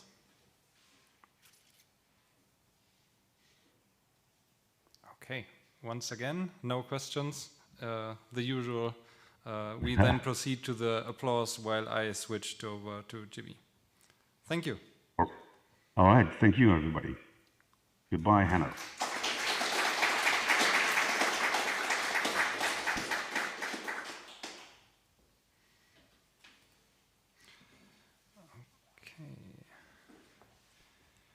We already have Jimmy in here. Jimmy, can you start sharing your screen? That is the video, perfect. Perfect, full screen. Up in the corner. And 1 more second. And the stage is yours. All right, thanks a lot. I see we're running a bit behind the schedule. That's okay. Let's see if we can speed things up. So I'm Jimmy van Delft. I'm a solution consultant at Wikibase Solutions. By now it's my 3rd time presenting on the MediaWiki Users and Developer Conference. I'm very happy about that. And today I will show you actually a cool use case with something we can do with the Wikisearch extension. Mainly document management or page management with Wikisearch and Wikisearch font. I think Charlie already made a great introduction into what Wikisearch can do. So let's see if we touch the same subjects, but this is basically just another cool use case. Let's dive straight in. So finding the right document fast can sometimes be quite a hassle. Maybe some of you have experienced it before, but you start out with a very nice file system, you create a few folders, you have a lot of hierarchy, and then you need to add more subfolders, you need to add some more and more, until one day you're maybe 10 subfolders deep into your digital hell of a file system, and you're wondering how you got there, and also wondering how you can get out of it. That's why, I have this graph as well, which I think illustrates it very nice as well. You create some folders and you have a lot of happiness, but by the time you create even more hierarchy, your happiness drops again because you can't find your documents. So document management with Wikisearch takes a different approach to this. We do this by connecting metadata or properties to pages or files. And then you can search and filter on those. So you get rid of the classic file system, but you just have all the files and you can easily query them. Well, how does this look like? When you have a file, we simply add metadata. This can be done with flex forms. You can also do it with OpenCSP that Charlie talked about before. Just what suits you. And then you can create your own type of metadata. In this case, the type of file, the customer, the project number. These fields can be customizable to your desire, of course. Next to the metadata that you define beforehand, it's also possible to derive more metadata by checking how big the file is, checking what kind of file it is. Some metadata can be derived automatically, maybe the person who uploaded the file, etc. In the front end, this looks like this. I've created a simple flex form that makes it possible to upload and drag and drop files even. And then on the right side, you can see predefined fields. So you prompt the user to fill in the metadata in a way that you like. In this case, a project number, a type of file, a short description, and a date. The date can be an invoice date, for example. If you've uploaded all the files, we have a bunch of files with a lot of data and a lot of properties, but we don't have a way to filter them yet. So let's look at the wiki search view. Over here, let's start at the top. You can search with text and you can search with various filters. These can be tokens, tags, checkboxes, date inputs.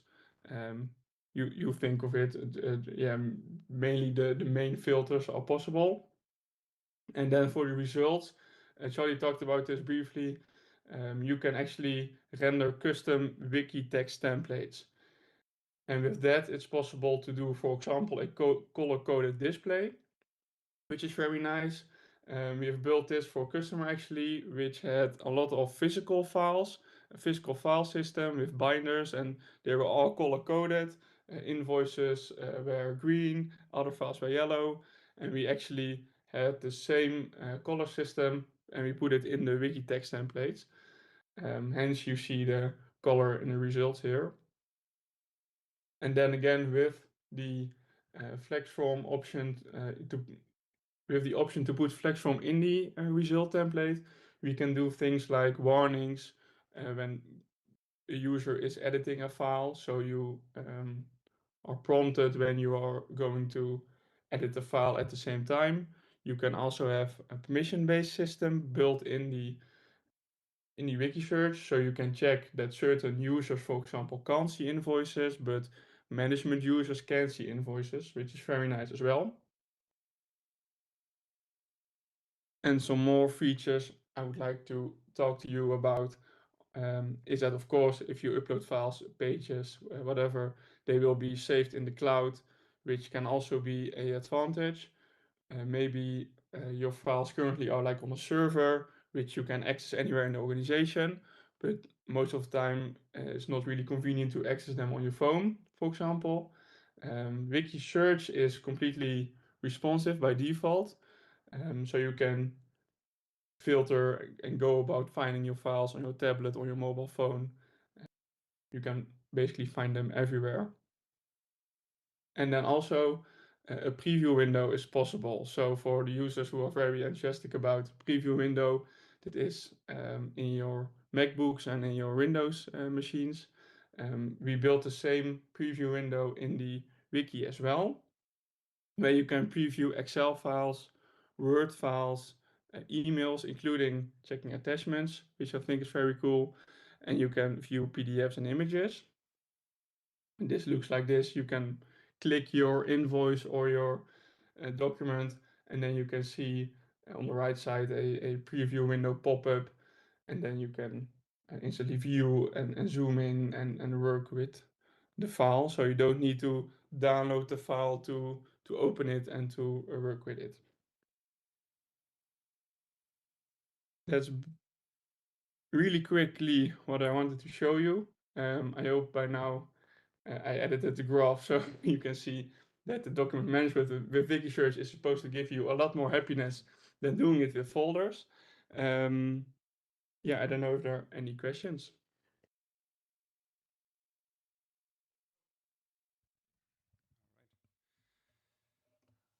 Thank you. any questions?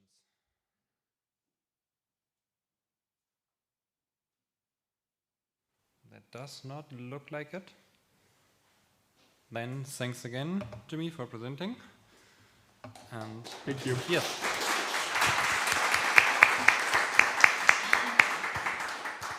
You as well have to hope that the YouTube stream picks up the applause. Yeah. Okay, then we will switch to the next online presenter. Thank you.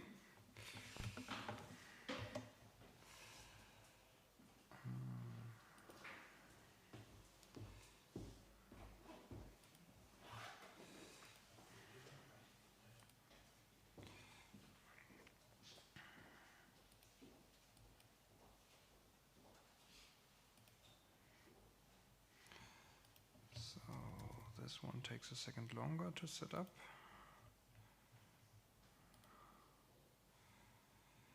Here we are. Okay, so the first part of this presentation will be a video section, and then we'll get into the actual speaking part. As the aspect of time was mentioned, you can use your allocated 30 minutes. We have some buffer in the time, so you can speak for 30 minutes. Like we first watched a 17 minutes video, then you have 12 minutes for addition and talk. So no worries. Yeah. HDMI is not Ethernet. Okay. Then we will begin with the online video, correct? Yes. Wonderful. Then, which doesn't have sound? Now it has. Manager. Yes. Hello, I am Thomas, and this is a short presentation of Manager. First, I would like to apologize for not being there in person. The main reason is the excess of work. However, I plan to join the MediaWiki users and developer conference whenever possible. Contact Manager is the first ever knowledge email system. This is a little ironic but not groundless. Is there a problem with the Contact Manager is not a replacement for your standard email client application.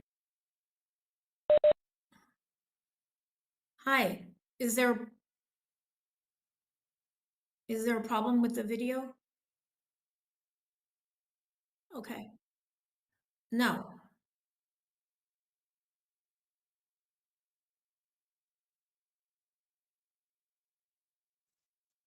Okay.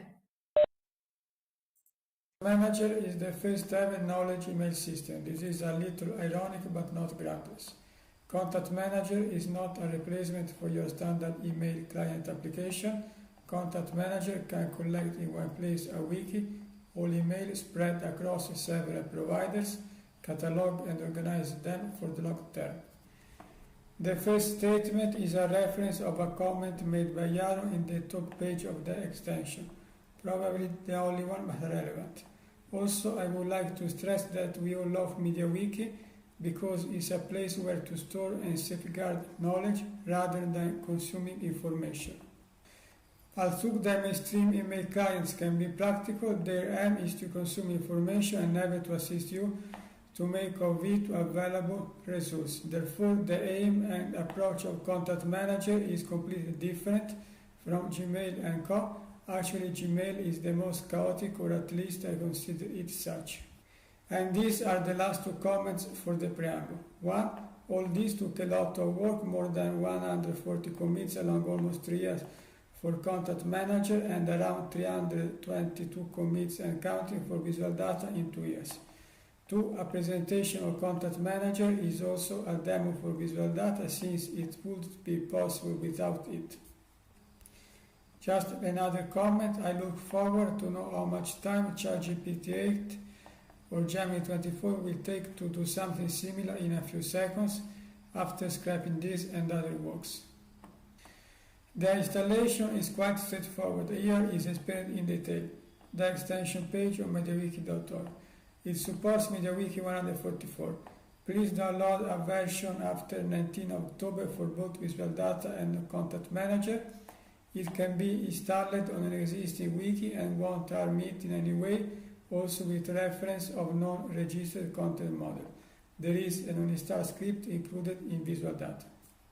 Before to start, you mainly need to install the PHP IMAP extension on your server and to enable SMTP and IMAP for the mailbox or mailboxes you would like to import. It's possible in future that PHP IMAP won't be anymore necessary, but for now it is. And with regard of SMTP IMAP, some providers like Gmail and EU require to create an app password. Here are the needed commands. Git clone from Gerrit, imported data maintenance script, and run jobs type content manager job. After the installation and specifically the import command, you will find a set of pages in the content manager namespace. Such pages allow to create mailboxes, manage them, to read and answer email, manage conversation, write email, and much more. First, you create a mailbox with an arbitrary name and a list of related email addresses. They must be registered on that mailbox.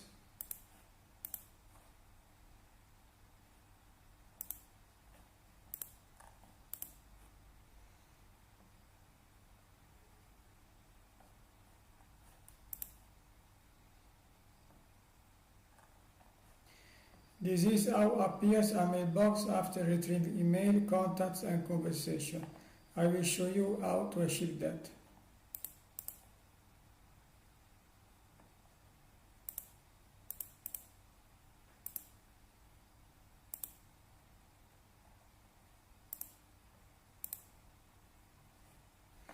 Don't forget at this point to add the following in local setting PHP with your parameters.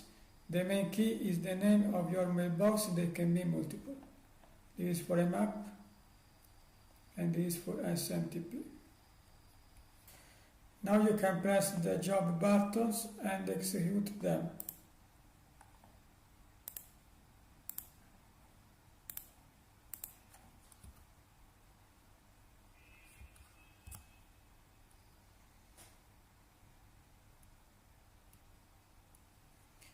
Good. So now when you refresh with reload data,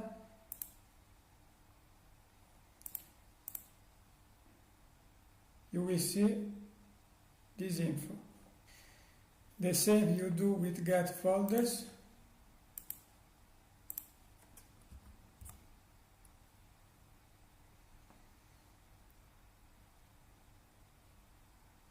This is faster. And the retrieved folders will be here.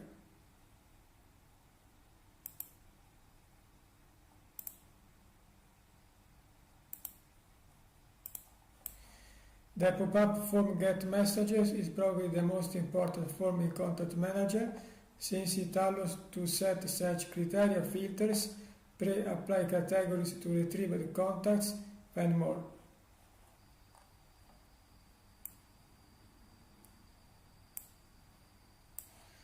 For instance, you can apply a regex on subjects and to assign a category to the recipients of that email using the matcher group.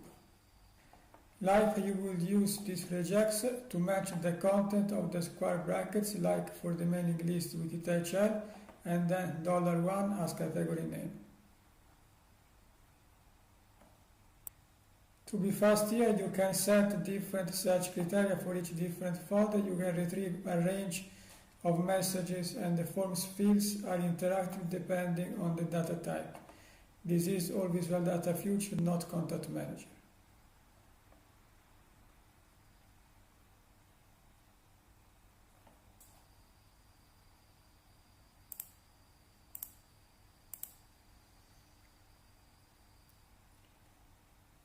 It seems with flag, range,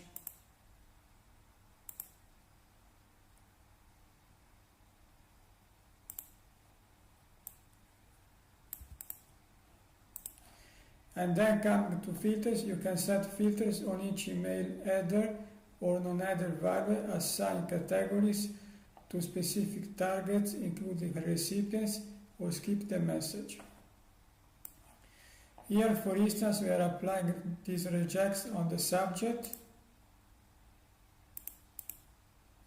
capturing the string inside the square brackets, and assigning a category with the name to these targets. Contact, from, contact CC, and overview. The same we do in the filters by message section, plus we skip messages whose from field contains the string no reply, which is usually not relevant. Here changes the target, we have the message as target, and here we have the address from with action skip. You could of course skip by flag like is seen, or by date, for instance.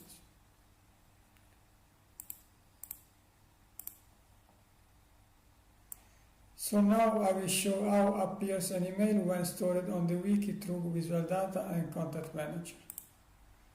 This is the inbox. I take an email.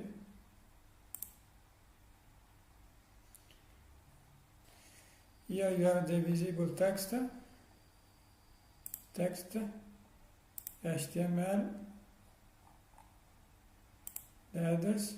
Here you can answer.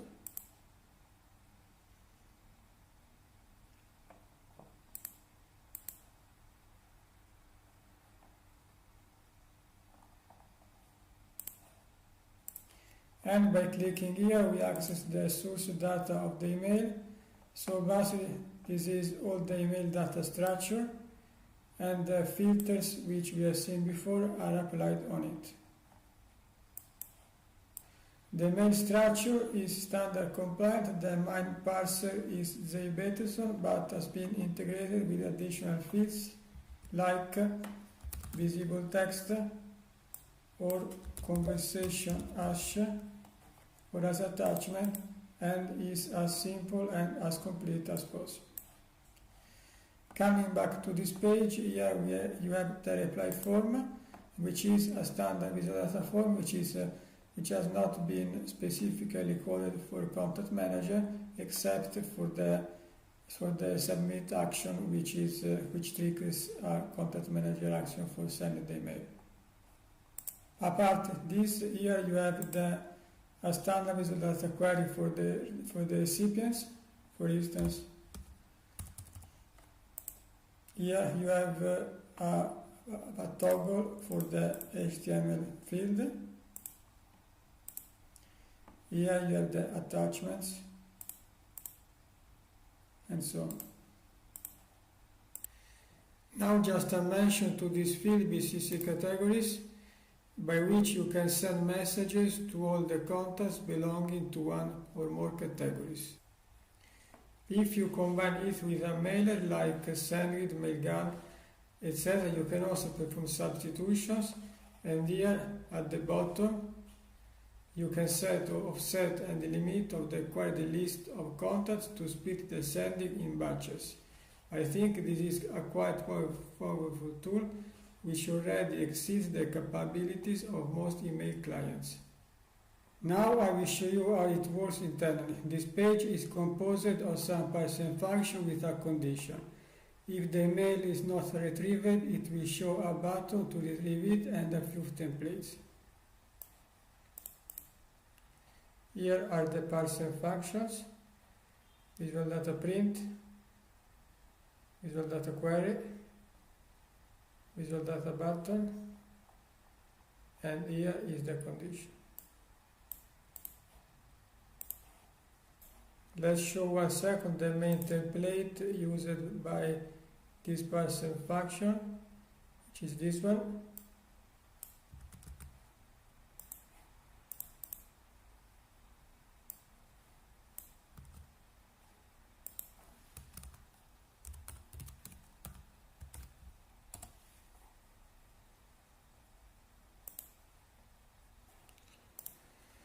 So here you have a parsing function time local to display local time client side, query link to show a link with parameters,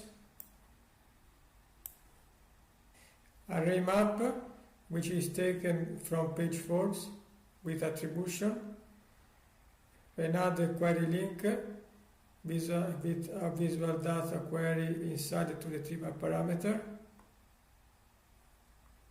Then you have a visual data form to display the pop-up to compose the email with payload data, which is also base 64 encoded. And finally, you have the tabs with the parser function shadow root, which is provided by content manager, base 64 encode, which is provided by visual data, with these parameters which are passed by the template. Also note that the URL, which is a script, not an article URL. In other words, the page is not cached and it works as a standard web application. Here is the parameter, page ID, and mailbox. Now, before to close this technical presentation, to leave space for a use case, I want to show you a feature of visual data tables. When data are added to the table captured by the query of the data table, then the table shows a refresh button in order to refresh it. Let's try create content.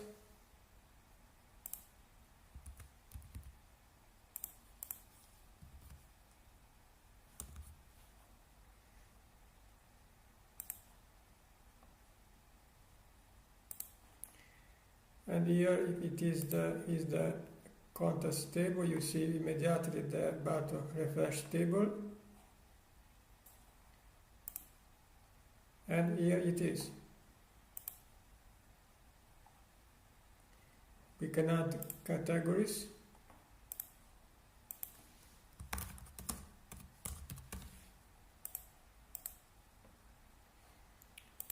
Which also will appear here. In this case, we should use this.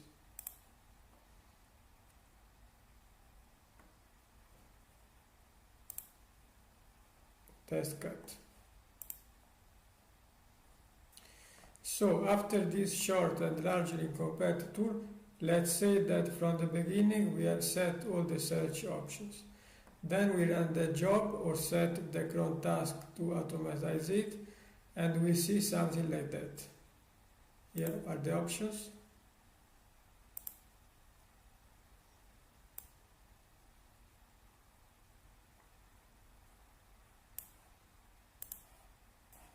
We press here to start the job,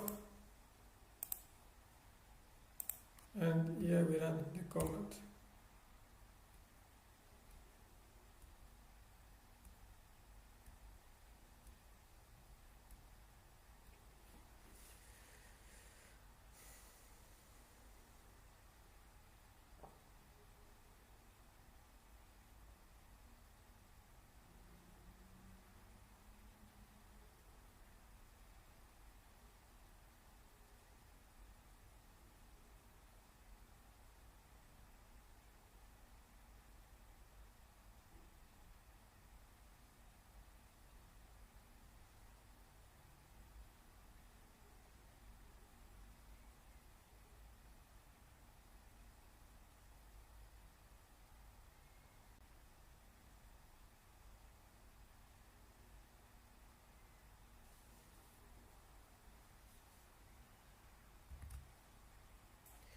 Here you have seen the download of 200 headers, 100 for the inbox and 100 for the sent folder, and the download of 5 messages.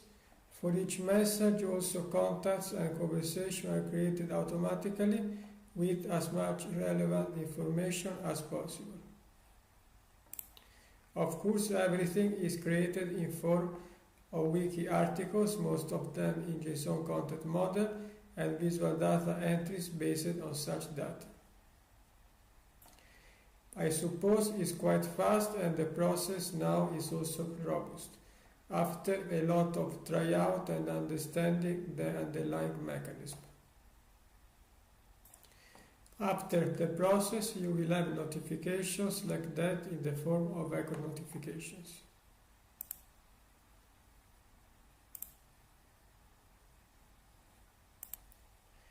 Thank you for your patience. I would like to say that Contact Manager required a lot of improvements to visual data, mainly regarding query processor, but also data tables and time local, so that the last is much better thanks to Contact Manager.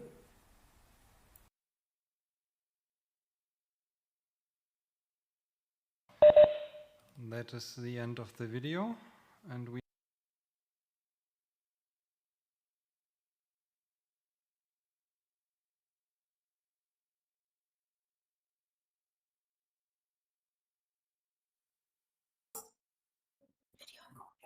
Okay. Hello.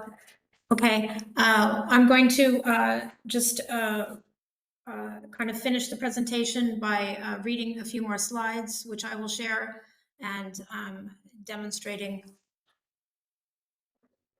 a few more features in more detail with the mailbox. Okay. Let's see.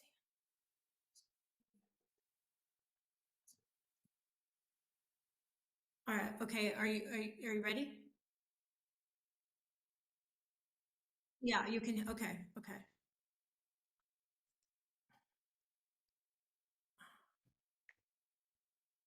Okay. Let me share the presentation. Just a second.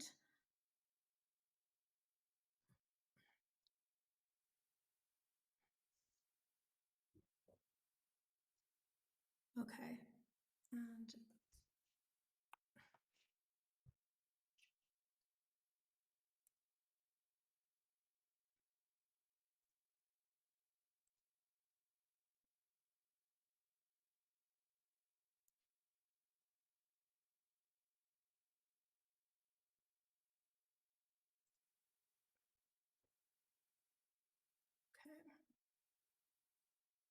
okay. Yeah.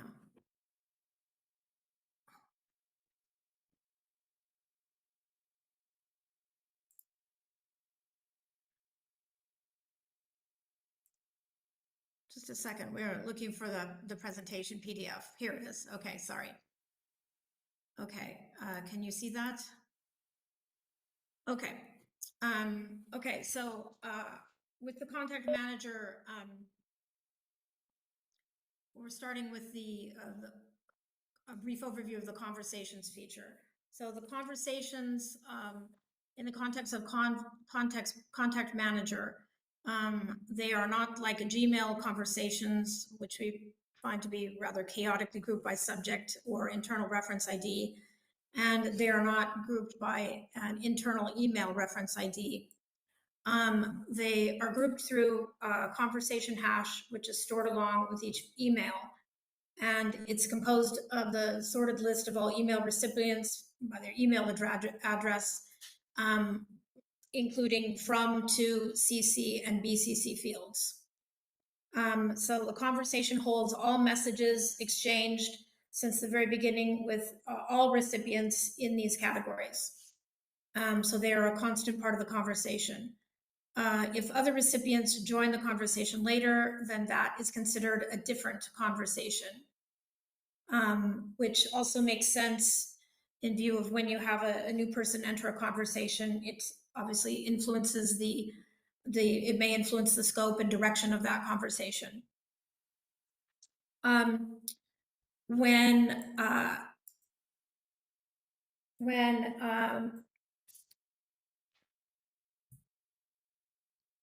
a new person enters a conversation, so not only it becomes a new conversation, but with each new participant, if that participant has not been in any of your prior conversations, the person's contact is created automatically.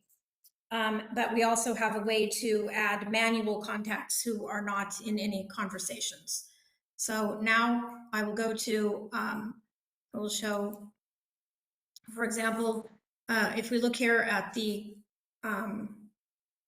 conversations box, you can see how they're categorized. Every person in the conversation is listed. Sorry, back to conversations there. Okay, so every person in the conversation is listed, separated by the commas. The number of messages are shown, and the latest received email in that conversation is shown. We also have a button for status, which can be answered, on hold for something that is pending a reply, or no response necessary. So you can look at the status of them and determine what you need to focus on, what needs to be done, basically. And we also have the ability, of course, to add other features for sorting via Wicked Text.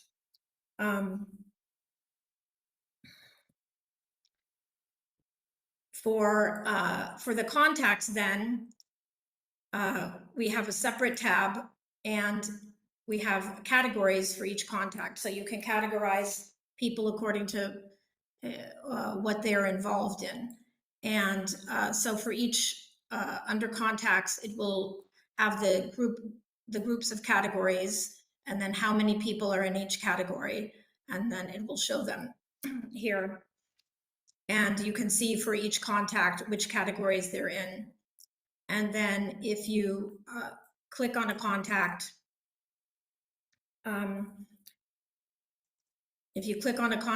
it will give you directly their information here, email, phone, links. It will show you their categories, and then for all conversations they're involved in, when was the first time they appeared in a conversation, and when was the last time they appeared. For editing, we just press edit, and you can add, for example, I think this has been mentioned before, the email address, and additional phone numbers, links to CV, personal blogs, etc., pictures, languages used. And for categories, if you want to add or remove a category, we go into validate, and you can see the categories they're currently in, remove one or more, add another, etc.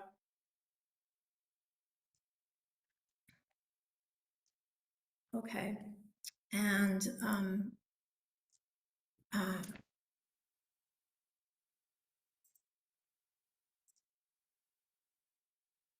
so the conversation is managed by a header switch with months and years, through which you can navigate all the emails related to those recipients.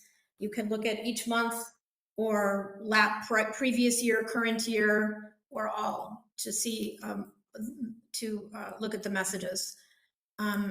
It's quite useful when you want to quickly search for contents or get a complete overview, which is more complicated to achieve on Gmail. Of course, you can also send a message to all the recipients in a conversation, all the participants in a conversation, without entering them again into the two CC or BCC fields. For example,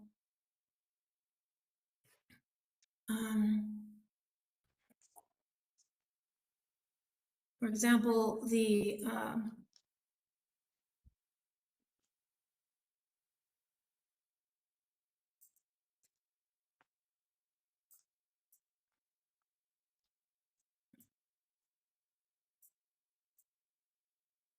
if we go back to, sorry.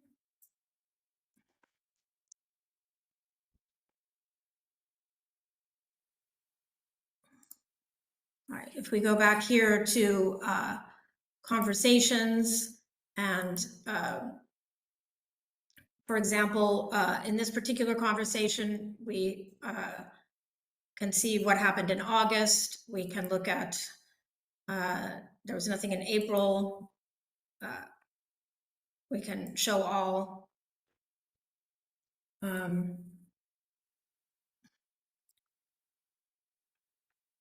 You can look at a month, any month. And then If you want to add to the conversation, just click on new email and it will automatically generate a new email to all the recipients there. Okay.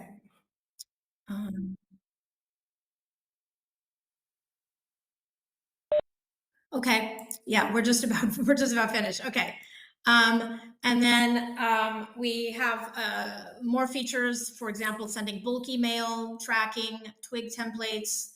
And for these, we don't consider Gmail and the like competitors, since Contact Manager is open sourced and self-hosted. And in future, we'll be having a maintenance button job so that you can clean the mailbox based on similar options to the Get Messages button. And for support, you can write us at support@topway.it for feedback or to get support. And we just wanted to add that the contact manual, a contact manager, and visual data we consider them to be relatively user-friendly, especially for new organizations that have never worked with semantic data before. And thank you. And that is it. Okay, thank you. Then I will raise the question to the room. Any questions? Okay, that works well. Then a wonderful round of applause.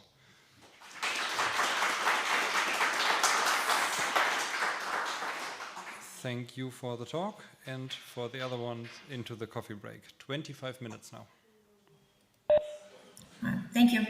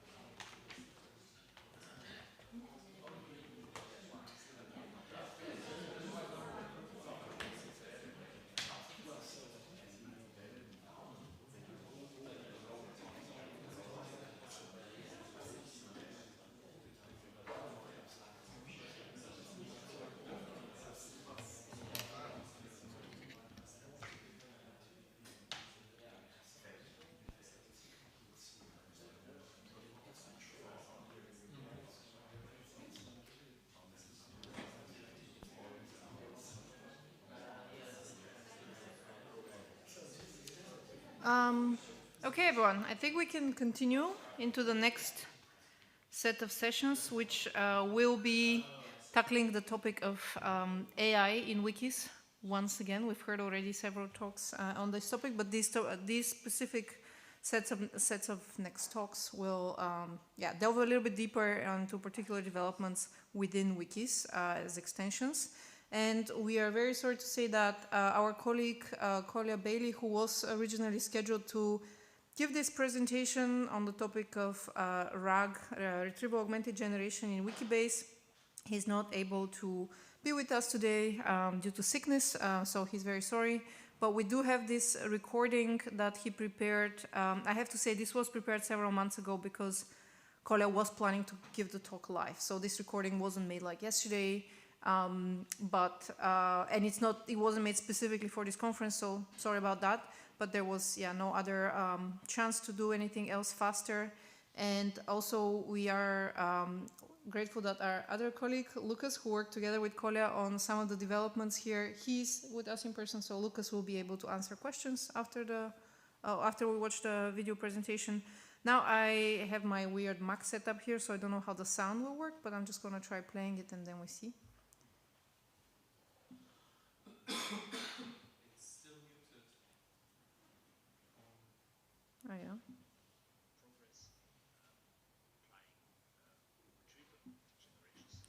Can we play it not from my computer because it's not loud enough, I think. Should I go into like an online? If you bend the microphone way down to the... But Is the sound on your computer on? Yeah. It's just on. The problem is the video. I'm not connected in any kind of online Do you have call. one of these somewhere we can plug into? Because that's the sound output. Ah, okay, If cool. you can find a port for that. Yes, I do have one of these old enough laptops to put it in. Wow, this is very short.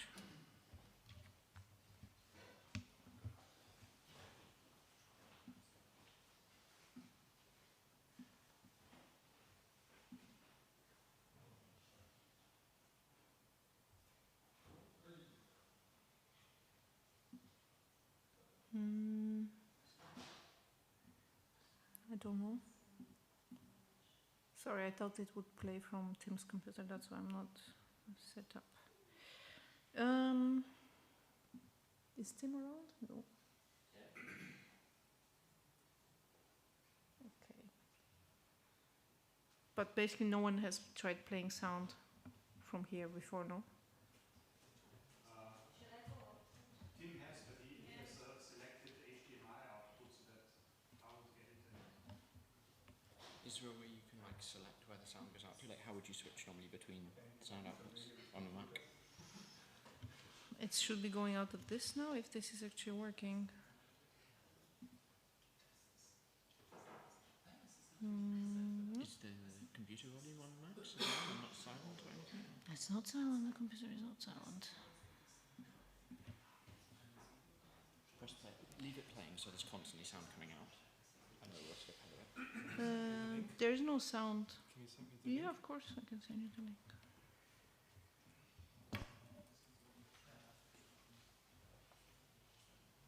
Sorry, I thought this would be like extremely simple, and that's why I didn't really think about it.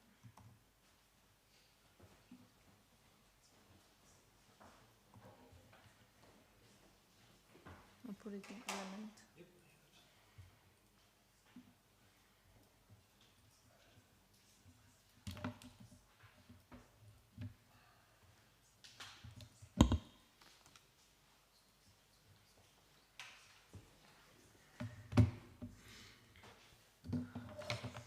What is it that the cool kids say? Hello, YouTube? Hello, YouTube.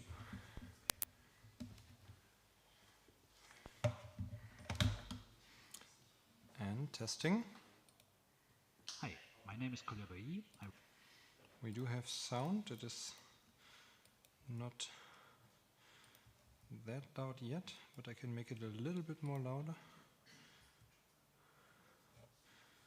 Not this.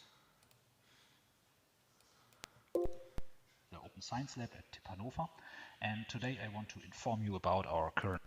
Hi, my name is Kolja Bailly. I work at the Open Science Lab at TIP Hannover, and today I want to inform you about our current progress in applying a retrieval augmented generation system in the MediaWiki framework. First of all, we are using Wikibase for research. It's an installation pipeline that we developed in the last year for easy setup of MediaWiki configurations like plain MediaWiki, Wikibase, Semantic MediaWiki, or Semantic Wikibase. It's a Docker-based setup which simplifies the whole installation process. We're using configuration files to select what you want to have installed. It also has an included MediaWiki extension management and some features for importing and exporting data and updating your whole system. It's open source and provided by the Open Science Lab, and we planning a long-term maintenance of the system. So check it out. Wikibase for research is mainly installation process of this whole components. So installation of a Docker-based infrastructure with MediaWiki running, and then you select via configuration the extensions that you want to install. And also we have the feature to install external services like OpenRefine or the Wikidata Query Service, Elasticsearch, and so on. And the advantage here is that you separate your project data from your project tools. And in this specific talk, I talk about these new features here. We are currently providing integration of our antelope annotation service to provide semantic annotation of data within Wikibase, and we are supporting retrieval augmented generation using Llama Index service. So first of all, what is retrieval augmented generation? It's a method for context-based question answering. So instead of asking a question or providing a prompt directly to a large language model, we want to use context data, for example, to answer domain-specific questions. And also we want to avoid the common behavior of large language models of hallucination, because large language models are trained on big data, but it's hard for these models to generate data that was not in the original training data. So when we ever have specific research topics and domain-specific data, it's hard for a large language model to answer that, and that's where RAG systems trying to offer a new possibility. So there are several strategies some can use. So as you saw here, we need this retriever component that retrieves data from our context database. And the strategies we are using here are mainly based if you have unstructured data or structured data. So unstructured documents, for example, you could use semantic search, which is normally that you split these documents into smaller chunks and use word embedding to index them. If you have, or you can use summarization systems to provide a summary of these large documents and work with these. If you have structured data, you can also use semantic search. For example, you can use word embedding on your nodes in your knowledge database. Or you could also, if this is a graph database, use a system that translate your question into a query language like SparkQL or SQL, depends on the database you are using, to query then this data. And for sure, there's also strategies to transform unstructured documents in structured data. This is a task of information retrieval. Okay, let's have a look at a specific RAG strategy example. So first of all, we need to index our data. Let's assume we have unstructured documents. We will then select each document and apply a strategy to break it into smaller chunks. This could be, for example, in a web page that you say every paragraph is a chunk, or you could say in a whole text each chunk has a fixed size. So there are several strategies you can apply, and it depends on if you more want to summarize the topic of your document or if you want to have access to the smaller information parts. Each strategy has pros and cons. And then we would use here, for example, an embedding model to translate each of the chunks into a vector space. So in the end, each chunk has a specific position within this vector space, and the embedding model is used to make the positions in the vector space so that semantically similar chunks are near to each other. In the next phase, the user will provide a question, and we are using the same embedding model to translate the question into the vector space. So then also the question has a position in this vector space, and then we will retrieve the neighbor nodes. So we will search for chunks that are most similar, semantically similar to our question. And our hope is then that these are the relevant chunks that contains information to answer the question. And then in the end, instead of providing just the question to the large language model, we provide the question, the relevant chunks, and the task to generate a meaningful answer using only information from the chunks. And this answer can then provide it to the user. Okay, in the MediaWiki context, the type of our data depends on the extensions we installed. So for example, if we are using only plain MediaWiki, we will most likely have plain wiki pages which containing text. So this is unstructured data. But we have also MediaWiki categories, which are kind of structured data, but it's a bit of half structured data, I would say. If we are using Wikibase, it's the opposite. We have items and properties which are saved as structured data. And normally we don't use Wikibase MediaWiki articles, so we wouldn't have unstructured data here. With Semantic MediaWiki, we have structured data, like the semantic properties, but these properties are saved within the wiki pages. So this is also kind of a mixed content we have here, but we have access to these properties via APIs, for example. And we also have here the unstructured data. So the charm is here that we have the structured data properties, and we have the final result, like a wiki article, which is extended via semantic queries by the data out of the properties. And if we are using Semantic Wikibase, which is a combination of Wikibase and Semantic MediaWiki, we will also have both.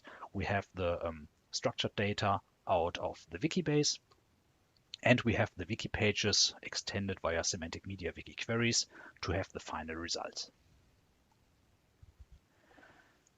As you see, as we are need a lot of strategies here to handle this this various cases, it's best to use a framework. So we decided to use the Llama Index framework for our RAG system.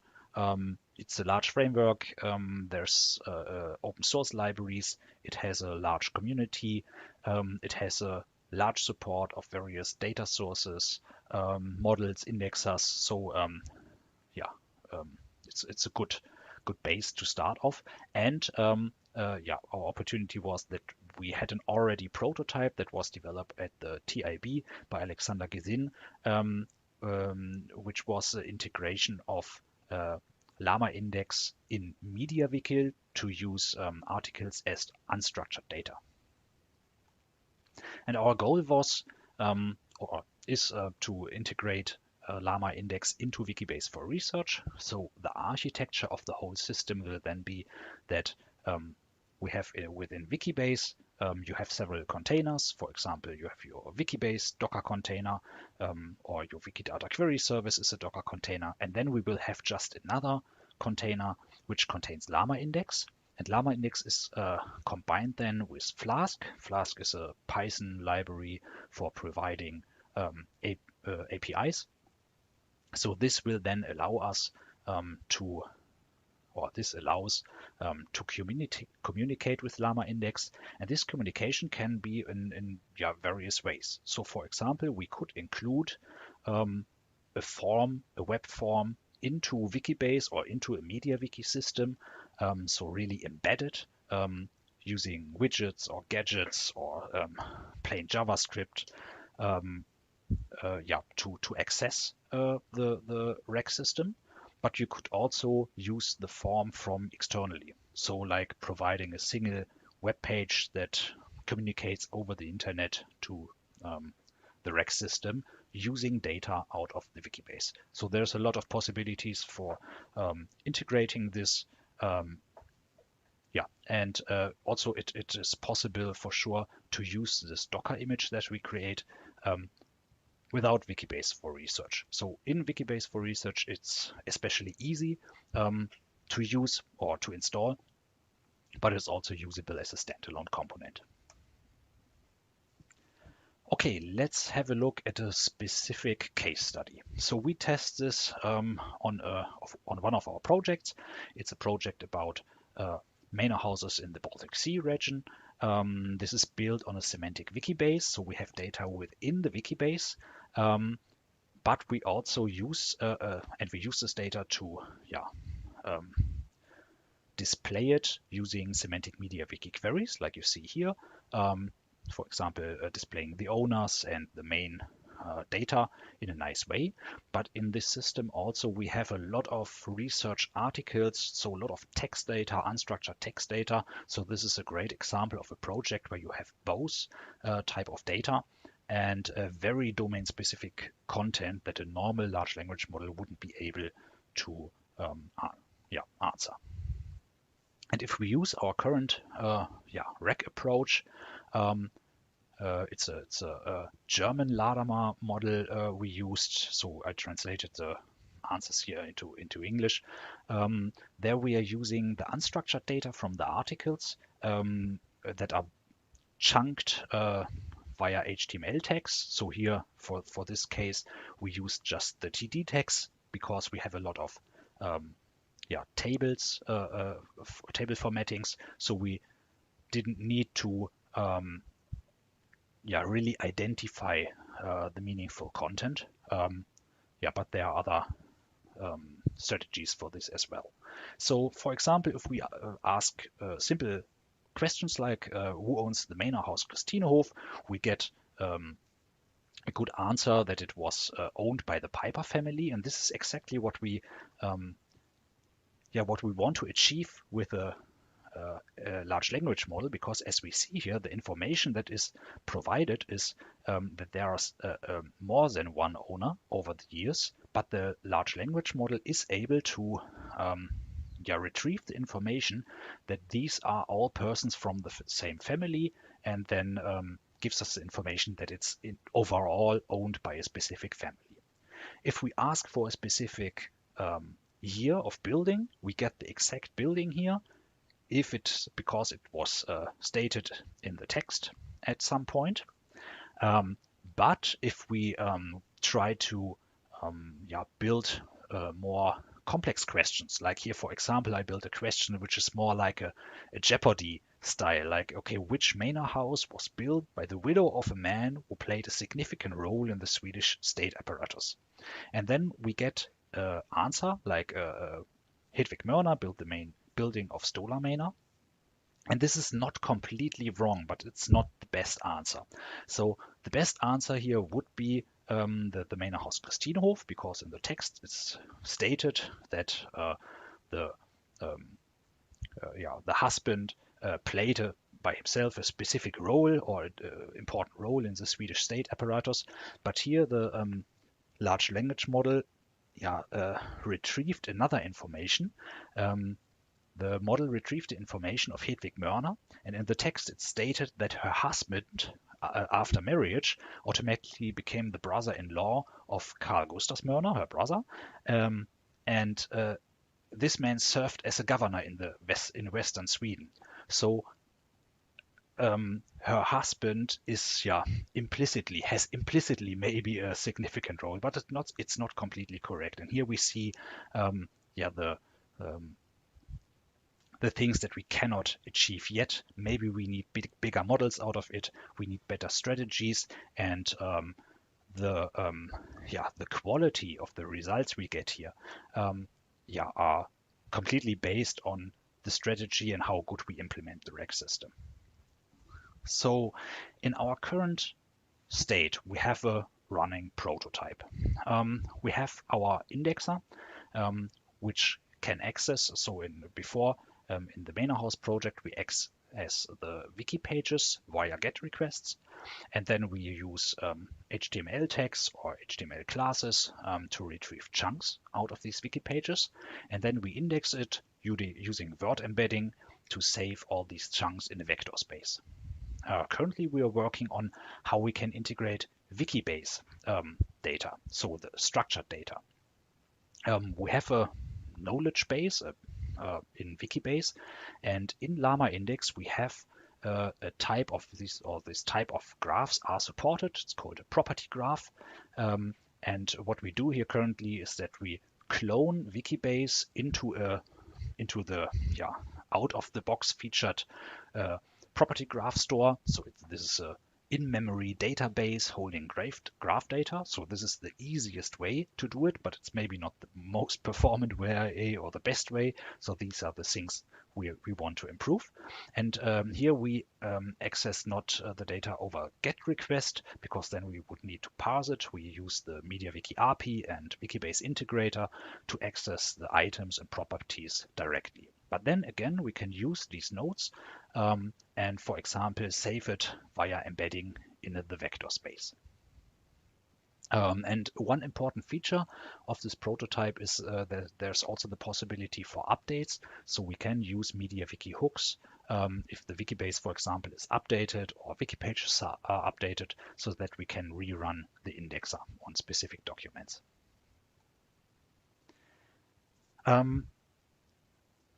In this example, we use the vector index, like using word embeddings to save our data. But the good thing here is that Llama Index supports a lot of other indexing strategies.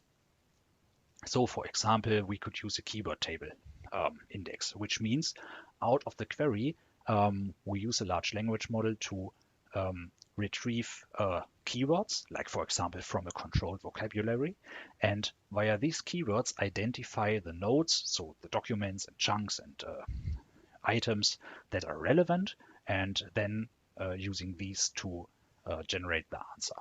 Or we can use a summary index, which are just summarize a lot of documents to answer the question. So this is more for topic retrieval. If we have hierarchical data, you might want to use a tree index, where from the query a root node is identified, and then you use some or all of the children to generate the query. And here for Wikibase, the property graph index is the most matching feature that we want to use here. And all of these indexes are out of the box provided by Llama Index, so we can just use them, but we are currently not using them all. And the future task would be to integrate them and activate them via configuration, so you don't have to change any code. If we look at the Wikibase retrieval methods, so how do we retrieve data or chunks out of the Wikibase? We could use some of the existing methods from Llama Index, for example, the synonym retriever. So if the user states a question, we try to generate synonyms out of this text and find relevant nodes using keyword match, and then using the neighbor nodes as relevant nodes to create then our answer out of that. Or we could use also a vector context retriever, so like translating our items and properties from Wikibase into a vector space, and then using the query to identify the most relevant nodes. But there are also other methods, like, for example, you can use text to cipher, which means if you have your data in a property graph store, you can use a large language model to generate a graph query language, here cipher, to build a query to retrieve the relevant data. So your question, so this would be mainly the same way, like if you go manually to ChatGPT or any other model and say, okay, I have the following question, please write me a Cipher query or an SQL query to retrieve this data. The good thing here is that normally the user doesn't know the data model. But as this is server-based, we can provide the large language model with information about the Wikibase data model. So for example, with a schema of our knowledge graph, or with controlled vocabularies that should be used. And in the end, we could also make it more structured, like using templates. So for example, we can build or pre-build SparkQL queries, for example, a SparkQL query that will retrieve all the relevant information about a person. And then when the user enters an answer that we can identify that it's related to persons, we just ask the large language model to retrieve the relevant parameters out of the question and fill it into our SparkQL query. So we then get a standardized answer that we can also display in a nice way and structure and so on. And for example, future way could be, instead of using these out-of-the-box models using Cipher, one could also write support for SparkQL, for example. So to ask the LLM to write a SparkQL query using the Wikidata query service, or to write a semantic MediaWiki query and using the MediaWiki API to query semantic MediaWiki properties. So these are all very interesting things to do. And as you see, we have a lot of good support to start here. Okay, where do we stand? So the current features are that we have within Wikibase like one-click installation of our rack system. You can change the models, you can use local models, but also very interesting, you can use models from Hugging Face, so like online models. So you can change, for example, the models depending on the language which is used in your system. We support the usage of unstructured and structured data, which is very interesting in the MediaWiki framework. And the interaction with the rack system can be via UI or API. It can be fully embedded in the Wikibase or in the MediaWiki, but it can be also on the standalone website. And Llama Index also supports CPU or GPU processing, depending on which hardware we are running this. Current challenges are specifically the performance of model inference. So we have a quite large response time if you run a local model like 7 billion Llama version 2 model on a laptop. Depending on the length of the answer you want to have, it's currently about between 30 seconds and 1 minute to get a response. So this really is more of, okay, it's better to run it on a server, maybe with GPU support, but it would be cool to bring the requirements here down so it's really fast and usable on every daily machine. And also a challenge is, as you saw, we have a lot of rack strategies from Llama Index, how to make this configurable in a good way so it's easy to use. I mean, it's good to have an out-of-the-box configuration that just works, but it needs to be also usable for the end user or for the administrator without changing any code. For the Outlook, we will publish this as open source, as all our Wikibase for Research code. And the first running prototype is planned to be published in Q2, so in the next 3 months. It will be usable also without Wikibase for Research. So if someone has an existing Wikibase and want to use the system. So this is definitely possible. A bit more effort, but it's a Docker container, so it should be possible. Also, what would be really cool is to write a Blaze graph store implementation. We are not sure if we are doing this, but it would allow us to not clone the Wikibase data to make it available to Llama Index, but to just use the existing triple store. So this would speed up things, so it's better for performance and so on. But we need to check if we want to go this route. And also one possibility that is really interesting is a system of auto-rec. So as you see, we have a lot of configuration possibilities here, and all these rec strategies are have a large effect on how good the quality of the answers is you get. And not each user will be able to make out a good configuration, but there are ways to automate this using optimization algorithms, for example, or just brute search. So the idea here is that the user just provide a set of questions and ideal answers, and then you just test automatically different configurations of the system to come up with an out-of-the-box configuration that matches best the example questions.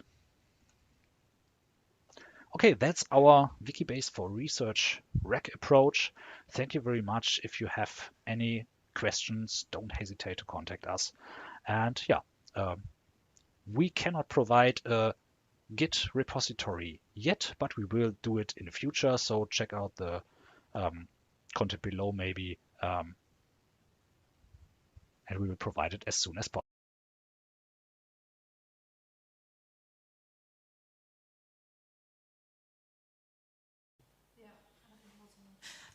Thanks everyone for staying with us in the video recording mode one more time. I think we're really out of time, but if there are any questions, Lucas is here.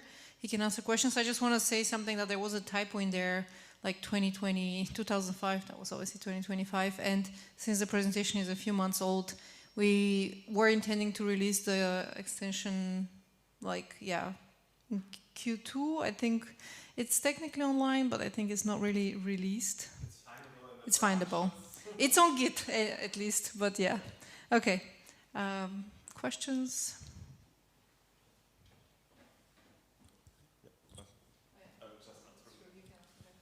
Although we don't really have time, but okay. Well, just a brief comment. I hate to talk about it behind his back, but there was one slide I disagreed with, the one with the structured and unstructured things. I think it would be a check mark, green check mark for all of those, for all 8 cells or whatever. Okay, I think it's hard to find, but yeah. Mm-hmm. Okay. My question is that there's already such things for Wikidata itself. There's the Wikidata embedding project, I think, which is like a vector database kind of thing for Wikidata, and then for querying Wikidata via like a Sparkle query via chatbot. There's the Spinach chatbot. It's a sort of a research project, but can you, or have you considered using, trying to use that technology for, Wikibase in general? So the Wikidata embedding thing you mentioned, I just discovered it actually. So, and I don't know about Collier. We didn't talk about since then. And the Spinach LLM, I know it.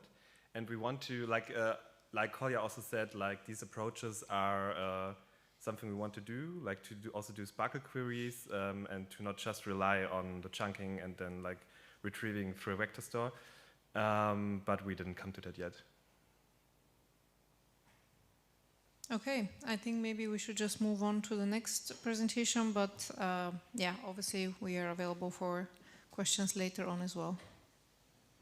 And we have next up Jeroen also talking about LLMs in wikis.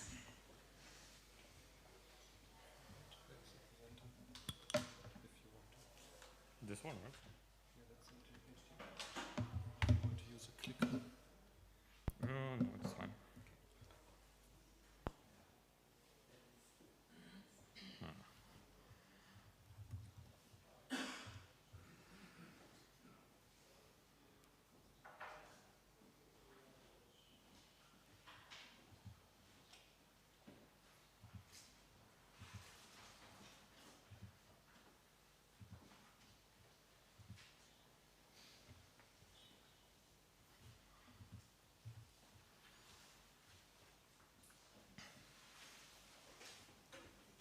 So, hello everybody. I'm still Jeroen, as verified by 2 separate name tags. In this short presentation, it's about 15 minutes, I will introduce you to our MediaWiki MCP server. And there is a lot of demo and internet connectivity here, so let's hope the demo gods are kind. So what we have here is Cloud Web, and it is connected to MCP server running on my laptop, which is then talking to a private wiki that's in our cloud.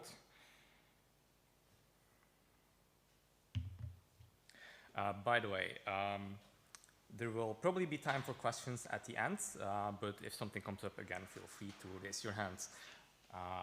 All right, did this work? Yes, it worked. So I asked Cloud to create a page on my wiki with a placeholder.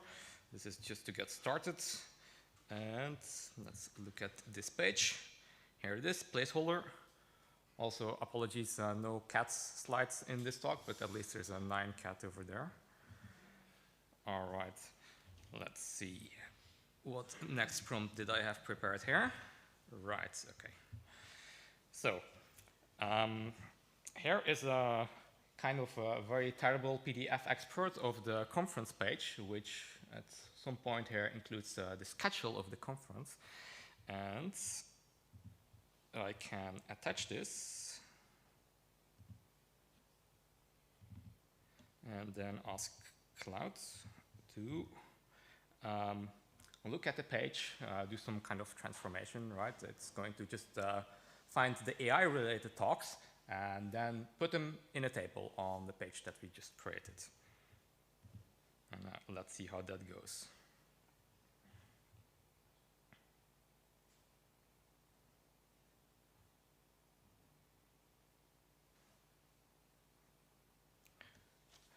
So what I'm demoing is our MCP server, which is open source. It's on GitHub. While this is working, let me just show you that. You can download it and run it yourself. A lot of people have already done so. We have like over 5,000 usages on one of these AI platforms. We're still working on it, but it works for a lot of different things. You have a question? For the uninitiated, can you remind us all what an MCP server is? Yes, exactly. I was actually supposed to talk about that first, so that makes sense. So MCP stands for Model Context Protocol, and this is a standard that Anthropic, one of the big AI labs, came up with almost exactly a year ago.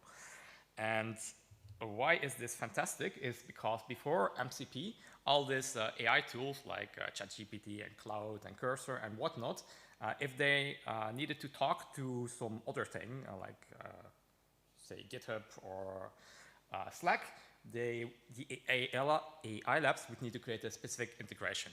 And of course, they only have so much time, only so much development bandwidth. They only create some integrations, and MediaWiki is probably not going to be in this list.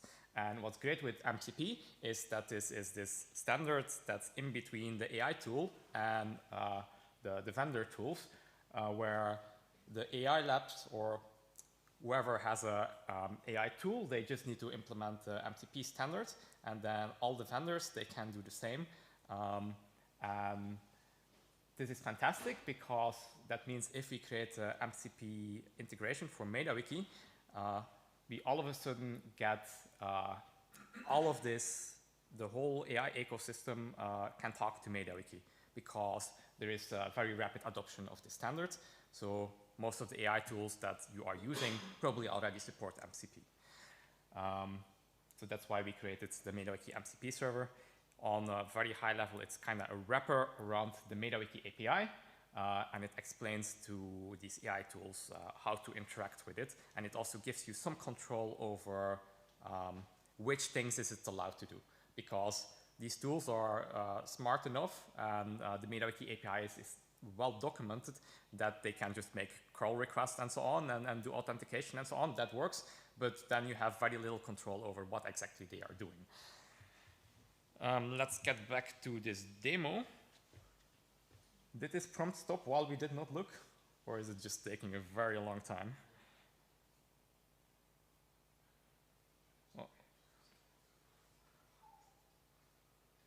All right, so it identified what the AI talks are, and it's updated the page. So it created the table here. This is all AI generated based on the content from the PDF that you saw earlier.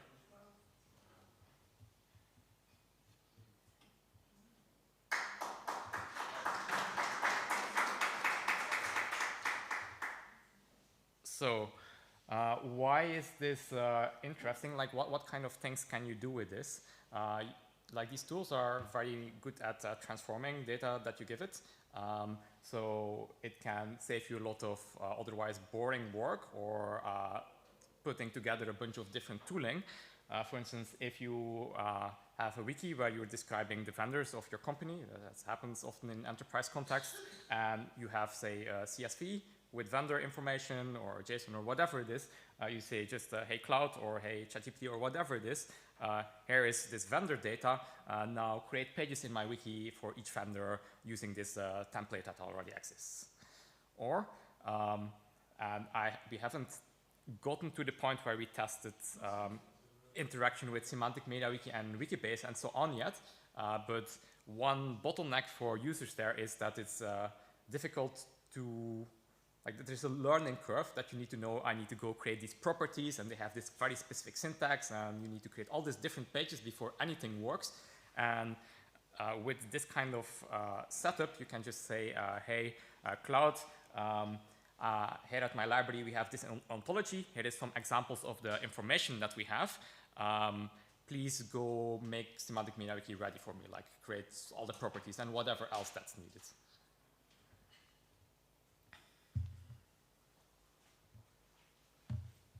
How am I doing on time? I don't know when I started. Okay. Right, okay, let me get the next part of the demo running here, because that might take longer. So, we created the page with the table, and now let's create a subpage for each of the talks that are in this page. So it's going to create several pages now. And of course, you can do all of this in like one prompt. You can have it go create like 100 pages if you want. It's going to take a while.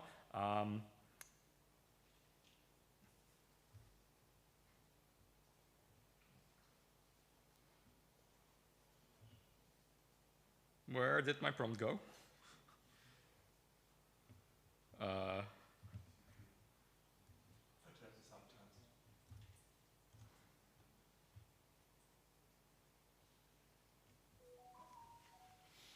Right, so while this is running, let's have a look at which things that the MCP server currently supports. We have a dozen tools. The most important one is the get page, which allows the AI to get at the content of your wiki, which also means you can use this as an alternative to RAG-based systems. You probably still want to have RAG in a lot of context, and there is benefit in combining both. Like, very obviously, RAG is only like giving you reading, and this tool also gives you writing capabilities. But if you don't have RAG, or you want to have quick integration with a tool you already use, say you're using Cursor IDE, and you want this to access your wiki, you can very easily use the MCP server to get that working. The tool can get both at the wiki text source and at the HTML of your wiki. And especially the agentic tools, or those with thinking mode, they can get the content of a wiki page and then realize, oh, hey, there is this thing referenced here, these other wiki pages that look like they have relevant context for whatever I'm doing, and then do additional lookup. And this can be stacked on top of having RAG capabilities as well. Then there's a bunch of other things here, like getting at the history, searching things, and of course, writing capabilities, just creating pages, deleting them, uploading files. The writing stuff needs authentication, of course. We support OAuth, and we also support username, password, typically with bot passwords.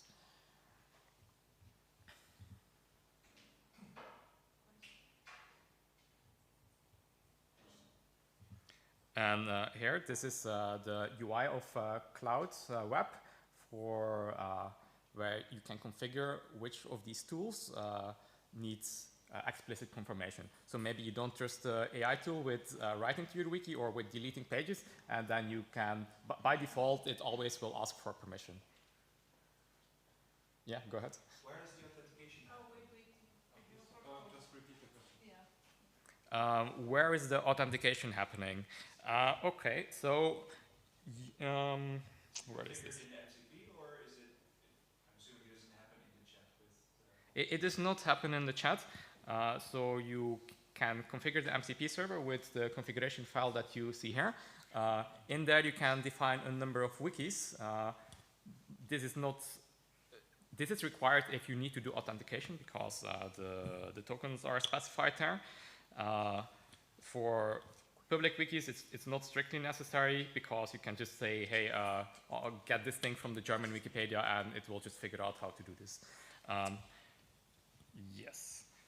So if you have the use case, I want to have a chatbot on my wiki where all the wiki users need to be able to use it. To write 2 pages, you need to do some work on top of this because the MCP server just takes one token, right? So it's one user. So if you need fine-grained permissions, you need to do some additional work on top.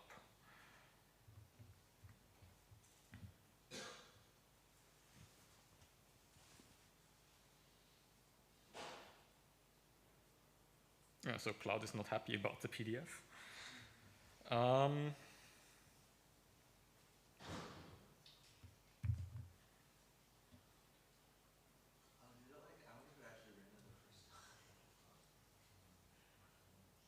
All right, what you just saw also in the configuration file is that there's support for multiple wikis. So one of the tools is to switch between wiki. So you can use this, for instance, to transfer content in between wikis very easily. We also have, like I mentioned, the authentication support. We have support for the 2 main modes of transport, which are SCD-IO, which is useful if you're like running locally. So say you're running Cursor or some local AI tool, and you run the server locally. That works great, but we also support streaming HTTP.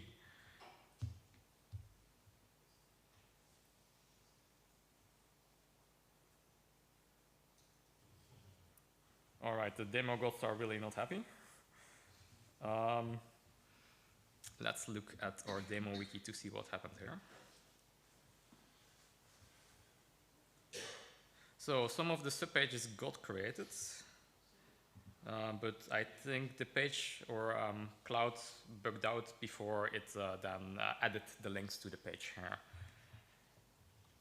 Let's see at one of those subpages what it did, which is conveniently the upcoming talk here.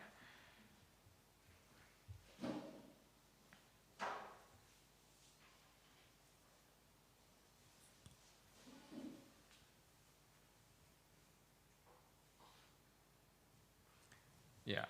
All right. I've gone through the main points here. Are there any questions about this setup? Wait. Sorry. That's okay. Test. Can you show the architecture of the demo? So everything that you're showing us in the demonstration, you gave the diagram that showed the MCP description, but is there an overview? Is this the architecture of the demo that we're seeing right now? No, this is to understand how MCP works. I have another diagram, but I just stole these diagrams from the internet. I don't have a custom one for the demo here. This is another one where on the left-hand side, the host application is your AI tool. In case of the demo, this is Cloud Web, right? So it's the chat interface over here. Since we're at the end of the demo, I can show this anyway. Here in Cloud Web, I can click Manage Connections. And here I have this local MediaWiki thing, which is something I added, right? You can add a custom connector here, which requires a URL. And I gave it a URL to my local machine via ngrok. And so I have something running locally. All right, I have my MCP server locally here. So this is a Git clone of the repository I showed earlier. You just have to build this, run it, and that's what Cloud is talking to. And via talking to that, it's also getting the authentication token that's necessary then to talk to the wiki.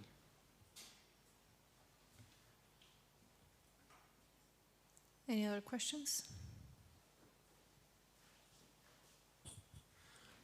You said before that there have been thousands of usages of this software.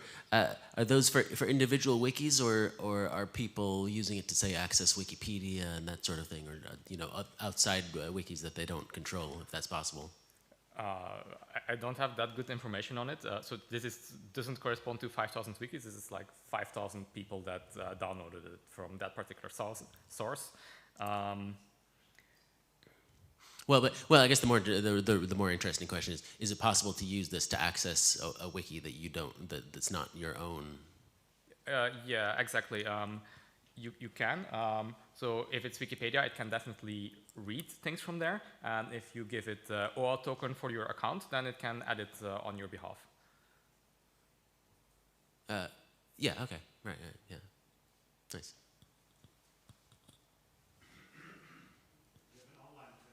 Oh, yeah, great.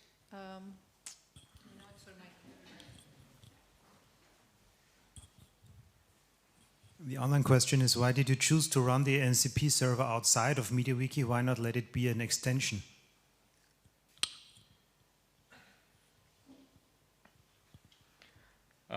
We actually started trying to do it in PHP, but that's just not what the ecosystem was, the direction the ecosystem was going at that point. So it was quite, yeah, at that point, most of the tools just supported std.io as transport and not HTTP. So yeah, most of the MCP servers are written in TypeScript or Python. So we went with TypeScript as well.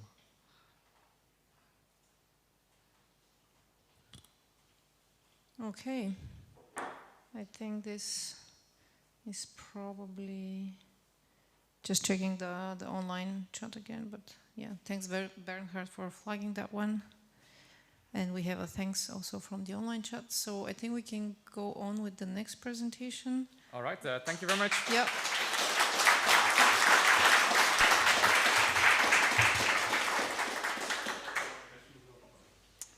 And we have Jeffrey on vibe coding and other things. Do you want a clicker? Do you have one? That would be great, yeah. I feel like I'm a teaching assistant again in college. Keep in mind, video may not automatically play. Okay, but I just have to stick over here, right? To the mics? Cool, cool.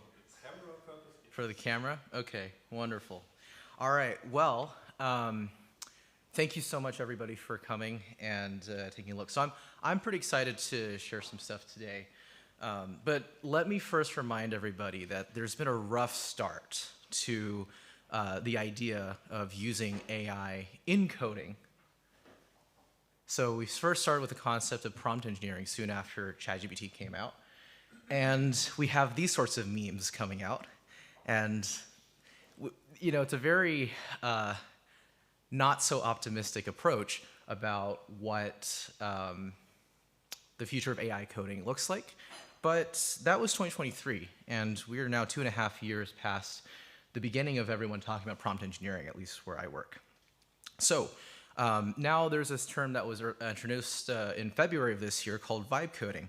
Merriam-Webster has this definition of it, but really it's interesting because Andrej Karpathy is still alive, and he didn't write this, someone else wrote it. So I have no idea why this is supposed to be the definitive definition. It's not. But I'm just going to take this according to his original tweet and just basically saying that you're basically focusing on asking the LLM questions on how to code. And earlier this year in Sandusky, Ohio at NASA, I also did a presentation about vibe coding. And I successfully wrote crawler protection that way. And I also made successful front-end editions of WikiChat. So if you want to see those in action, there's the recorded video that you can find on YouTube. But I notably failed to create successfully a passkey authentication extension. And the exact text that I had from there was that the code generated by both Gemini 2.5 Pro and GPT-o3 were unusable, and I'll show you a screenshot of that later. And so I said at the time that asking to vibe code a complex extension is unrealistic. Well, since then, it's really interesting that I presented that on May 14th. 3 days later, Microsoft announced that GitHub Copilot Agent Mode was announced. And some people were like, well, Jeffrey, you work at Microsoft. How do you not know that? Yeah, it's very siloed, so I don't get access to that information. And only in June was I actually told about Agent Mode by a colleague. And at that point, I started using it. And it took me a few months to get ramped up. And then in late August 2025, GitHub released something called SpecKit, which I will dive into a little bit more deeper in the bit. But this agent mode thing brings us back to what's the problem with question-only based vibe coding? Well, you're asking a question and then you just kind of get this output, but you're not really going back and forth and iterating through it, and that severely limits the efficacy of AI coding. And when you're only asking one question and expecting an answer to just be able to solve everything, it's very hard to get all your requirements in at once, right? You have a limited context window for input anyway. And if you made a mistake, what are you going to do? Start over? That doesn't seem very effective either. And in the past, it writes code that doesn't even compile. So the use of it is very limited.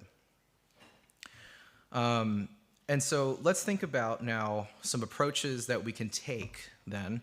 What if we can eliminate the constraints that I am explaining there? So vibe coding is just going off of vibes. Should we just do that? But if we don't have a structure, it still makes things a little difficult. So I want us to rethink the approach a little bit, right? Humans write code usually in a way, I mean, we're not really supposed to do this, but we usually write code first and then write the docs for it later. Because let's be honest, right? When your boss tells you to do something, do you tell them, okay, I'm gonna go to Jira and plan out the story. Oh yeah, I've got every idea, every single method, listed in my head. No, you just go in and code. That's what makes coding fun, right? But that's not really how an LLM works. An LLM, you're telling it to do something. And so when the LLM is doing the actual coding, you need to tell it what to do. And that comes with specs. And so the community has evolved towards something called spec-driven development. What does it mean? Well, it says you write those specs first, you tell it what you want it to look like, how it should be done, and then the LLM will write the code for you based off of those specs. Used to be a waste of time to write specs. It's something that you might find at NASA, right? And that's important because you don't want people to die on the rockets. But usually code doesn't kill people, so people just say, screw it, we don't need these specs. But now it's actually exactly how you get the LLM to do what it does. Now, before anyone says, hey, this is not vibe coding, just wait. Let's, I'll show you what I've been able to do, and then you can be the judge of it. Anyway, it provides a structured approach for coding, and SpecKit is something that GitHub released in the last few months that basically helps facilitate that for a greenfield project. But I haven't used SpecKit very much, and I wanted to focus primarily on just being able to get it working for MediaWiki. So I want to remind everybody that life is a journey, and any way you want it, that's the way you need it. We're not telling that to the LLM, right? So far, if you just tell the LLM to do something, it's going to pick the way that it's going to do it, and that limits the efficacy. We should be the ones telling the LLM, do this. And then the LLM will tell us, any way you want it, that's the way you need it. So the vibe coder needs to assert the dominance here to get the results that they're looking for. And the best way to do that is through spectrum development, and something that you can do to AI assisting development, I guess, libraries and software, is to provide instruction files. That's what LLMs will look at in their prompt when you're writing the code. And when you write it well, it makes a huge difference. And so this is where you'll be able to add code styles and conventions, and that'll contribute to better quality code, right? And it turns out that MediaWiki has had coding and conventions for many years now, right? They're also already codified on MediaWiki.org on pages, and that makes things so much easier. The conventions exist in general, but also for specific languages. So perfect. What I thought was, and thank you, I think it was at Mark Kirschberger or somebody else who sent me this link, but in the Matrix group, but thank you very much for that. That is exactly what I needed to tell the LLM. Basically, I took the wiki text on those pages, I asked the LLM, convert this to Markdown, and then I'm like, surprise, that's your instructions. And you store that in the repo, and it'll basically follow those conventions to write all the code from then on out in that repo. And so that's what it looks like. I just went to the window and told it, remove the translatewiki.net markers, remove templates, and then convert this into Markdown. And this is the result, and I just saved that in the repo. So now I want to explain, I guess, I want to try something again. It didn't work in May, but with agent mode, when you're able to ask it questions and it just does stuff for you, that could be a big game changer, right? And this passkey auth thing, if you don't know me, I'm super stubborn, and I really want passkey support in MediaWiki. So I took a huge risk. Oh, the image didn't appear. Oh, well, that's okay. Basically, it was a screenshot of the attempt from May where it wrote a method name in German and then had a space in it, so that doesn't compile in PHP. So yeah. Anyway, so I think what I wanted to do was make this passkey auth extension. And my personal motivation is that it's a nice phishing-resistant multi-factor authentication. At Microsoft, almost all employees actually only use passkeys now to log into their accounts for security reasons. So this is very much something that the entire world should be moving towards. And it doesn't currently exist in MediaWiki. Thank you, Sam, for sending me this. But I think that might change in the next 10 minutes. So let's see. So I wanted to follow a few development rules for creating an extension using vibe coding. So I will write those implementation specifications to do it myself. I will add the LLM coding instructions files to the code base, which I already showed you. I will read the code that it generates and try to understand it. I will not personally write code if I can help it. I make an exception for starter code and very few exceptions as well. But yeah, then I will use GitHub Copilot with Claude Sonnet 4.5 to ask it to write for me. And then I will test the code it writes manually on a browser. So the development timeline, I landed in London on the 25th of October. And then on the 26th, I woke up and I'm like, okay, it's time for me to start this presentation and to start this passkey auth extension. Today is the 29th. I don't know of any people who write auth extensions in 3 days. But I was like, screw it, I'm gonna do it. Yeah, you might be confused if this is in chronological order. It is. You can notice that the 26th of October is when summertime ended in Europe. And this brings up a very good point. I just want to emphasize that if you tell me that a certain time is an Eastern Standard Time during the summer, I'm going to show up to your meeting an hour late. It is not Eastern Standard Time, it's Eastern Daylight Time. And this is exactly why it matters. Thank you for coming to my TED Talk. Anyway, so yeah. Basically, it only took about 3 days worth of time, and part of that was just setting up MediaWiki 1.43. So what did I do after I got the instructions down in Markdown? Well, I basically told it to create an implementation plan. I listed out the specific details that I wanted that I really needed it to follow. So using a specific WebAuth and PHP library in Composer, use pluggable auth as the base, and the database table definition, stuff like that. It's also cut off at the bottom, but I go into detail of like, I want these two special pages, one to create passkeys, one to manage them, and etc. And I basically tell it, fill the Markdown file with all of this. And I use Claude Opus 4.1 because that is the heavy-duty model that Anthropic offers, and that's perfect for writing stuff like this. So that's the implementation plan that it ended up spitting out. And this is not it, by the way. There's like a lot more on the right. But then what I do is I was in ask mode here, but then I switched to agent mode. Well, usually. Instead, I switched to something called beast mode. And what exactly is beast mode? So agent mode in general just means that instead of just giving an answer, it can actually go through and change stuff, and then it'll iterate through different iterations until it gets to like an eventually consistent state of where it's happy that it's resolved your query.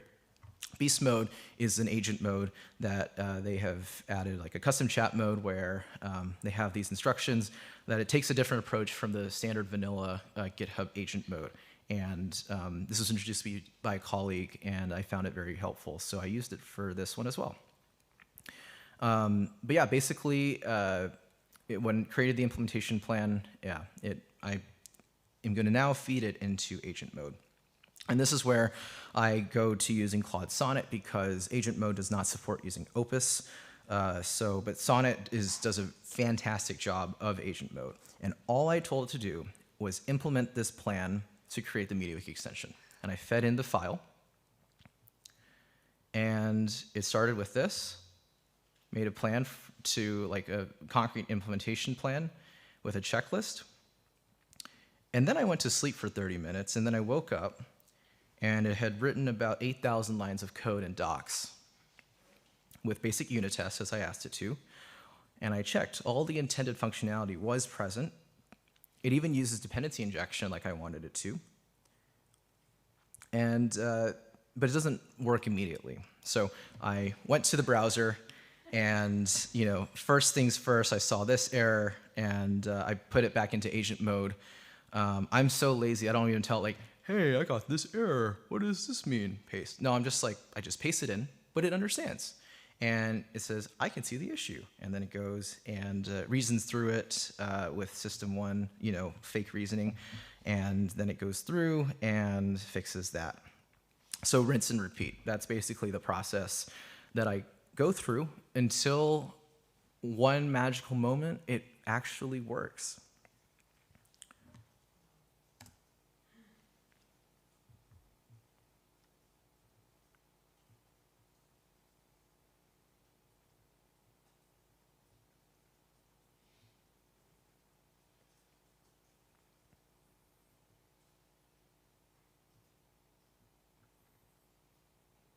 So you can see the passkey I just made. I'm going to log out now to log in with the passkey. And I'm not going to use Bitwarden. I'm just going to use the Chrome one. And there you go. So yeah, now MediaWiki has passkey support. Look at that.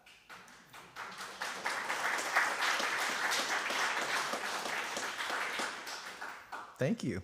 So you can actually try it for yourself, passkeytest.mywikis.net. So right now, is the extension perfect? No, absolutely not, as Cindy will tell you. It's not production ready, it's just an MVP, but something working is better than nothing with the exception of whether it's horribly broken or insecure.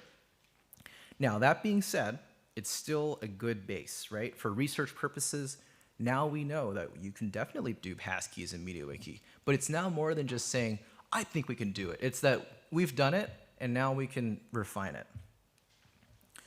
And plus, Cunningham's law is the best way to get the right answer on the internet is not to ask a question, it's to post a wrong answer. And so if I post a bad implementation of passkey auth online, my reputation will suffer, but someone will have the spite to say, that sucks, I'm gonna make it better. And that is priceless. Because, well, that was my goal, right? So anyway, my experience through implementing this was pros. It's faster to write than usual. I don't think a human is ever going to be able to exceed the speed of that an LLM writes at. And it's able to add documentation and unit tests relatively effortlessly as well, even in the same prompt and sometimes. But there are cons, of course. I mean, there's still broken functionality. You've got limited control over the visual design, and it doesn't always listen to your specifications. So what was the overall result? Well, I got a AI-coded implementation that actually works. It turns out it doesn't actually use pluggable auth, though.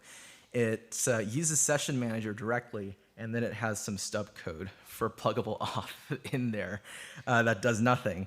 And I know for a fact that it doesn't actually use pluggable auth because when I uninstalled pluggable auth, the extension still works. I ran this by Cindy yesterday and today. I showed it to her in 10 seconds, and her mouth opened and gasped. But then we came back down to reality. She took a look at the code, and now for her trauma, I owe her a business class ticket back to the US. So I'm very sorry about that, Cindy. Yeah, so we did find a lot of issues with the code, but it doesn't change the fact that it still works.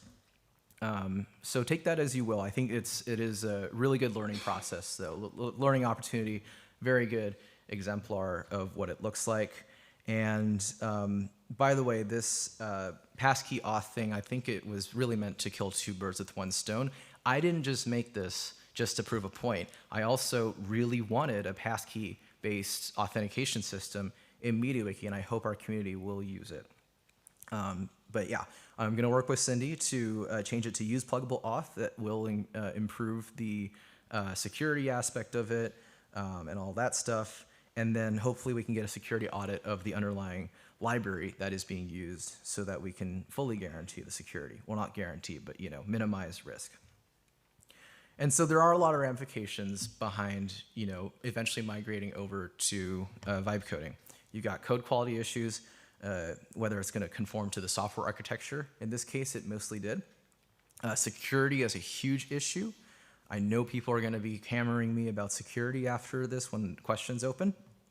And folks also ask, does vibe coding, does it just mean that any person who doesn't even have a CS or a coding background, are they suddenly going to be able to write the next major MediaWiki extension?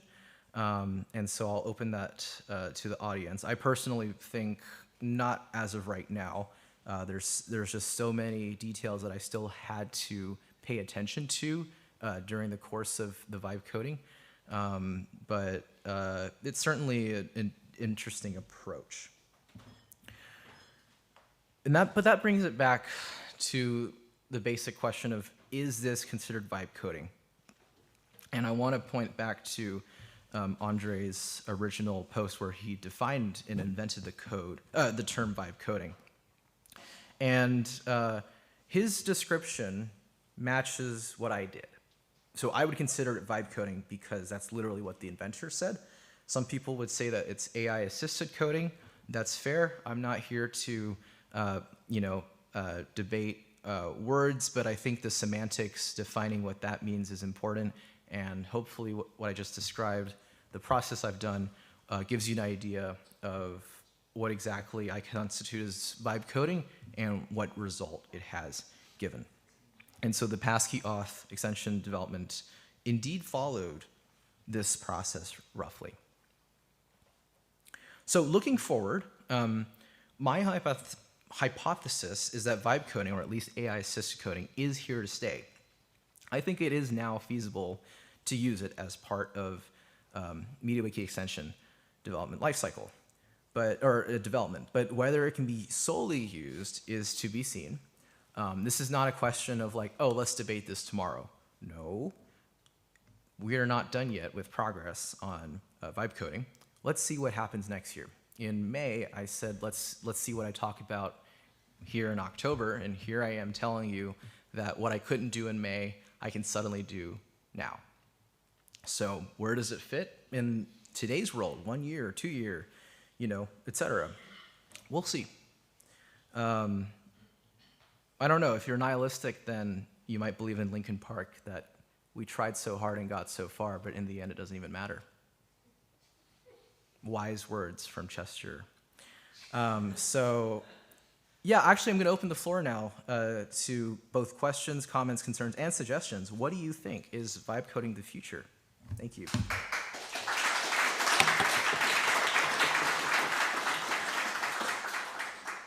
Awesome.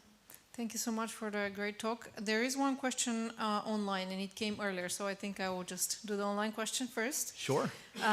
So it's from Denning Wang.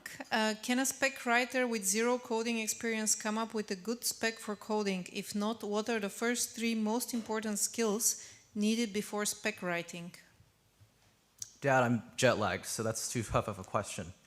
Should I repeat it? I did read it very fast. What's the last thing? So I guess the last part that's the more important is what are the first 3 important skills needed before spec writing? Thank you, Dad, for the question. That is my father. Honestly, I think just having a background in your respective field is super important. If you're an electrical engineer, then you should probably know all your circuit-related stuff before asking LLM how to help you design your next project in Cadence. Similarly here, I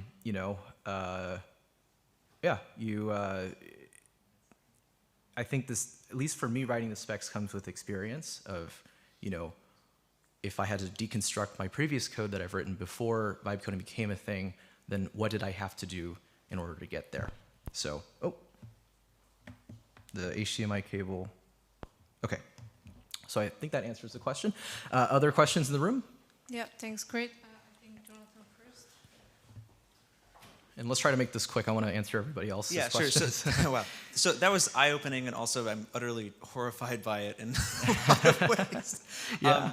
My question for you is, so your plan here is to take this and further develop it and put it through a security review. And my concern with this is, for the longest time in the history of coding, it has taken longer time to write code than it has to review it. And are you concerned at all about the prospect of people essentially telling you to go away because you actually haven't reviewed any of this code? And it's probably like 5 to 10 times longer and more indirect and more complicated than it probably should be.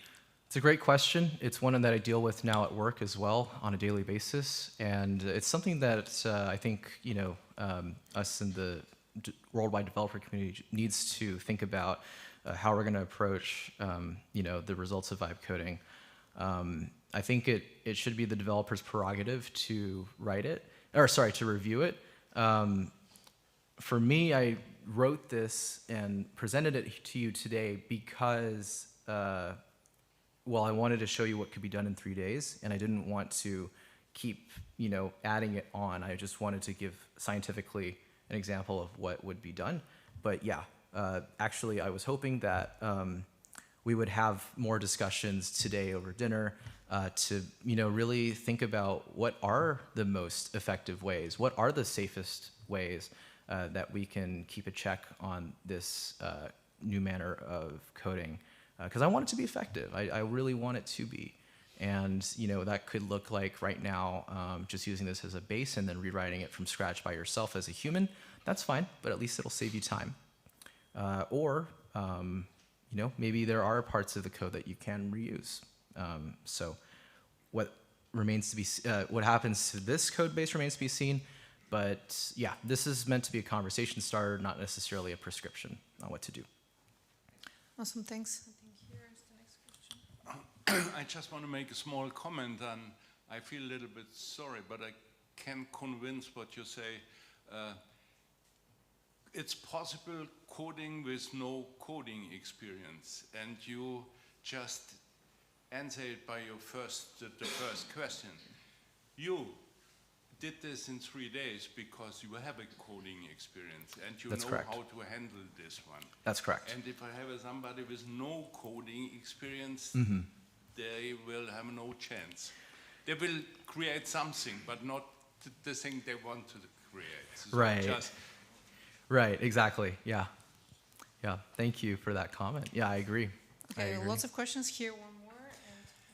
So I have a small comment and a question. The comment is, like, you had the slide with the pros and the cons. Okay. And I think something that I rarely see on the side of the pros is that, like, writing specs is so much more abstract than the concrete technology. It's actually, like, it makes me somewhat independent of the concrete technology I implement something in, which for me is the greatest advantage of using AI assistance. And then you had the slide with the development plan that was like 6 steps. And I have a sort of critical question, because I think you had one point out of the 6 that was the thing that you didn't want to do, which is actually write the code. And in my personal experience, like, the just writing the code is not the thing that takes up a lot of time. I would say, like, understanding my problem so well that I can write the specs completely and such that the LLM can implement it, and, you know, testing, reading the code, that's the part that's time intensive. So I would say, like, if I just look at these 6 steps, even if the AI could spit out the code immediately with no time, that wouldn't be a big time win for me. Just like writing the code once and understood everything, it's never a bottleneck for me. So how much time do you think you actually saved, like, let's say on this particular project, if you implement it in a technology that you're very, very familiar with? Is this a rhetorical question or an actual question? Is this a rhetorical question or an actual question? It's an actual question. Okay. Like, because I Then try my to answer compare is- to my personal My answer is that it depends on the person. You know, some people type slowly. Other people don't really write specs very quickly, or write specs quickly, and they don't really, you know, mind about these things, and they fill in the blanks. Everyone develops differently. I don't think it's fair to prescribe a certain way for everybody. So I think the efficacy also depends on the person, the kind of person you are. But I also, you know, the reason why I've been giving talks about LLMs and AI in the past few conferences is because this is a new technology. And, you know, I don't want to be that one person in the 1950s who, or the 1980s who, you know, or the one algebra teacher who gets a TI-84 and is like, my students will never be using this contraption. We'll be doing everything by hand. That's insane in today's world, right? Of course you're going to use a TI-84, TI-Nspire, whatever, Casio, right? A graphing calculator. And it's the same thing here today. We need to learn this whether you like it or not. Whether you use it or not is still up to you. But it's up to you to decide how effective it is in your workflow. For me, it's probably going to be a lot more of a time saver than for you. That is a difference in philosophy, but I think that's totally fine. So any other questions? Just feel free to, we can talk about it over dinner. But thanks everybody for listening. Appreciate it. Hold on. We are okay with one more question. Oh, He has okay. been waiting patiently, okay, okay. so. Okay, perfect. Actually, we do want to hear from Cindy. Yes. Well, is this on? It's on. Is it? So yes, since Jeffrey asked me to review it and used my name in the presentation, I figured it was only fair to give my perspective to him. And he and I discussed this earlier as well. And I will say, echoing a comment earlier, when I heard about this, I was equal parts horrified and amazed. I am impressed that you did get a working passkey extension, right? I asked how many lines of code, and it was 8,000 lines of code, which I think is a little bit excessive. There was dead code in there. There was some code that was usable. Well, I will first of all say that he has successfully nerd-sniped me into wanting to take this and create an actual working extension from it, and I will probably be working on that a little bit later. I think the value of this approach can be helping with some of the boilerplate, the research, the finding the right, hopefully finding the right library to use. And I would think of using a scalpel to excise out the parts of the code that interact with that and maybe pulling that and using that in an extension. But most of the code that it generated, and I will say that when I looked at it, first he told me 8,000 lines, and I looked at it and I'm like, what is all of this stuff? And a lot of the specification that he created in order to generate the code also is in that repository. So there's a lot of, you could either think of that as beautiful specification or cruft that's only obscuring the actual code.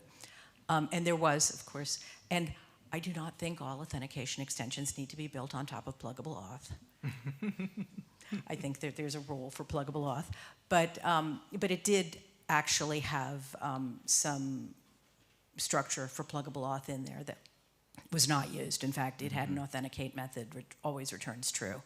But I guarantee that is inert code, dead code, because I removed pluggable But is auth that a and it good worked. thing? Oh, no, that part's not a good thing, but it's still safe for now. Yeah, so I think you can very quickly generate a lot of really, really bad code, vibe coding.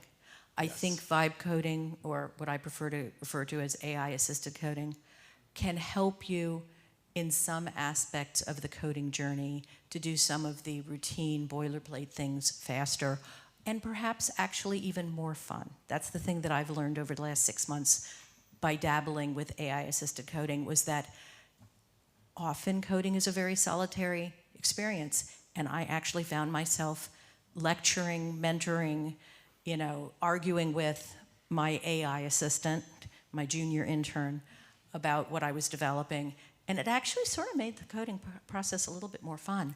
But I didn't just start and say, spit out the code. To me it was much more of a crafted, do this little thing for me, make this little change, and then I'd do a diff and say, okay, what did you actually do? Okay, did I actually write code faster? I'm not 100% sure. Maybe it made it a little bit more fun, though. I would not use the code that you generated for this as the basis, as a starting point for a passkey extension.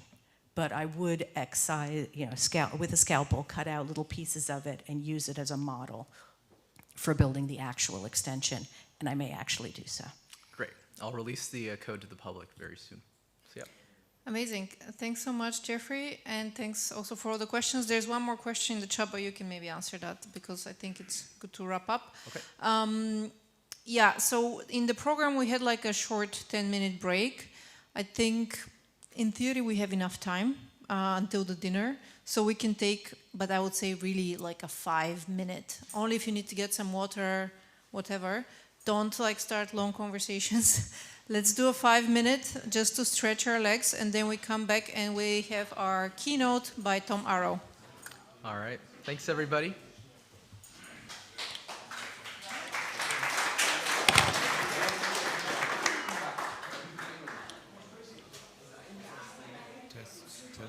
Test.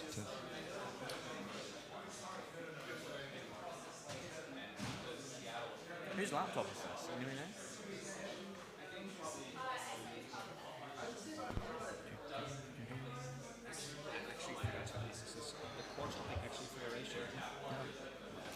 Test. Definitely. Yeah.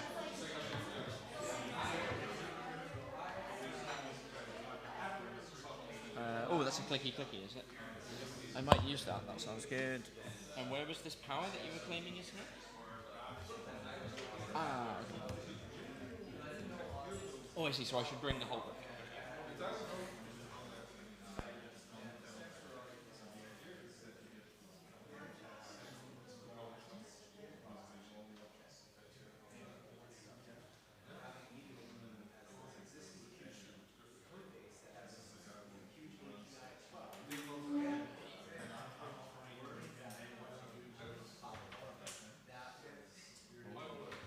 It might be.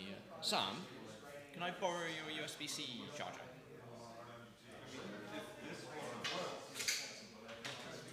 Oh yeah, that was awesome. This is this. That's one from my PC. Oh, okay, cool. I am not a hardware engineer.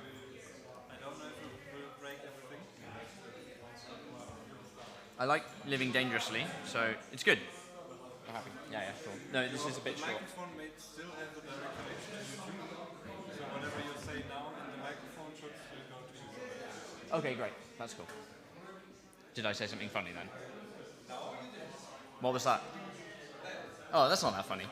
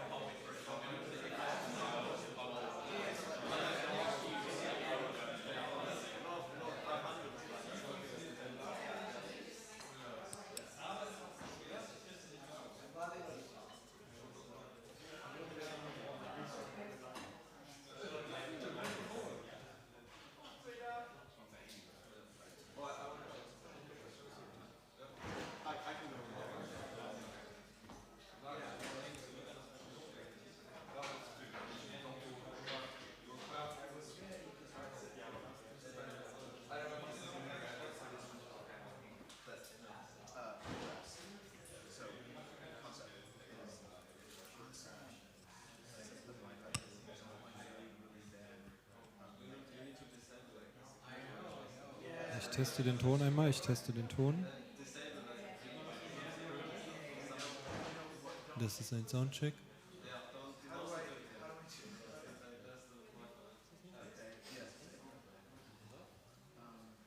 Das ist ein Sound.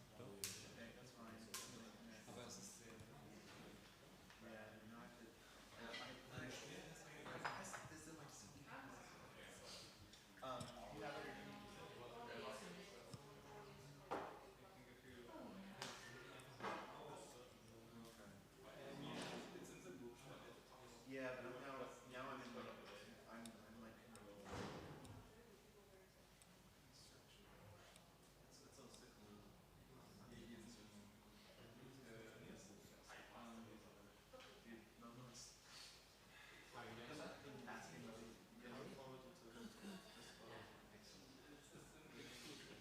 Yeah, something. Yeah, but like I don't know. It's like baby steps. Is it 10? Yes. Well, did you leave silent? Yes. Yes.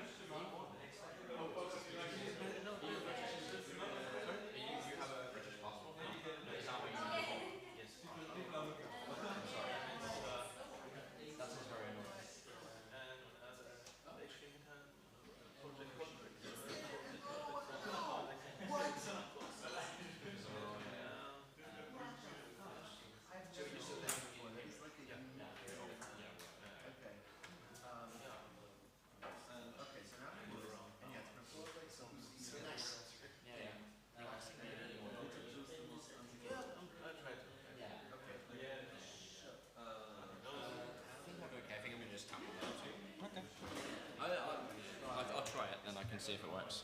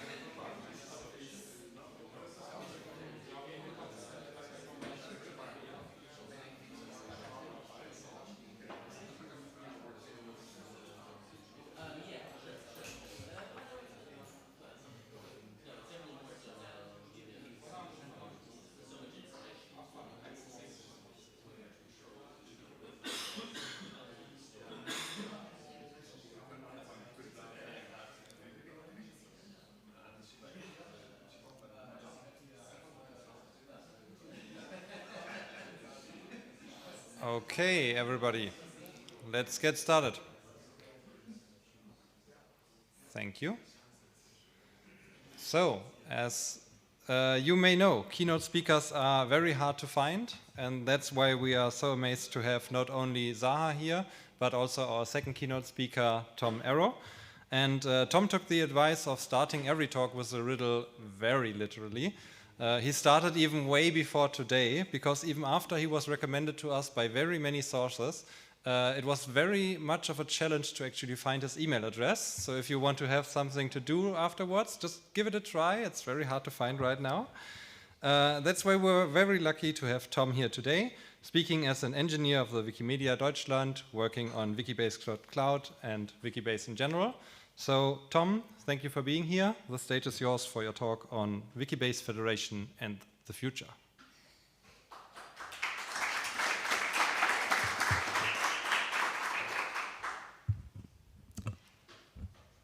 Thank you very much, Tim. Yeah, so today I'm going to give you a little bit of an insight into Wikibase. I wasn't exactly sure where to pitch this talk because I think there's a very wide range of experiences with Wikibase at this conference. Some people here are obviously very, very into the space, have a huge amount of knowledge about it, and I think some people probably know very little. So I'm going to try and make this a relatively approachable talk, starting from the biggest Wikibase that's out there at the moment, Wikidata, and understanding how the data is stored there and how it's used, and then looking at Wikibases, and then looking at this concept of federation, which is a very trendy topic at the moment. I genuinely did take Tim's advice. I think it is solid advice because, as I said, it's going to start relatively slowly for Wikibase pros, and hopefully things will build up. So if you find at the beginning of the talk that you're a bit bored, you could work on this puzzle. So if you have your laptop out or something and trying to hack your way through this, I think the way to solve this puzzle that I dreamt up last night is probably by doing some kind of federated work and looking across various sources of data to figure out how this all plugs together. I'll just give you a couple of moments to try and get the puzzle stored in your head in case you want to attempt it. The answer is coming at the end. There we are. Right. Thank you very much for the introduction, Tim, but I thought I could basically repeat it in case you want who I am. I'm Tom. Everyone calls me Tom. I work for Wikimedia Germany. I've worked there for quite a while now. And technically my job title is staff software engineer, so I sit around writing code and trying to help other people write code during the day. And the team that I work on is the Wikibase Cloud team. So we have a few different teams inside Wikimedia Germany in this sort of LOD space. LOD in this case stands for Linked Open Data. And I work on this product that I will come and talk to you about in a couple of slides' time. Also, there's my email address, so it's very handy, and it's even QR codeable to make this really super obvious for people who want to be able to get hold of it. Yeah, otherwise, apparently Googling me is pretty hard, which I'm surprised about. I think it's also fair to the people who have sent me here to give you a little bit of an idea about Wikimedia Germany. Probably you know about them. We're the largest chapter of the global Wikimedia movement. We do lots of the things that you would expect from that, but what's quite unique about us versus a lot of other chapters in the movement is we actually have a software development department, and they're working on Wikibase and Wikidata as well as other things. But working on Wikibase and Wikidata is quite core to the plan we have to develop over the next, well, it's been for a very long time, but definitely the next year, next 3 years, whatever, we see it as very important to the work we're doing. And maybe you have no idea what Wikibase is. I think probably you've heard the name in 4 or 5 different talks already, but a lot of those didn't have a very basic introduction to Wikibase, and maybe that's fine for most of you, but I imagine there's probably somebody sat there who's been thinking, I don't really know what everyone's talking about. So here's a really very bullet pointy summary, and I'll go through to showing it a bit more practically in a second. It's an extension MediaWiki, but it's not really just an extension of MediaWiki, really. It's also some associated services. Like, for it to be useful, generally, you need these other services around it to make it easy to ask questions of the data, to be able to view that data, and to do other things.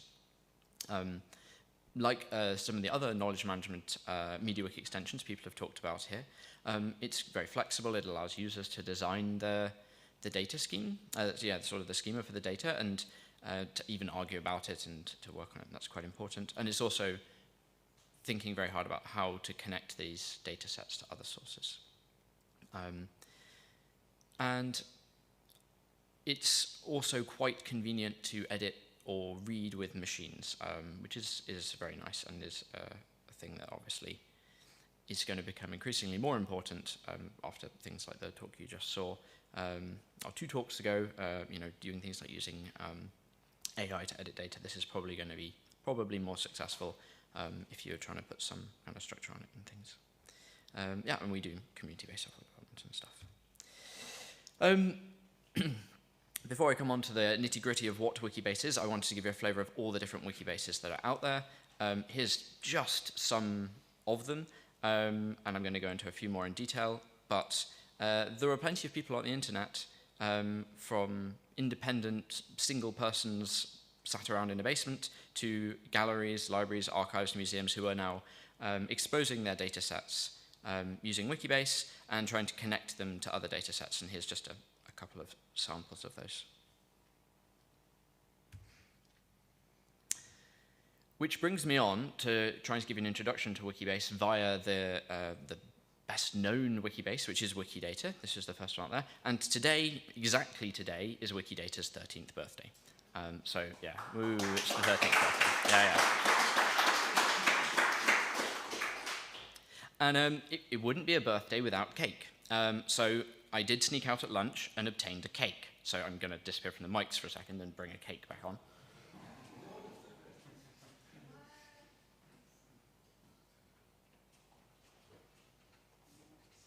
So I'm not actually quite sure where the video feed stretches to, but I'm going to put a cake on the table. This is a little bit dangerous to be like wandering around with a cake. This is not my favorite talk. There's a high chance. So there you are. There's a cake.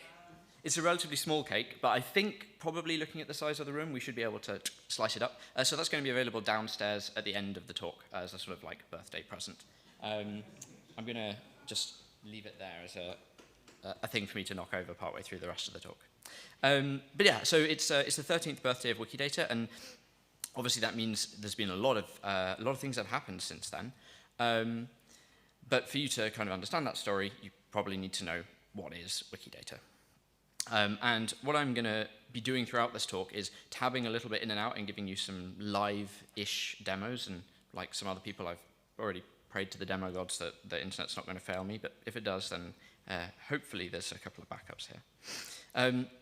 Yeah, so here's the landing page of Wikidata. It's a MediaWiki. It's one of the major products one of the major projects that is hosted by the Wikimedia Foundation for the Wikimedia communities.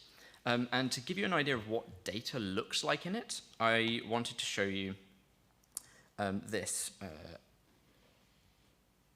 item about Leibniz. Let's see if I can make this big enough for you to actually be able to see everything. What you can see is that you have items, which are wiki pages, and they contain multilingual information about just the name of concepts, but also statements which allow you to connect them to other concepts. So you can see here, for example, you can have a statement which says Leibniz was a human. And you can also see, you can take pictures from places, like in this case, there's a picture here coming from Wikimedia Commons. Now, the way that this item is constructed and where the statements on this item are constructed, some of these statements actually target other items in the Wikibase. So you can see, here's an item about humans. Hopefully this is like not super complicated and relatively easy to understand, but that's the general picture of how wiki bases look. So they have items, they have statements on those items, they connect to one another to be able to structure that information. Now, I talked about Wikidata, but as immediately happened, I think probably for most people in this room, once you saw the concept of wikis being used by other people, probably most people here thought, oh, I want my own wiki, right? Like, oh, I want to host my own for some reason. And to that end, Wikimedia Germany has been trying to support this almost since day zero or whatever of Wikidata coming out by making sure that this extension and the things around it could be at least partly reused by other people. And the first product I'm going to tell you a little bit about is Wikibase Suite. And this is our kind of self-hosted product. And by product, I use this term in the sense of not in a commercial sense, I guess it's important to keep in mind. Yeah, it's a way to relatively easily deploy not just the MediaWiki extension, but the components that are around it so that you'll be able to kind of have a relatively fully featured experience. Let me give you an example of one of these self-hosted Wikibases that you might be interested in going and looking up after this, because there is a huge amount of like interesting but quite niche data buried away in Wikibases now. So this is enslaved.org, who are running a really interesting project about people related to the slave trade, both enslaved people and people who owned slaves. And yeah, it's very, very fine-grained in the sense that it has information about individual, otherwise probably non-notable people. It's perhaps not the sort of thing you would expect to see on a generic encyclopedia like Wikidata, but still very important, and it's a really useful data set for researchers to have and for people to be able to investigate and do all sorts of things with.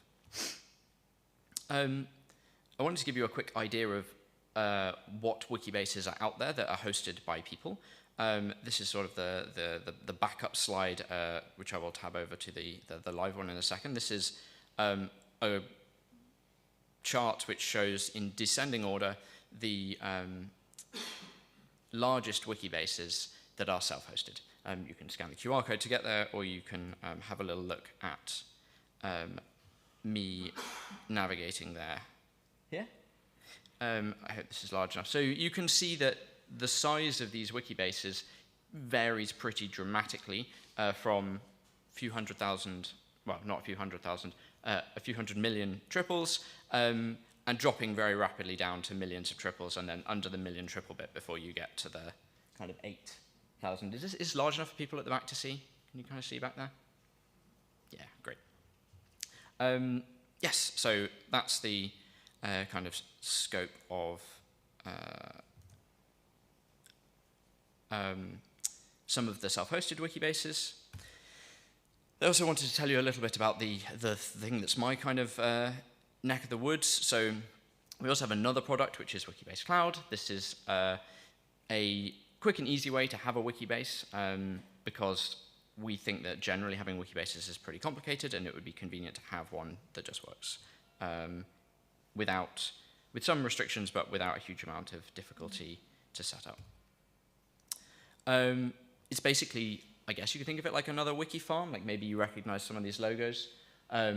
You've got Mira who's there, you've got ShoutWiki, you've got Fandom, you've got people like this who are basically offering hosted solutions for MediaWiki, but our kind of take on it is specifically about hosting Wikibases, and we're specifically looking for people who want to expose structured data to the world under an open license, and people who are kind of a good fit for this this space, because it's a free platform that's run by Wikimedia Germany, yeah, that's kind of the point behind this thing. I just want to give you a very quick idea of how you might use this. This is obviously a dummy instance for you, but yeah, the idea behind it is super low barrier to entry, right? So if you want to make a new site about MUDCon, a new Wikibase about MUDCon, you can go ahead and make a MUDCon. Is this also big enough at the back? Probably it's a little small. I'll just make it slightly larger. And you can make an account, and then you are asked to try and explain how your Wikibase is going to maybe be useful in order to help us figure out if it's kind of in the scope of being hosted by us. And then almost immediately, you've got a Wikibase. You get through some bot filtering, and there you are. Like, now you have a Wikibase ready to go. And this is something I'm going to come on to in a bit, but it's like a key part, I think, of our vision of having more federated data, is it being a relatively low barrier to entry to get a Wikibase to add content to. Because if the step of running your own Wikibase is hard, then it's unlikely that there's going to be a huge number of people who are able to go ahead and do it. And this site is like live online on a staging site, so you could, in theory, go to MUDCon.wikibase.dev and find it now. Yes, so that's kind of the quick idea behind what Wikibase Cloud is. But I wanted to tell you a bit about the fact that it's different from some of those other wiki farms, and it's probably quite different from the experience some of you have of running your own like enterprise-y type media or media wikis for enterprises, in that we wanted to make this barrier to entry super low. You saw that. But on the other side of it, we also need to keep the marginal cost of each Wikibase super low. So we've done quite a few things to try and like keep the costs down, so that we can have many of these without breaking the metaphorical bank, since we're funded by donations and haven't got unlimited money. I showed you the nice chart of the self-hosted Wikibases. Here's a chart of some of the ones on Wikibase Cloud. You can see here there are about 1,000 when I looked last week, active Wikibases, and there's more that are kind of stale and old. Active is a pretty loose definition here. Oh, sorry, no, not active, like with content in, not necessarily being regularly edited, but with content in. Yeah, they again scale from relatively large to relatively small. There's again a helpful QR code for you here if you wish to like go and explore some Wikibase clouds because you're getting bored of me talking. Here's an example of one which I thought was quite interesting. It's a museum that wants to share its data about its artifacts. I don't actually know the details of what life is like in this museum, but I'm assuming they probably don't have a Wikibase expert in-house who could host and run this thing. So it's very convenient for them to be able to just spin one up and start sharing their data. And it's convenient for people who then want to access that data to be able to just get hold of it. And another example of people who are using this is the National Library of Nigeria, who want to use this for their like authority type files, this kind of thing. Maybe some of you library people know about that. Yeah, again, it's a relatively low barrier to entry for them. It's quite a convenient way for them to get started. So, told you loads of things about Wikibases and Wikidata, but I'm a third of the way into the talk now, and I didn't tell you anything about federation. I just told you that we've got loads of Wikibases dotted all around, and I told you we've got this big famous Wikibase in the middle, Wikidata, that's been sat there for quite a while, 13 years, accumulating data, and now you might ask, well, so what, Tom? And the answer is, it's interesting to be able to connect all of these things together. Not just connecting Wikidata to Wikibases, but connecting Wikidata to the other Wikimedia projects, connecting Wikidata to other bits of the linked open data web, and also connecting those Wikibases themselves to the other bits of the linked open data web. I think many people have reused this like very nice graphic. I managed to internally get hold of a still, I think, not quite perfect new version of it with the shiny new Wikibase logo, because you might not know, but we updated this logo like 3 years ago. It's very hard to sell this new logo to people, but I'm trying to sell it here, and we're totally gonna like redo this eventually so it looks nice and shiny. But I'm just gonna talk you through like some of these ways in which data can be connected together, and I think this term federation is quite loaded, so I'm gonna, in the end, really focus on federation between Wikibases, but I want to tell you a little bit about some of the other types of federation just before I get there. So the first thing I'm going to talk to you about is really what I think of the first kind of instance of Wikibase to Wikibase federation, which is structured data on commons. So maybe you know about Wikimedia Commons. It's a big another MediaWiki instance run by the foundation that, instead of focusing on storing data, stores media files. And there's lots of them. Here's like nice, beautiful pictures from sugar cubes.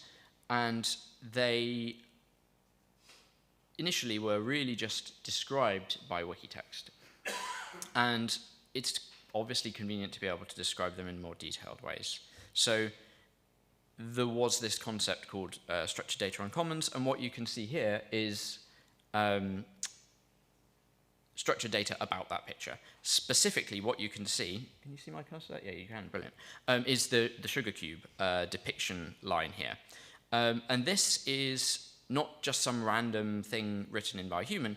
This is semantically linked to the Wikidata item about sugar cubes.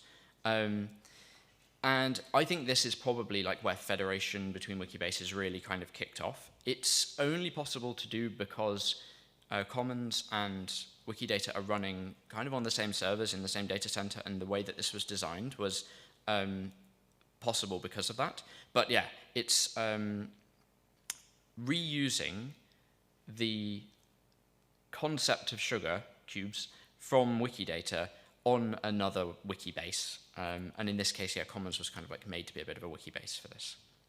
So that, I think, is a very like early example of this, which then people tried to follow up in a few different ways.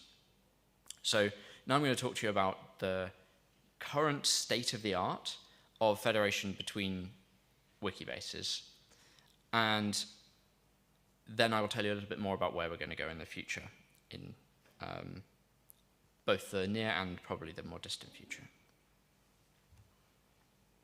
So imagine you have one Wikibase that you want to store a load of different content in, and you have this all packed together without it being spread apart between Wikibases. I kind of drew you this diagram, and you can see there's all sorts of different types of information all mixed up together here. And I tried to highlight that with these inner circles, which show you the, I guess, topic areas that these might be about. And you could imagine that on a single Wikibase, you might imagine this could even be Wikidata. They don't necessarily make that much sense to be sat next to each other. And that could be kind of a problem for a number of different reasons. Because probably my aunt, unless she's super notable, probably shouldn't be on Wikidata for a variety of reasons, right? Like maybe my aunt doesn't want to be on Wikidata, and therefore the people who are worried about that kind of thing and are looking after Wikidata's way it represents living people are going to try and remove it from Wikidata, but also because if everyone puts their aunt on Wikidata, Wikidata will overflow, right? Like there's just too much stuff there. And the same thing is maybe true with still more generic information, but still very specific information. I think storing each composer's favorite scale, this is, for a start, like a relatively subjective rather than objective thing, and pretty hard to find decent source data for that Mozart's favorite scale really was C-sharp minor. So it probably doesn't make sense to all be stuck in this one Wikibase, but there are some concepts that are shared between these two weird topics, like, for example, being able to store the information that my aunt was born in Salzburg, or my cousin was born in Paris, and Mozart was born in Salzburg. And in this case, these blue and green boxes are representing items and properties, which you hope kind of remember from the earlier slides where I was showing you that this is how data is structured in a Wikibase. And you then have some sort of more even really generic encyclopedic information that probably is pretty unchangeable and is useful to everybody, like the fact that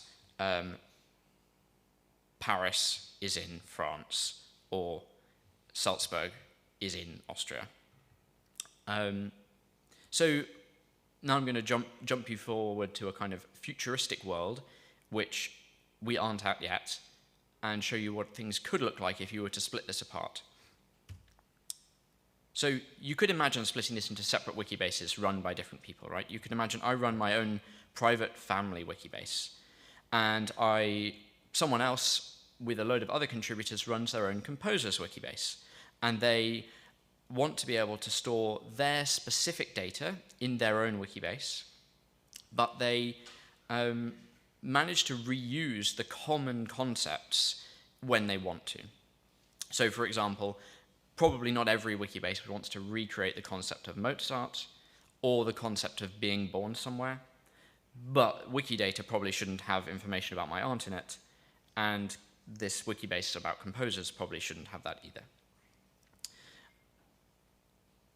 I guess I maybe glossed over a bit why it's undesirable to put all this data in Wikidata. Maybe it was really clear with my aunt, but perhaps it wasn't super clear why it might be undesirable to put composers' data in Wikibase. I think generic data in Wikidata, I think generic data about it might be quite sensible to have. For example, that Mozart was a composer, it's very good. But you hit a number of limits that aren't only technical, but also social limits if you just try and ram all of the information in one MediaWiki. You've probably seen this around the MediaWikis that you run as well. If you have an organization, you maybe even end up wanting to run 2 different MediaWikis for that organization for different departments, or maybe you end up wanting to split this up because socially it becomes impossible using MediaWiki to kind of curate that data at such a large scale. And you can imagine it could be very hard for people to come to some consensus on what the meaning of place of birth is if they're all kind of using place of birth in slightly different ways. So by splitting the data up, you also kind of start to tackle this social problem, because I think fundamentally the reason that wikis work is because they drive towards consensus on their wiki. And in some cases, it's not possible to drive towards consensus. So you kind of need to both drive towards it in certain spaces and allow flexibility in others. This is, I think, why we end up having things like multiple languages for different wikis, because in some cultures, it makes sense to have an article about Bonnie and Clyde, and in some cultures, it makes sense to have an article about Bonnie and Clyde, who are like a famous crime duo. So you can imagine this is like a thing that could be quite helpful. And particularly, it's also helpful for the nerds who are running Wikidata, because as well as the social problems, there are some like serious technical problems with wedging loads and loads of data in Wikidata. So if we can find a way to solve that by spreading it out and reducing the load and making this scale in lots of different ways a bit more horizontally, then that's a really desirable situation for us to be in. Now, what we've kind of done at Wikimedia Germany is try and break up this topic of Wikibase federation into a couple of different facets. And the way that we split it up internally, and therefore the way you're going to hear about, is thinking about ontology federation and query federation. So ontology federation is about being able to distribute data across different Wikibases, which is kind of what you saw here in this slide, right? I've split my aunt out from this big pool in the middle. You can't see it on the screen, can you, if I do that? This big pool in the middle, and I've pulled it over into my Wikibase. But I've also reduced some duplication there because I've not copied in this place of birth item to my family Wikibase, and I've not copied this Paris item into my family Wikibase. So that's this kind of ontology federation concept. And if you're able to split this data up between Wikibases, that's kind of great and cool and everything, right? But unless you're going to click through from each Wikibase, you also need to be able to ask questions across those Wikibases to get sensible answers. Like, give me all of my family members who were born in France, is a question that if you were only able to ask questions across this family Wikibase, you wouldn't be able to do. So the other half of this puzzle that we're trying to think about is query federation, how it's best to enable users to ask questions across multiple Wikibases, given that they've then given the precursor condition that they've already managed to find some way to spread this ontology, this like definition of things across Wikibases. So here you can see how we've kind of defined some terms, which is, yeah, ontology federation is all about data modeling. So ontology federation is about figuring out how to structure your data so that it can be spread across Wikibases, and also so it can be spread across Wikibases in a way that gives you, as the person who's modeling their data, the way to copy across the information that you want to kind of copy and share, and not copy that which you don't. It sounds a bit vague, right? But you could imagine a world in which, going back to this diagram, you might want to store in a different way the place of birth for Mozart, instead of saying it was in Salzburg in Austria. I actually don't know in detail what the precise historic situation was for the country that Salzburg was in back when Mozart was born, but going back to our debate on the first day, it's basically you could imagine another group of people who want to model this data in a different way, right? So you don't want to always be forced to copy across all the data. Maybe in your little wiki base you're really excited about being able to, in a detailed way, describe what the states were like when people were born in them, rather than what it would be like now. Does that make sense? Coming back to this big discussion about the president of Montenegro. And once you've done this, you can then do some queries across wiki bases. And I'm still in this bit where I'm telling you about what the state of the art is right now. Like, people are doing this, probably people in this room are doing it, but it was, and this is kind of how wiki data was originally conceived, was that this would be possible to do. And when people thought about doing queries, this was definitely high up on the priority list, but it wasn't always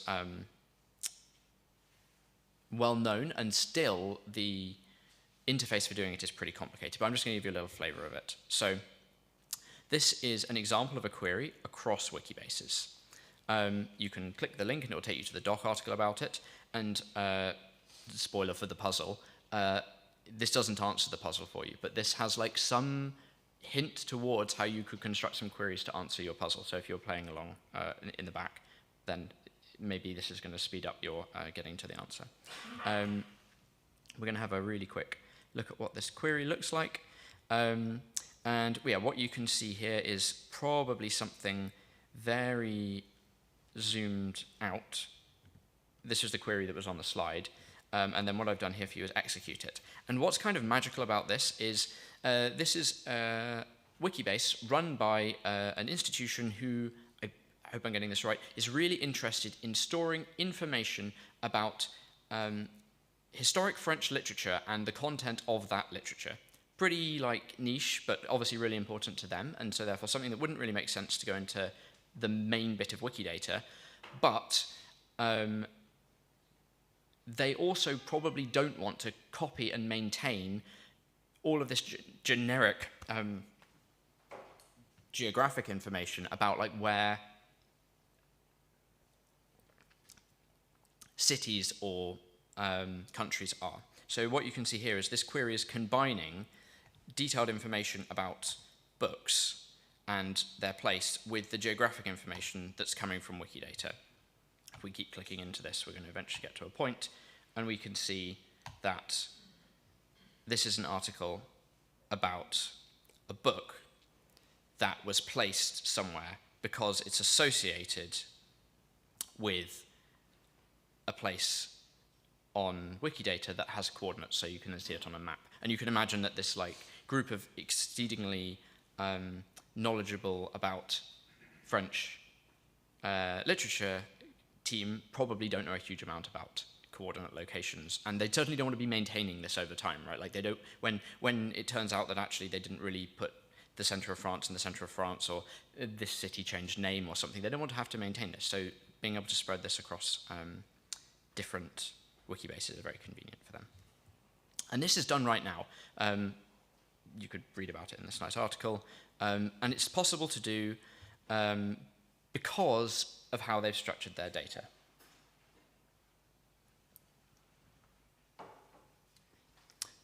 They've managed to find a way to do this without really using any convenient functionality built into Wikibase. They've done it by just using that same concept of properties and items and constructing careful properties so that they're able to connect one to another.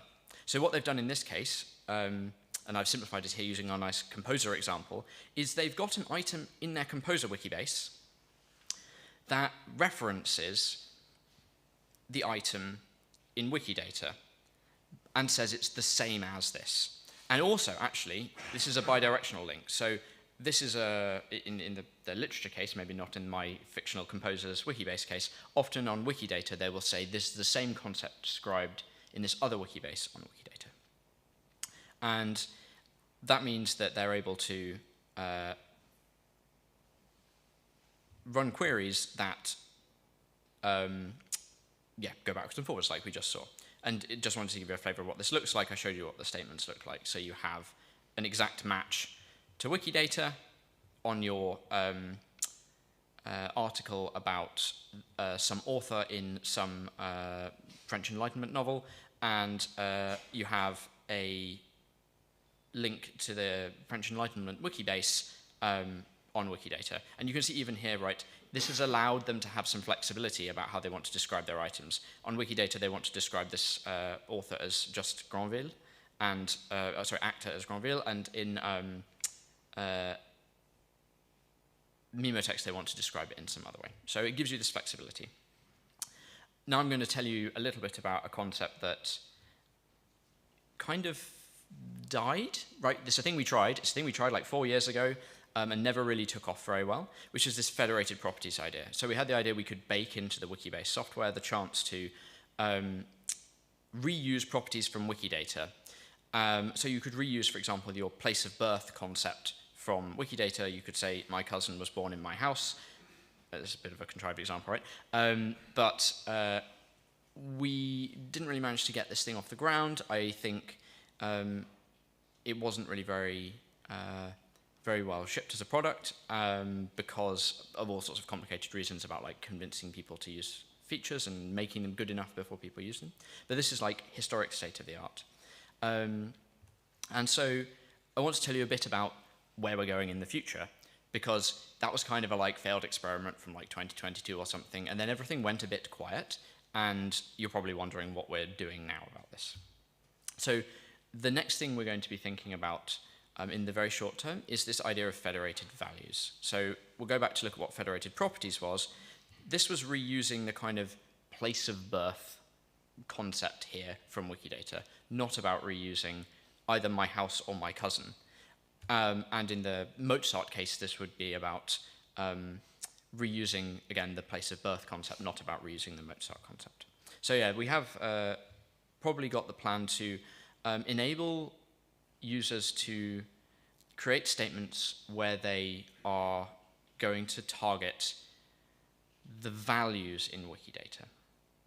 And I want to be super clear here, this isn't going to be a like definite production feature. This is a thing we're going to build as a prototype, see if it sticks.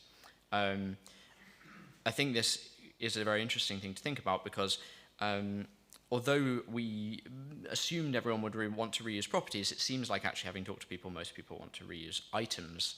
And so everyone wants to reuse the concept of Paris, but not everyone really wants to reuse the concept of born in some place. And someone very kindly shipped me, it was my colleague over there who's the product manager for building this beta feature, very kindly shipped me some mock-ups, which I thought I would show off to you. So yeah, you could imagine a world in which you edit items on Wikidata, and normally you have this drop-down thing, and this is a zoomed-in section here, where you now can find, I'm not quite sure how there's the G missing here, because you'll see it's there in the next slide once you've saved it, on Wikidata.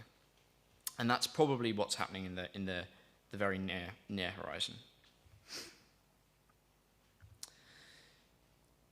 What I drew for you originally, though, as like, I think a realistic vision of the future, a bit further out, is not simply being able to do federated properties and federated values, but probably complete federated statements. So in this case, that would be maybe reusing any part of that relationship, or maybe not any part of it, but both the property and the target of that relationship could maybe be reused from another Wikibase. It doesn't have to be Wikidata as well. I'm just using Wikidata here as an example. So you can see these different types of dashed line. And what you can imagine is that the shorter dashed line is kind of maybe representing this federated properties relationship that kind of died, but maybe will be a thing that's revived and used in the future. And this thicker longer dashed line would be federated values kind of idea. So you could imagine putting these two things together and maybe ending up with federated statements. So you could write completely kind of remote data on your Wikibase. And this is what you could imagine it looks like after some federation. I think there's still a few interesting little things to tell you about, which I think are important in the context of federation, and probably important in the context of people running other MediaWikis who might be interested in getting content from other MediaWikis. Because I think in general this concept isn't really that unique to Wikibase, and I wanted to tell people here who are coming without any interest in Wikibase, why maybe this talk is still a little bit interesting to them. And I think the first challenge is discovering where you could get data from. I think this discovery problem is still there in lots of federated systems. And one example of this that I think is working quite well at the moment for Wikibase Cloud is, that's hosted on Wikibase Cloud and is working in general for Wikibases, but not arbitrary MediaWikis, is wikibase.world. So this is a Wikibase of Wikibases where there is a community there who are regularly scraping different Wikibases, seeing how they're connected together, figuring out which Wikibases are related to one another with which of these items that are the same, and they're kind of building this space where you can figure out how to connect your wikis together. And I think what's also powerful about this is by not being a centralized solution and it being free for new pools of wikis to be added to this by simply signing up on the wiki and making a bot account and building a bot that goes and does some other type of scraping. I think this is a very flexible approach and one that's going to hopefully start addressing that discovery problem. I think another example of this that maybe people here would be interested in reviving, not just for Wikibase, but for MediaWikis in general. I talked to Cindy about it yesterday. It was this the Wiki apiary thing, which I think could be another interesting thing to dig out of the. I think it's not an idea that should be thrown away, right? Basically being able to discover how MediaWikis could be connected to one another could be super useful. Not just because you want to share this already nice structured data, but maybe because you actually want to more efficiently suggest to users, oh, your article on this MediaWiki could be linked to an article on another MediaWiki using some fancy AI feature. I don't know, something like this. And there's also this Wikibase metadata thing I showed you the slides of before. There's another discovery tool you could use to find Wikibases that might meet your needs. A couple of challenges as well as discovering Wikibases is you can struggle a bit with different versions. And I put this slide in here because I figure this is a common thing that people in this area, in this room probably have faced, right? You probably hate juggling mismatches of compatible stuff between a long-term support release and a minor release of some extension versus the upstream thing from core. And this is always really messy when you're just running it on your computer or on your server. But if you think about how this federation thing might work for Wikibases and maybe would even work between MediaWikis, it's super complicated as well because you suddenly discover one Wikibase has this language and the other one doesn't have this language, and this one has this version of this API and this one doesn't, and actually there's not that much stability out there between MediaWiki versions, and there's not a huge amount of homogeneity there as well. Probably you've all seen this. Probably some of you are running out of security dated MediaWikis, probably. No one really wants to admit it, right? But probably people are, and they're definitely probably running the last LTS release, and there's probably features and bots and things that now wouldn't work on that people would like to be able to use. An example of this that we faced trying to get this federation kind of concept running on our kind of connections between Wikibase Cloud Wikis and Wikidata that immediately jumped out to us was we don't support the Wikibase REST API on cloud yet. That's a thing we haven't got to doing because we haven't done a MediaWiki update, and this is a classic kind of problem of connecting data together is if you have version mismatches between the software that's running in these different places, and that's almost it has to be baked into your thinking about building the system because you're always going to end up with this version drift if you're not in control of all of the actors in this. There's going to be people who are slower to update, and there's going to be people who want to run bleeding edge code. Yeah, so there you are. That's like the I think definitely not set in stone, but like the general organizational vision for what Federation is likely to look like in the next 1 to 2 and a bit years time from Wikimedia Germany. But I wanted to like cut myself a minute or two to talk about like non-Wikimedia Germany thought about things, because I think there's probably lots of interesting parallels you can draw to other federated systems here that I would like to draw your attention to. And I think the main thing that you could imagine a model of federation between Wikibases would look like maybe would end up looking a bit similar to how federation is working between the classic thing everyone sees when they Google the word federated, right? Which is like how Mastodon and these kind of activity pub things are working. I think you could imagine a world in which you subscribe to changes from some bits of a wiki but not others, because you trust this or you trust these actors and you trust all the actors on one wiki base but not on another. And I think that's kind of the very distant future would be a lot more fine-grained control over like what you want to pull from different places and how you want to represent it. There you are. There's your answer to the question.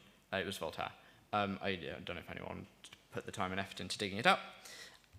I'd like to thank a couple of people who flicked through these slides and supported some of the content I wrote in them. But yeah, as I say, all these errors that probably you've noticed and hopefully taken a photo of so you can wave them at me in a second are mine. And I'm imagining, since I'm at 45 minutes now, maybe some people have some questions about the talk. Great. Thank you so much, Tom.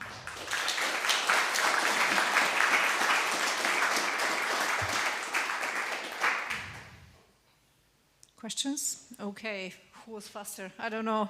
Okay, we start here. Yeah, thank you. I have a question about your future plans. You said you wanted to provide the values. Is it like in the context of a controlled vocabulary? Like I have my own instance and a field and I want to show, or the user can select from a set of values which is a connection to a certain property on the Wikibase?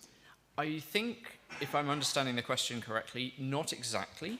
I'm going to flick back to this, if I can get there, this one, yeah. I think not exactly. It's not so much about controlling the vocabulary as about, so it wouldn't be about restricting user choice. I think, in general, the way Wikibase has always been designed is that we almost let the user write whatever they like, and then post that event we might flag up to them that this is violating some controlled like setup. I don't know, for example, it's unreasonable to have a death date if you don't have a birth date or something like this. Or all, I'm trying to think of a good example of a strictly controlled vocabulary. But I don't think it's quite the same thing. This is about like reusing concepts and whether or not that concept is a real like item or it's just a relationship from another place. Does that make sense or not really? Feel free to grab the mic back and tell me that doesn't make sense. I reckon it doesn't make sense, so go and ask it. Okay, I think we go with Floria next, and you guys can think a little bit more and okay. talk at dinner. Yeah. Thank you for your very interesting talk, and I think it also mentioned a lot of things I had in my talk in the morning today. I have one question. Because this slide here is quite nice because Wikidata in this case is in the middle. It's always normally in my federated queries as well. Because normally I'll just say, okay, this kind of global thing I would store in Wikidata and all of the more detailed things that would store in the other Wikibases around that. Maybe also share with that kind of concepts here. But the big thing, as you said before, as I've done as well, is to link the identifiers to each other. In your own Wikibase, it's totally fine. You can use the, as showed before, external link or create an ID, whatever thing. In Wikidata, it's a bit more complicated because the cool thing is that is this property creation is run by the community and the decision of the community. So and it's also for me the thing, currently all of my things were linked to my own linked data and Drupal stores or Wikibases are just currently done with the external identifier item in Wikidata because I don't know if I could convince the community to accept my property that my ID is relevant enough. Sure. What means if the community says no, federation is gone. Or should I use just the external property in the case that the community just say no, your in this case maybe Wikibase at or on wikibase.cloud is not relevant enough for an identifier in Wikidata. How to deal with that kind of issue? Yeah, so I don't think it's a problem. I think it is convenient for people writing those Sparkle queries if you have a bidirectional connection between the two. But I think you can have a one-directional connection and everything still works perfectly fine.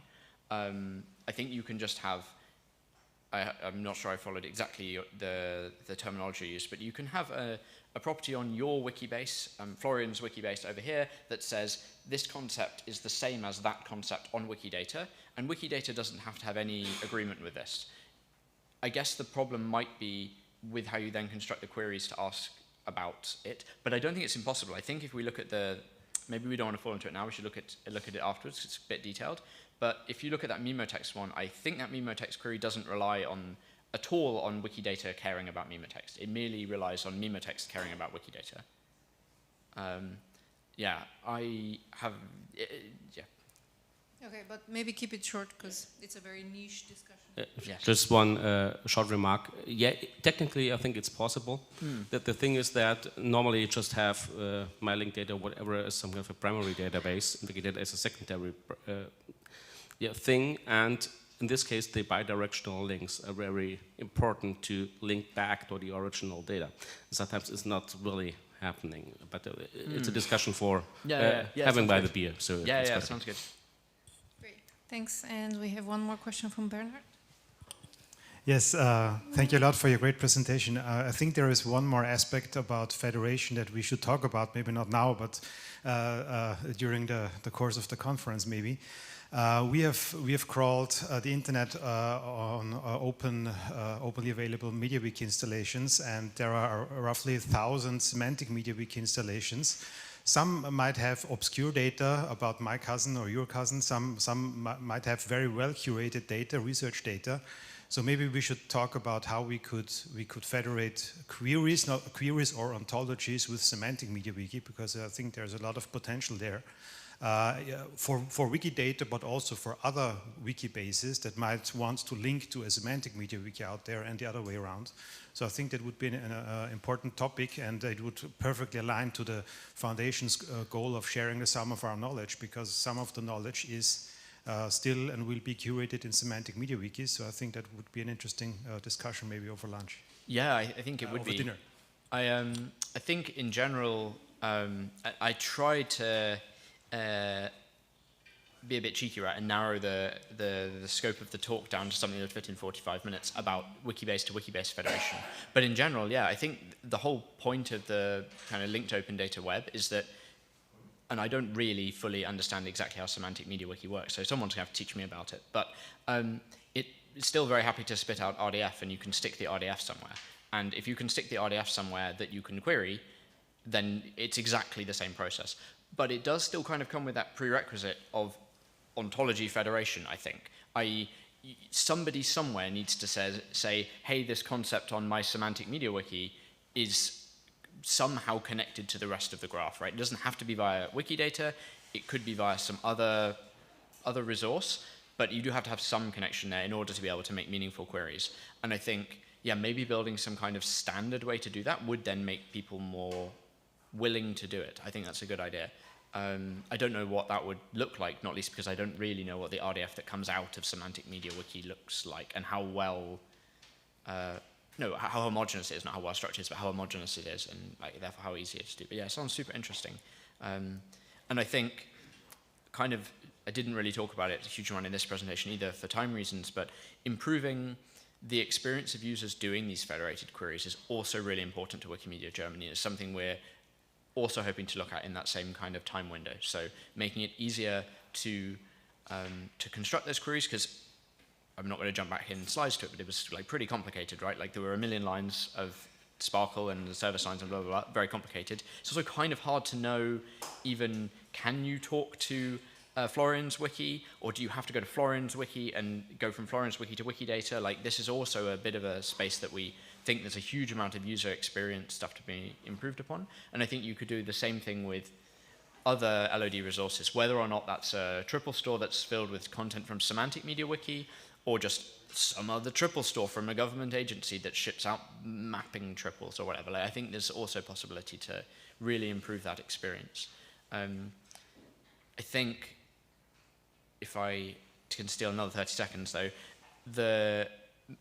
one of the prime motivators for the work that we're doing is trying to take into account, not just this, but trying to take into account the amount of strain that's on Wikidata at the moment. And so trying to make sure that we are not necessarily evicting people from Wikidata, I don't think that's the impression we want to give, but trying to make sure that we're building a realistic alternative home for data that otherwise people would think needs to go into Wikidata is a big part of the work that we're going to be focusing on in the near future.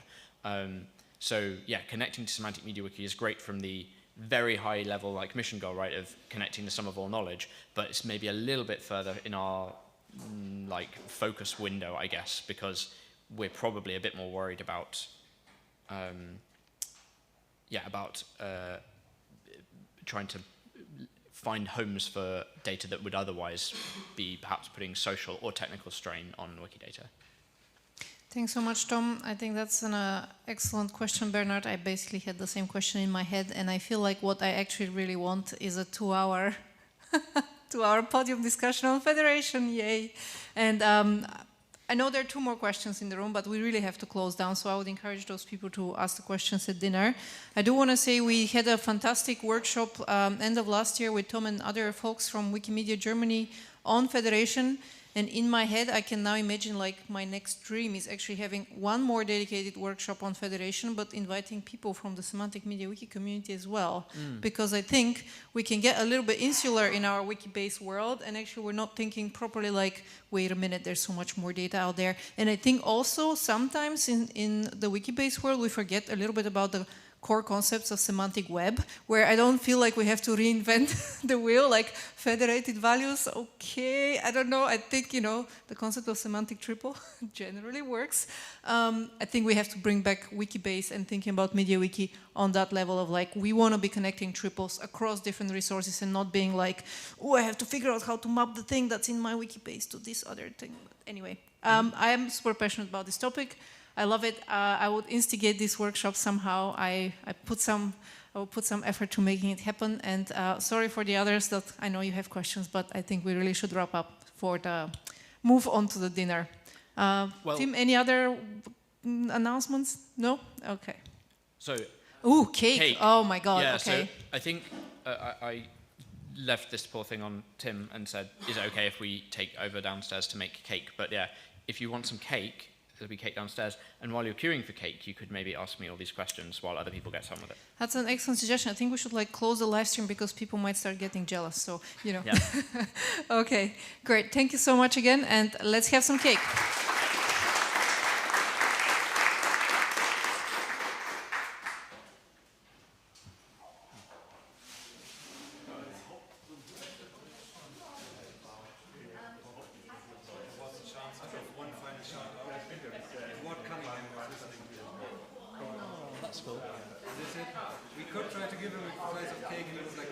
Yeah.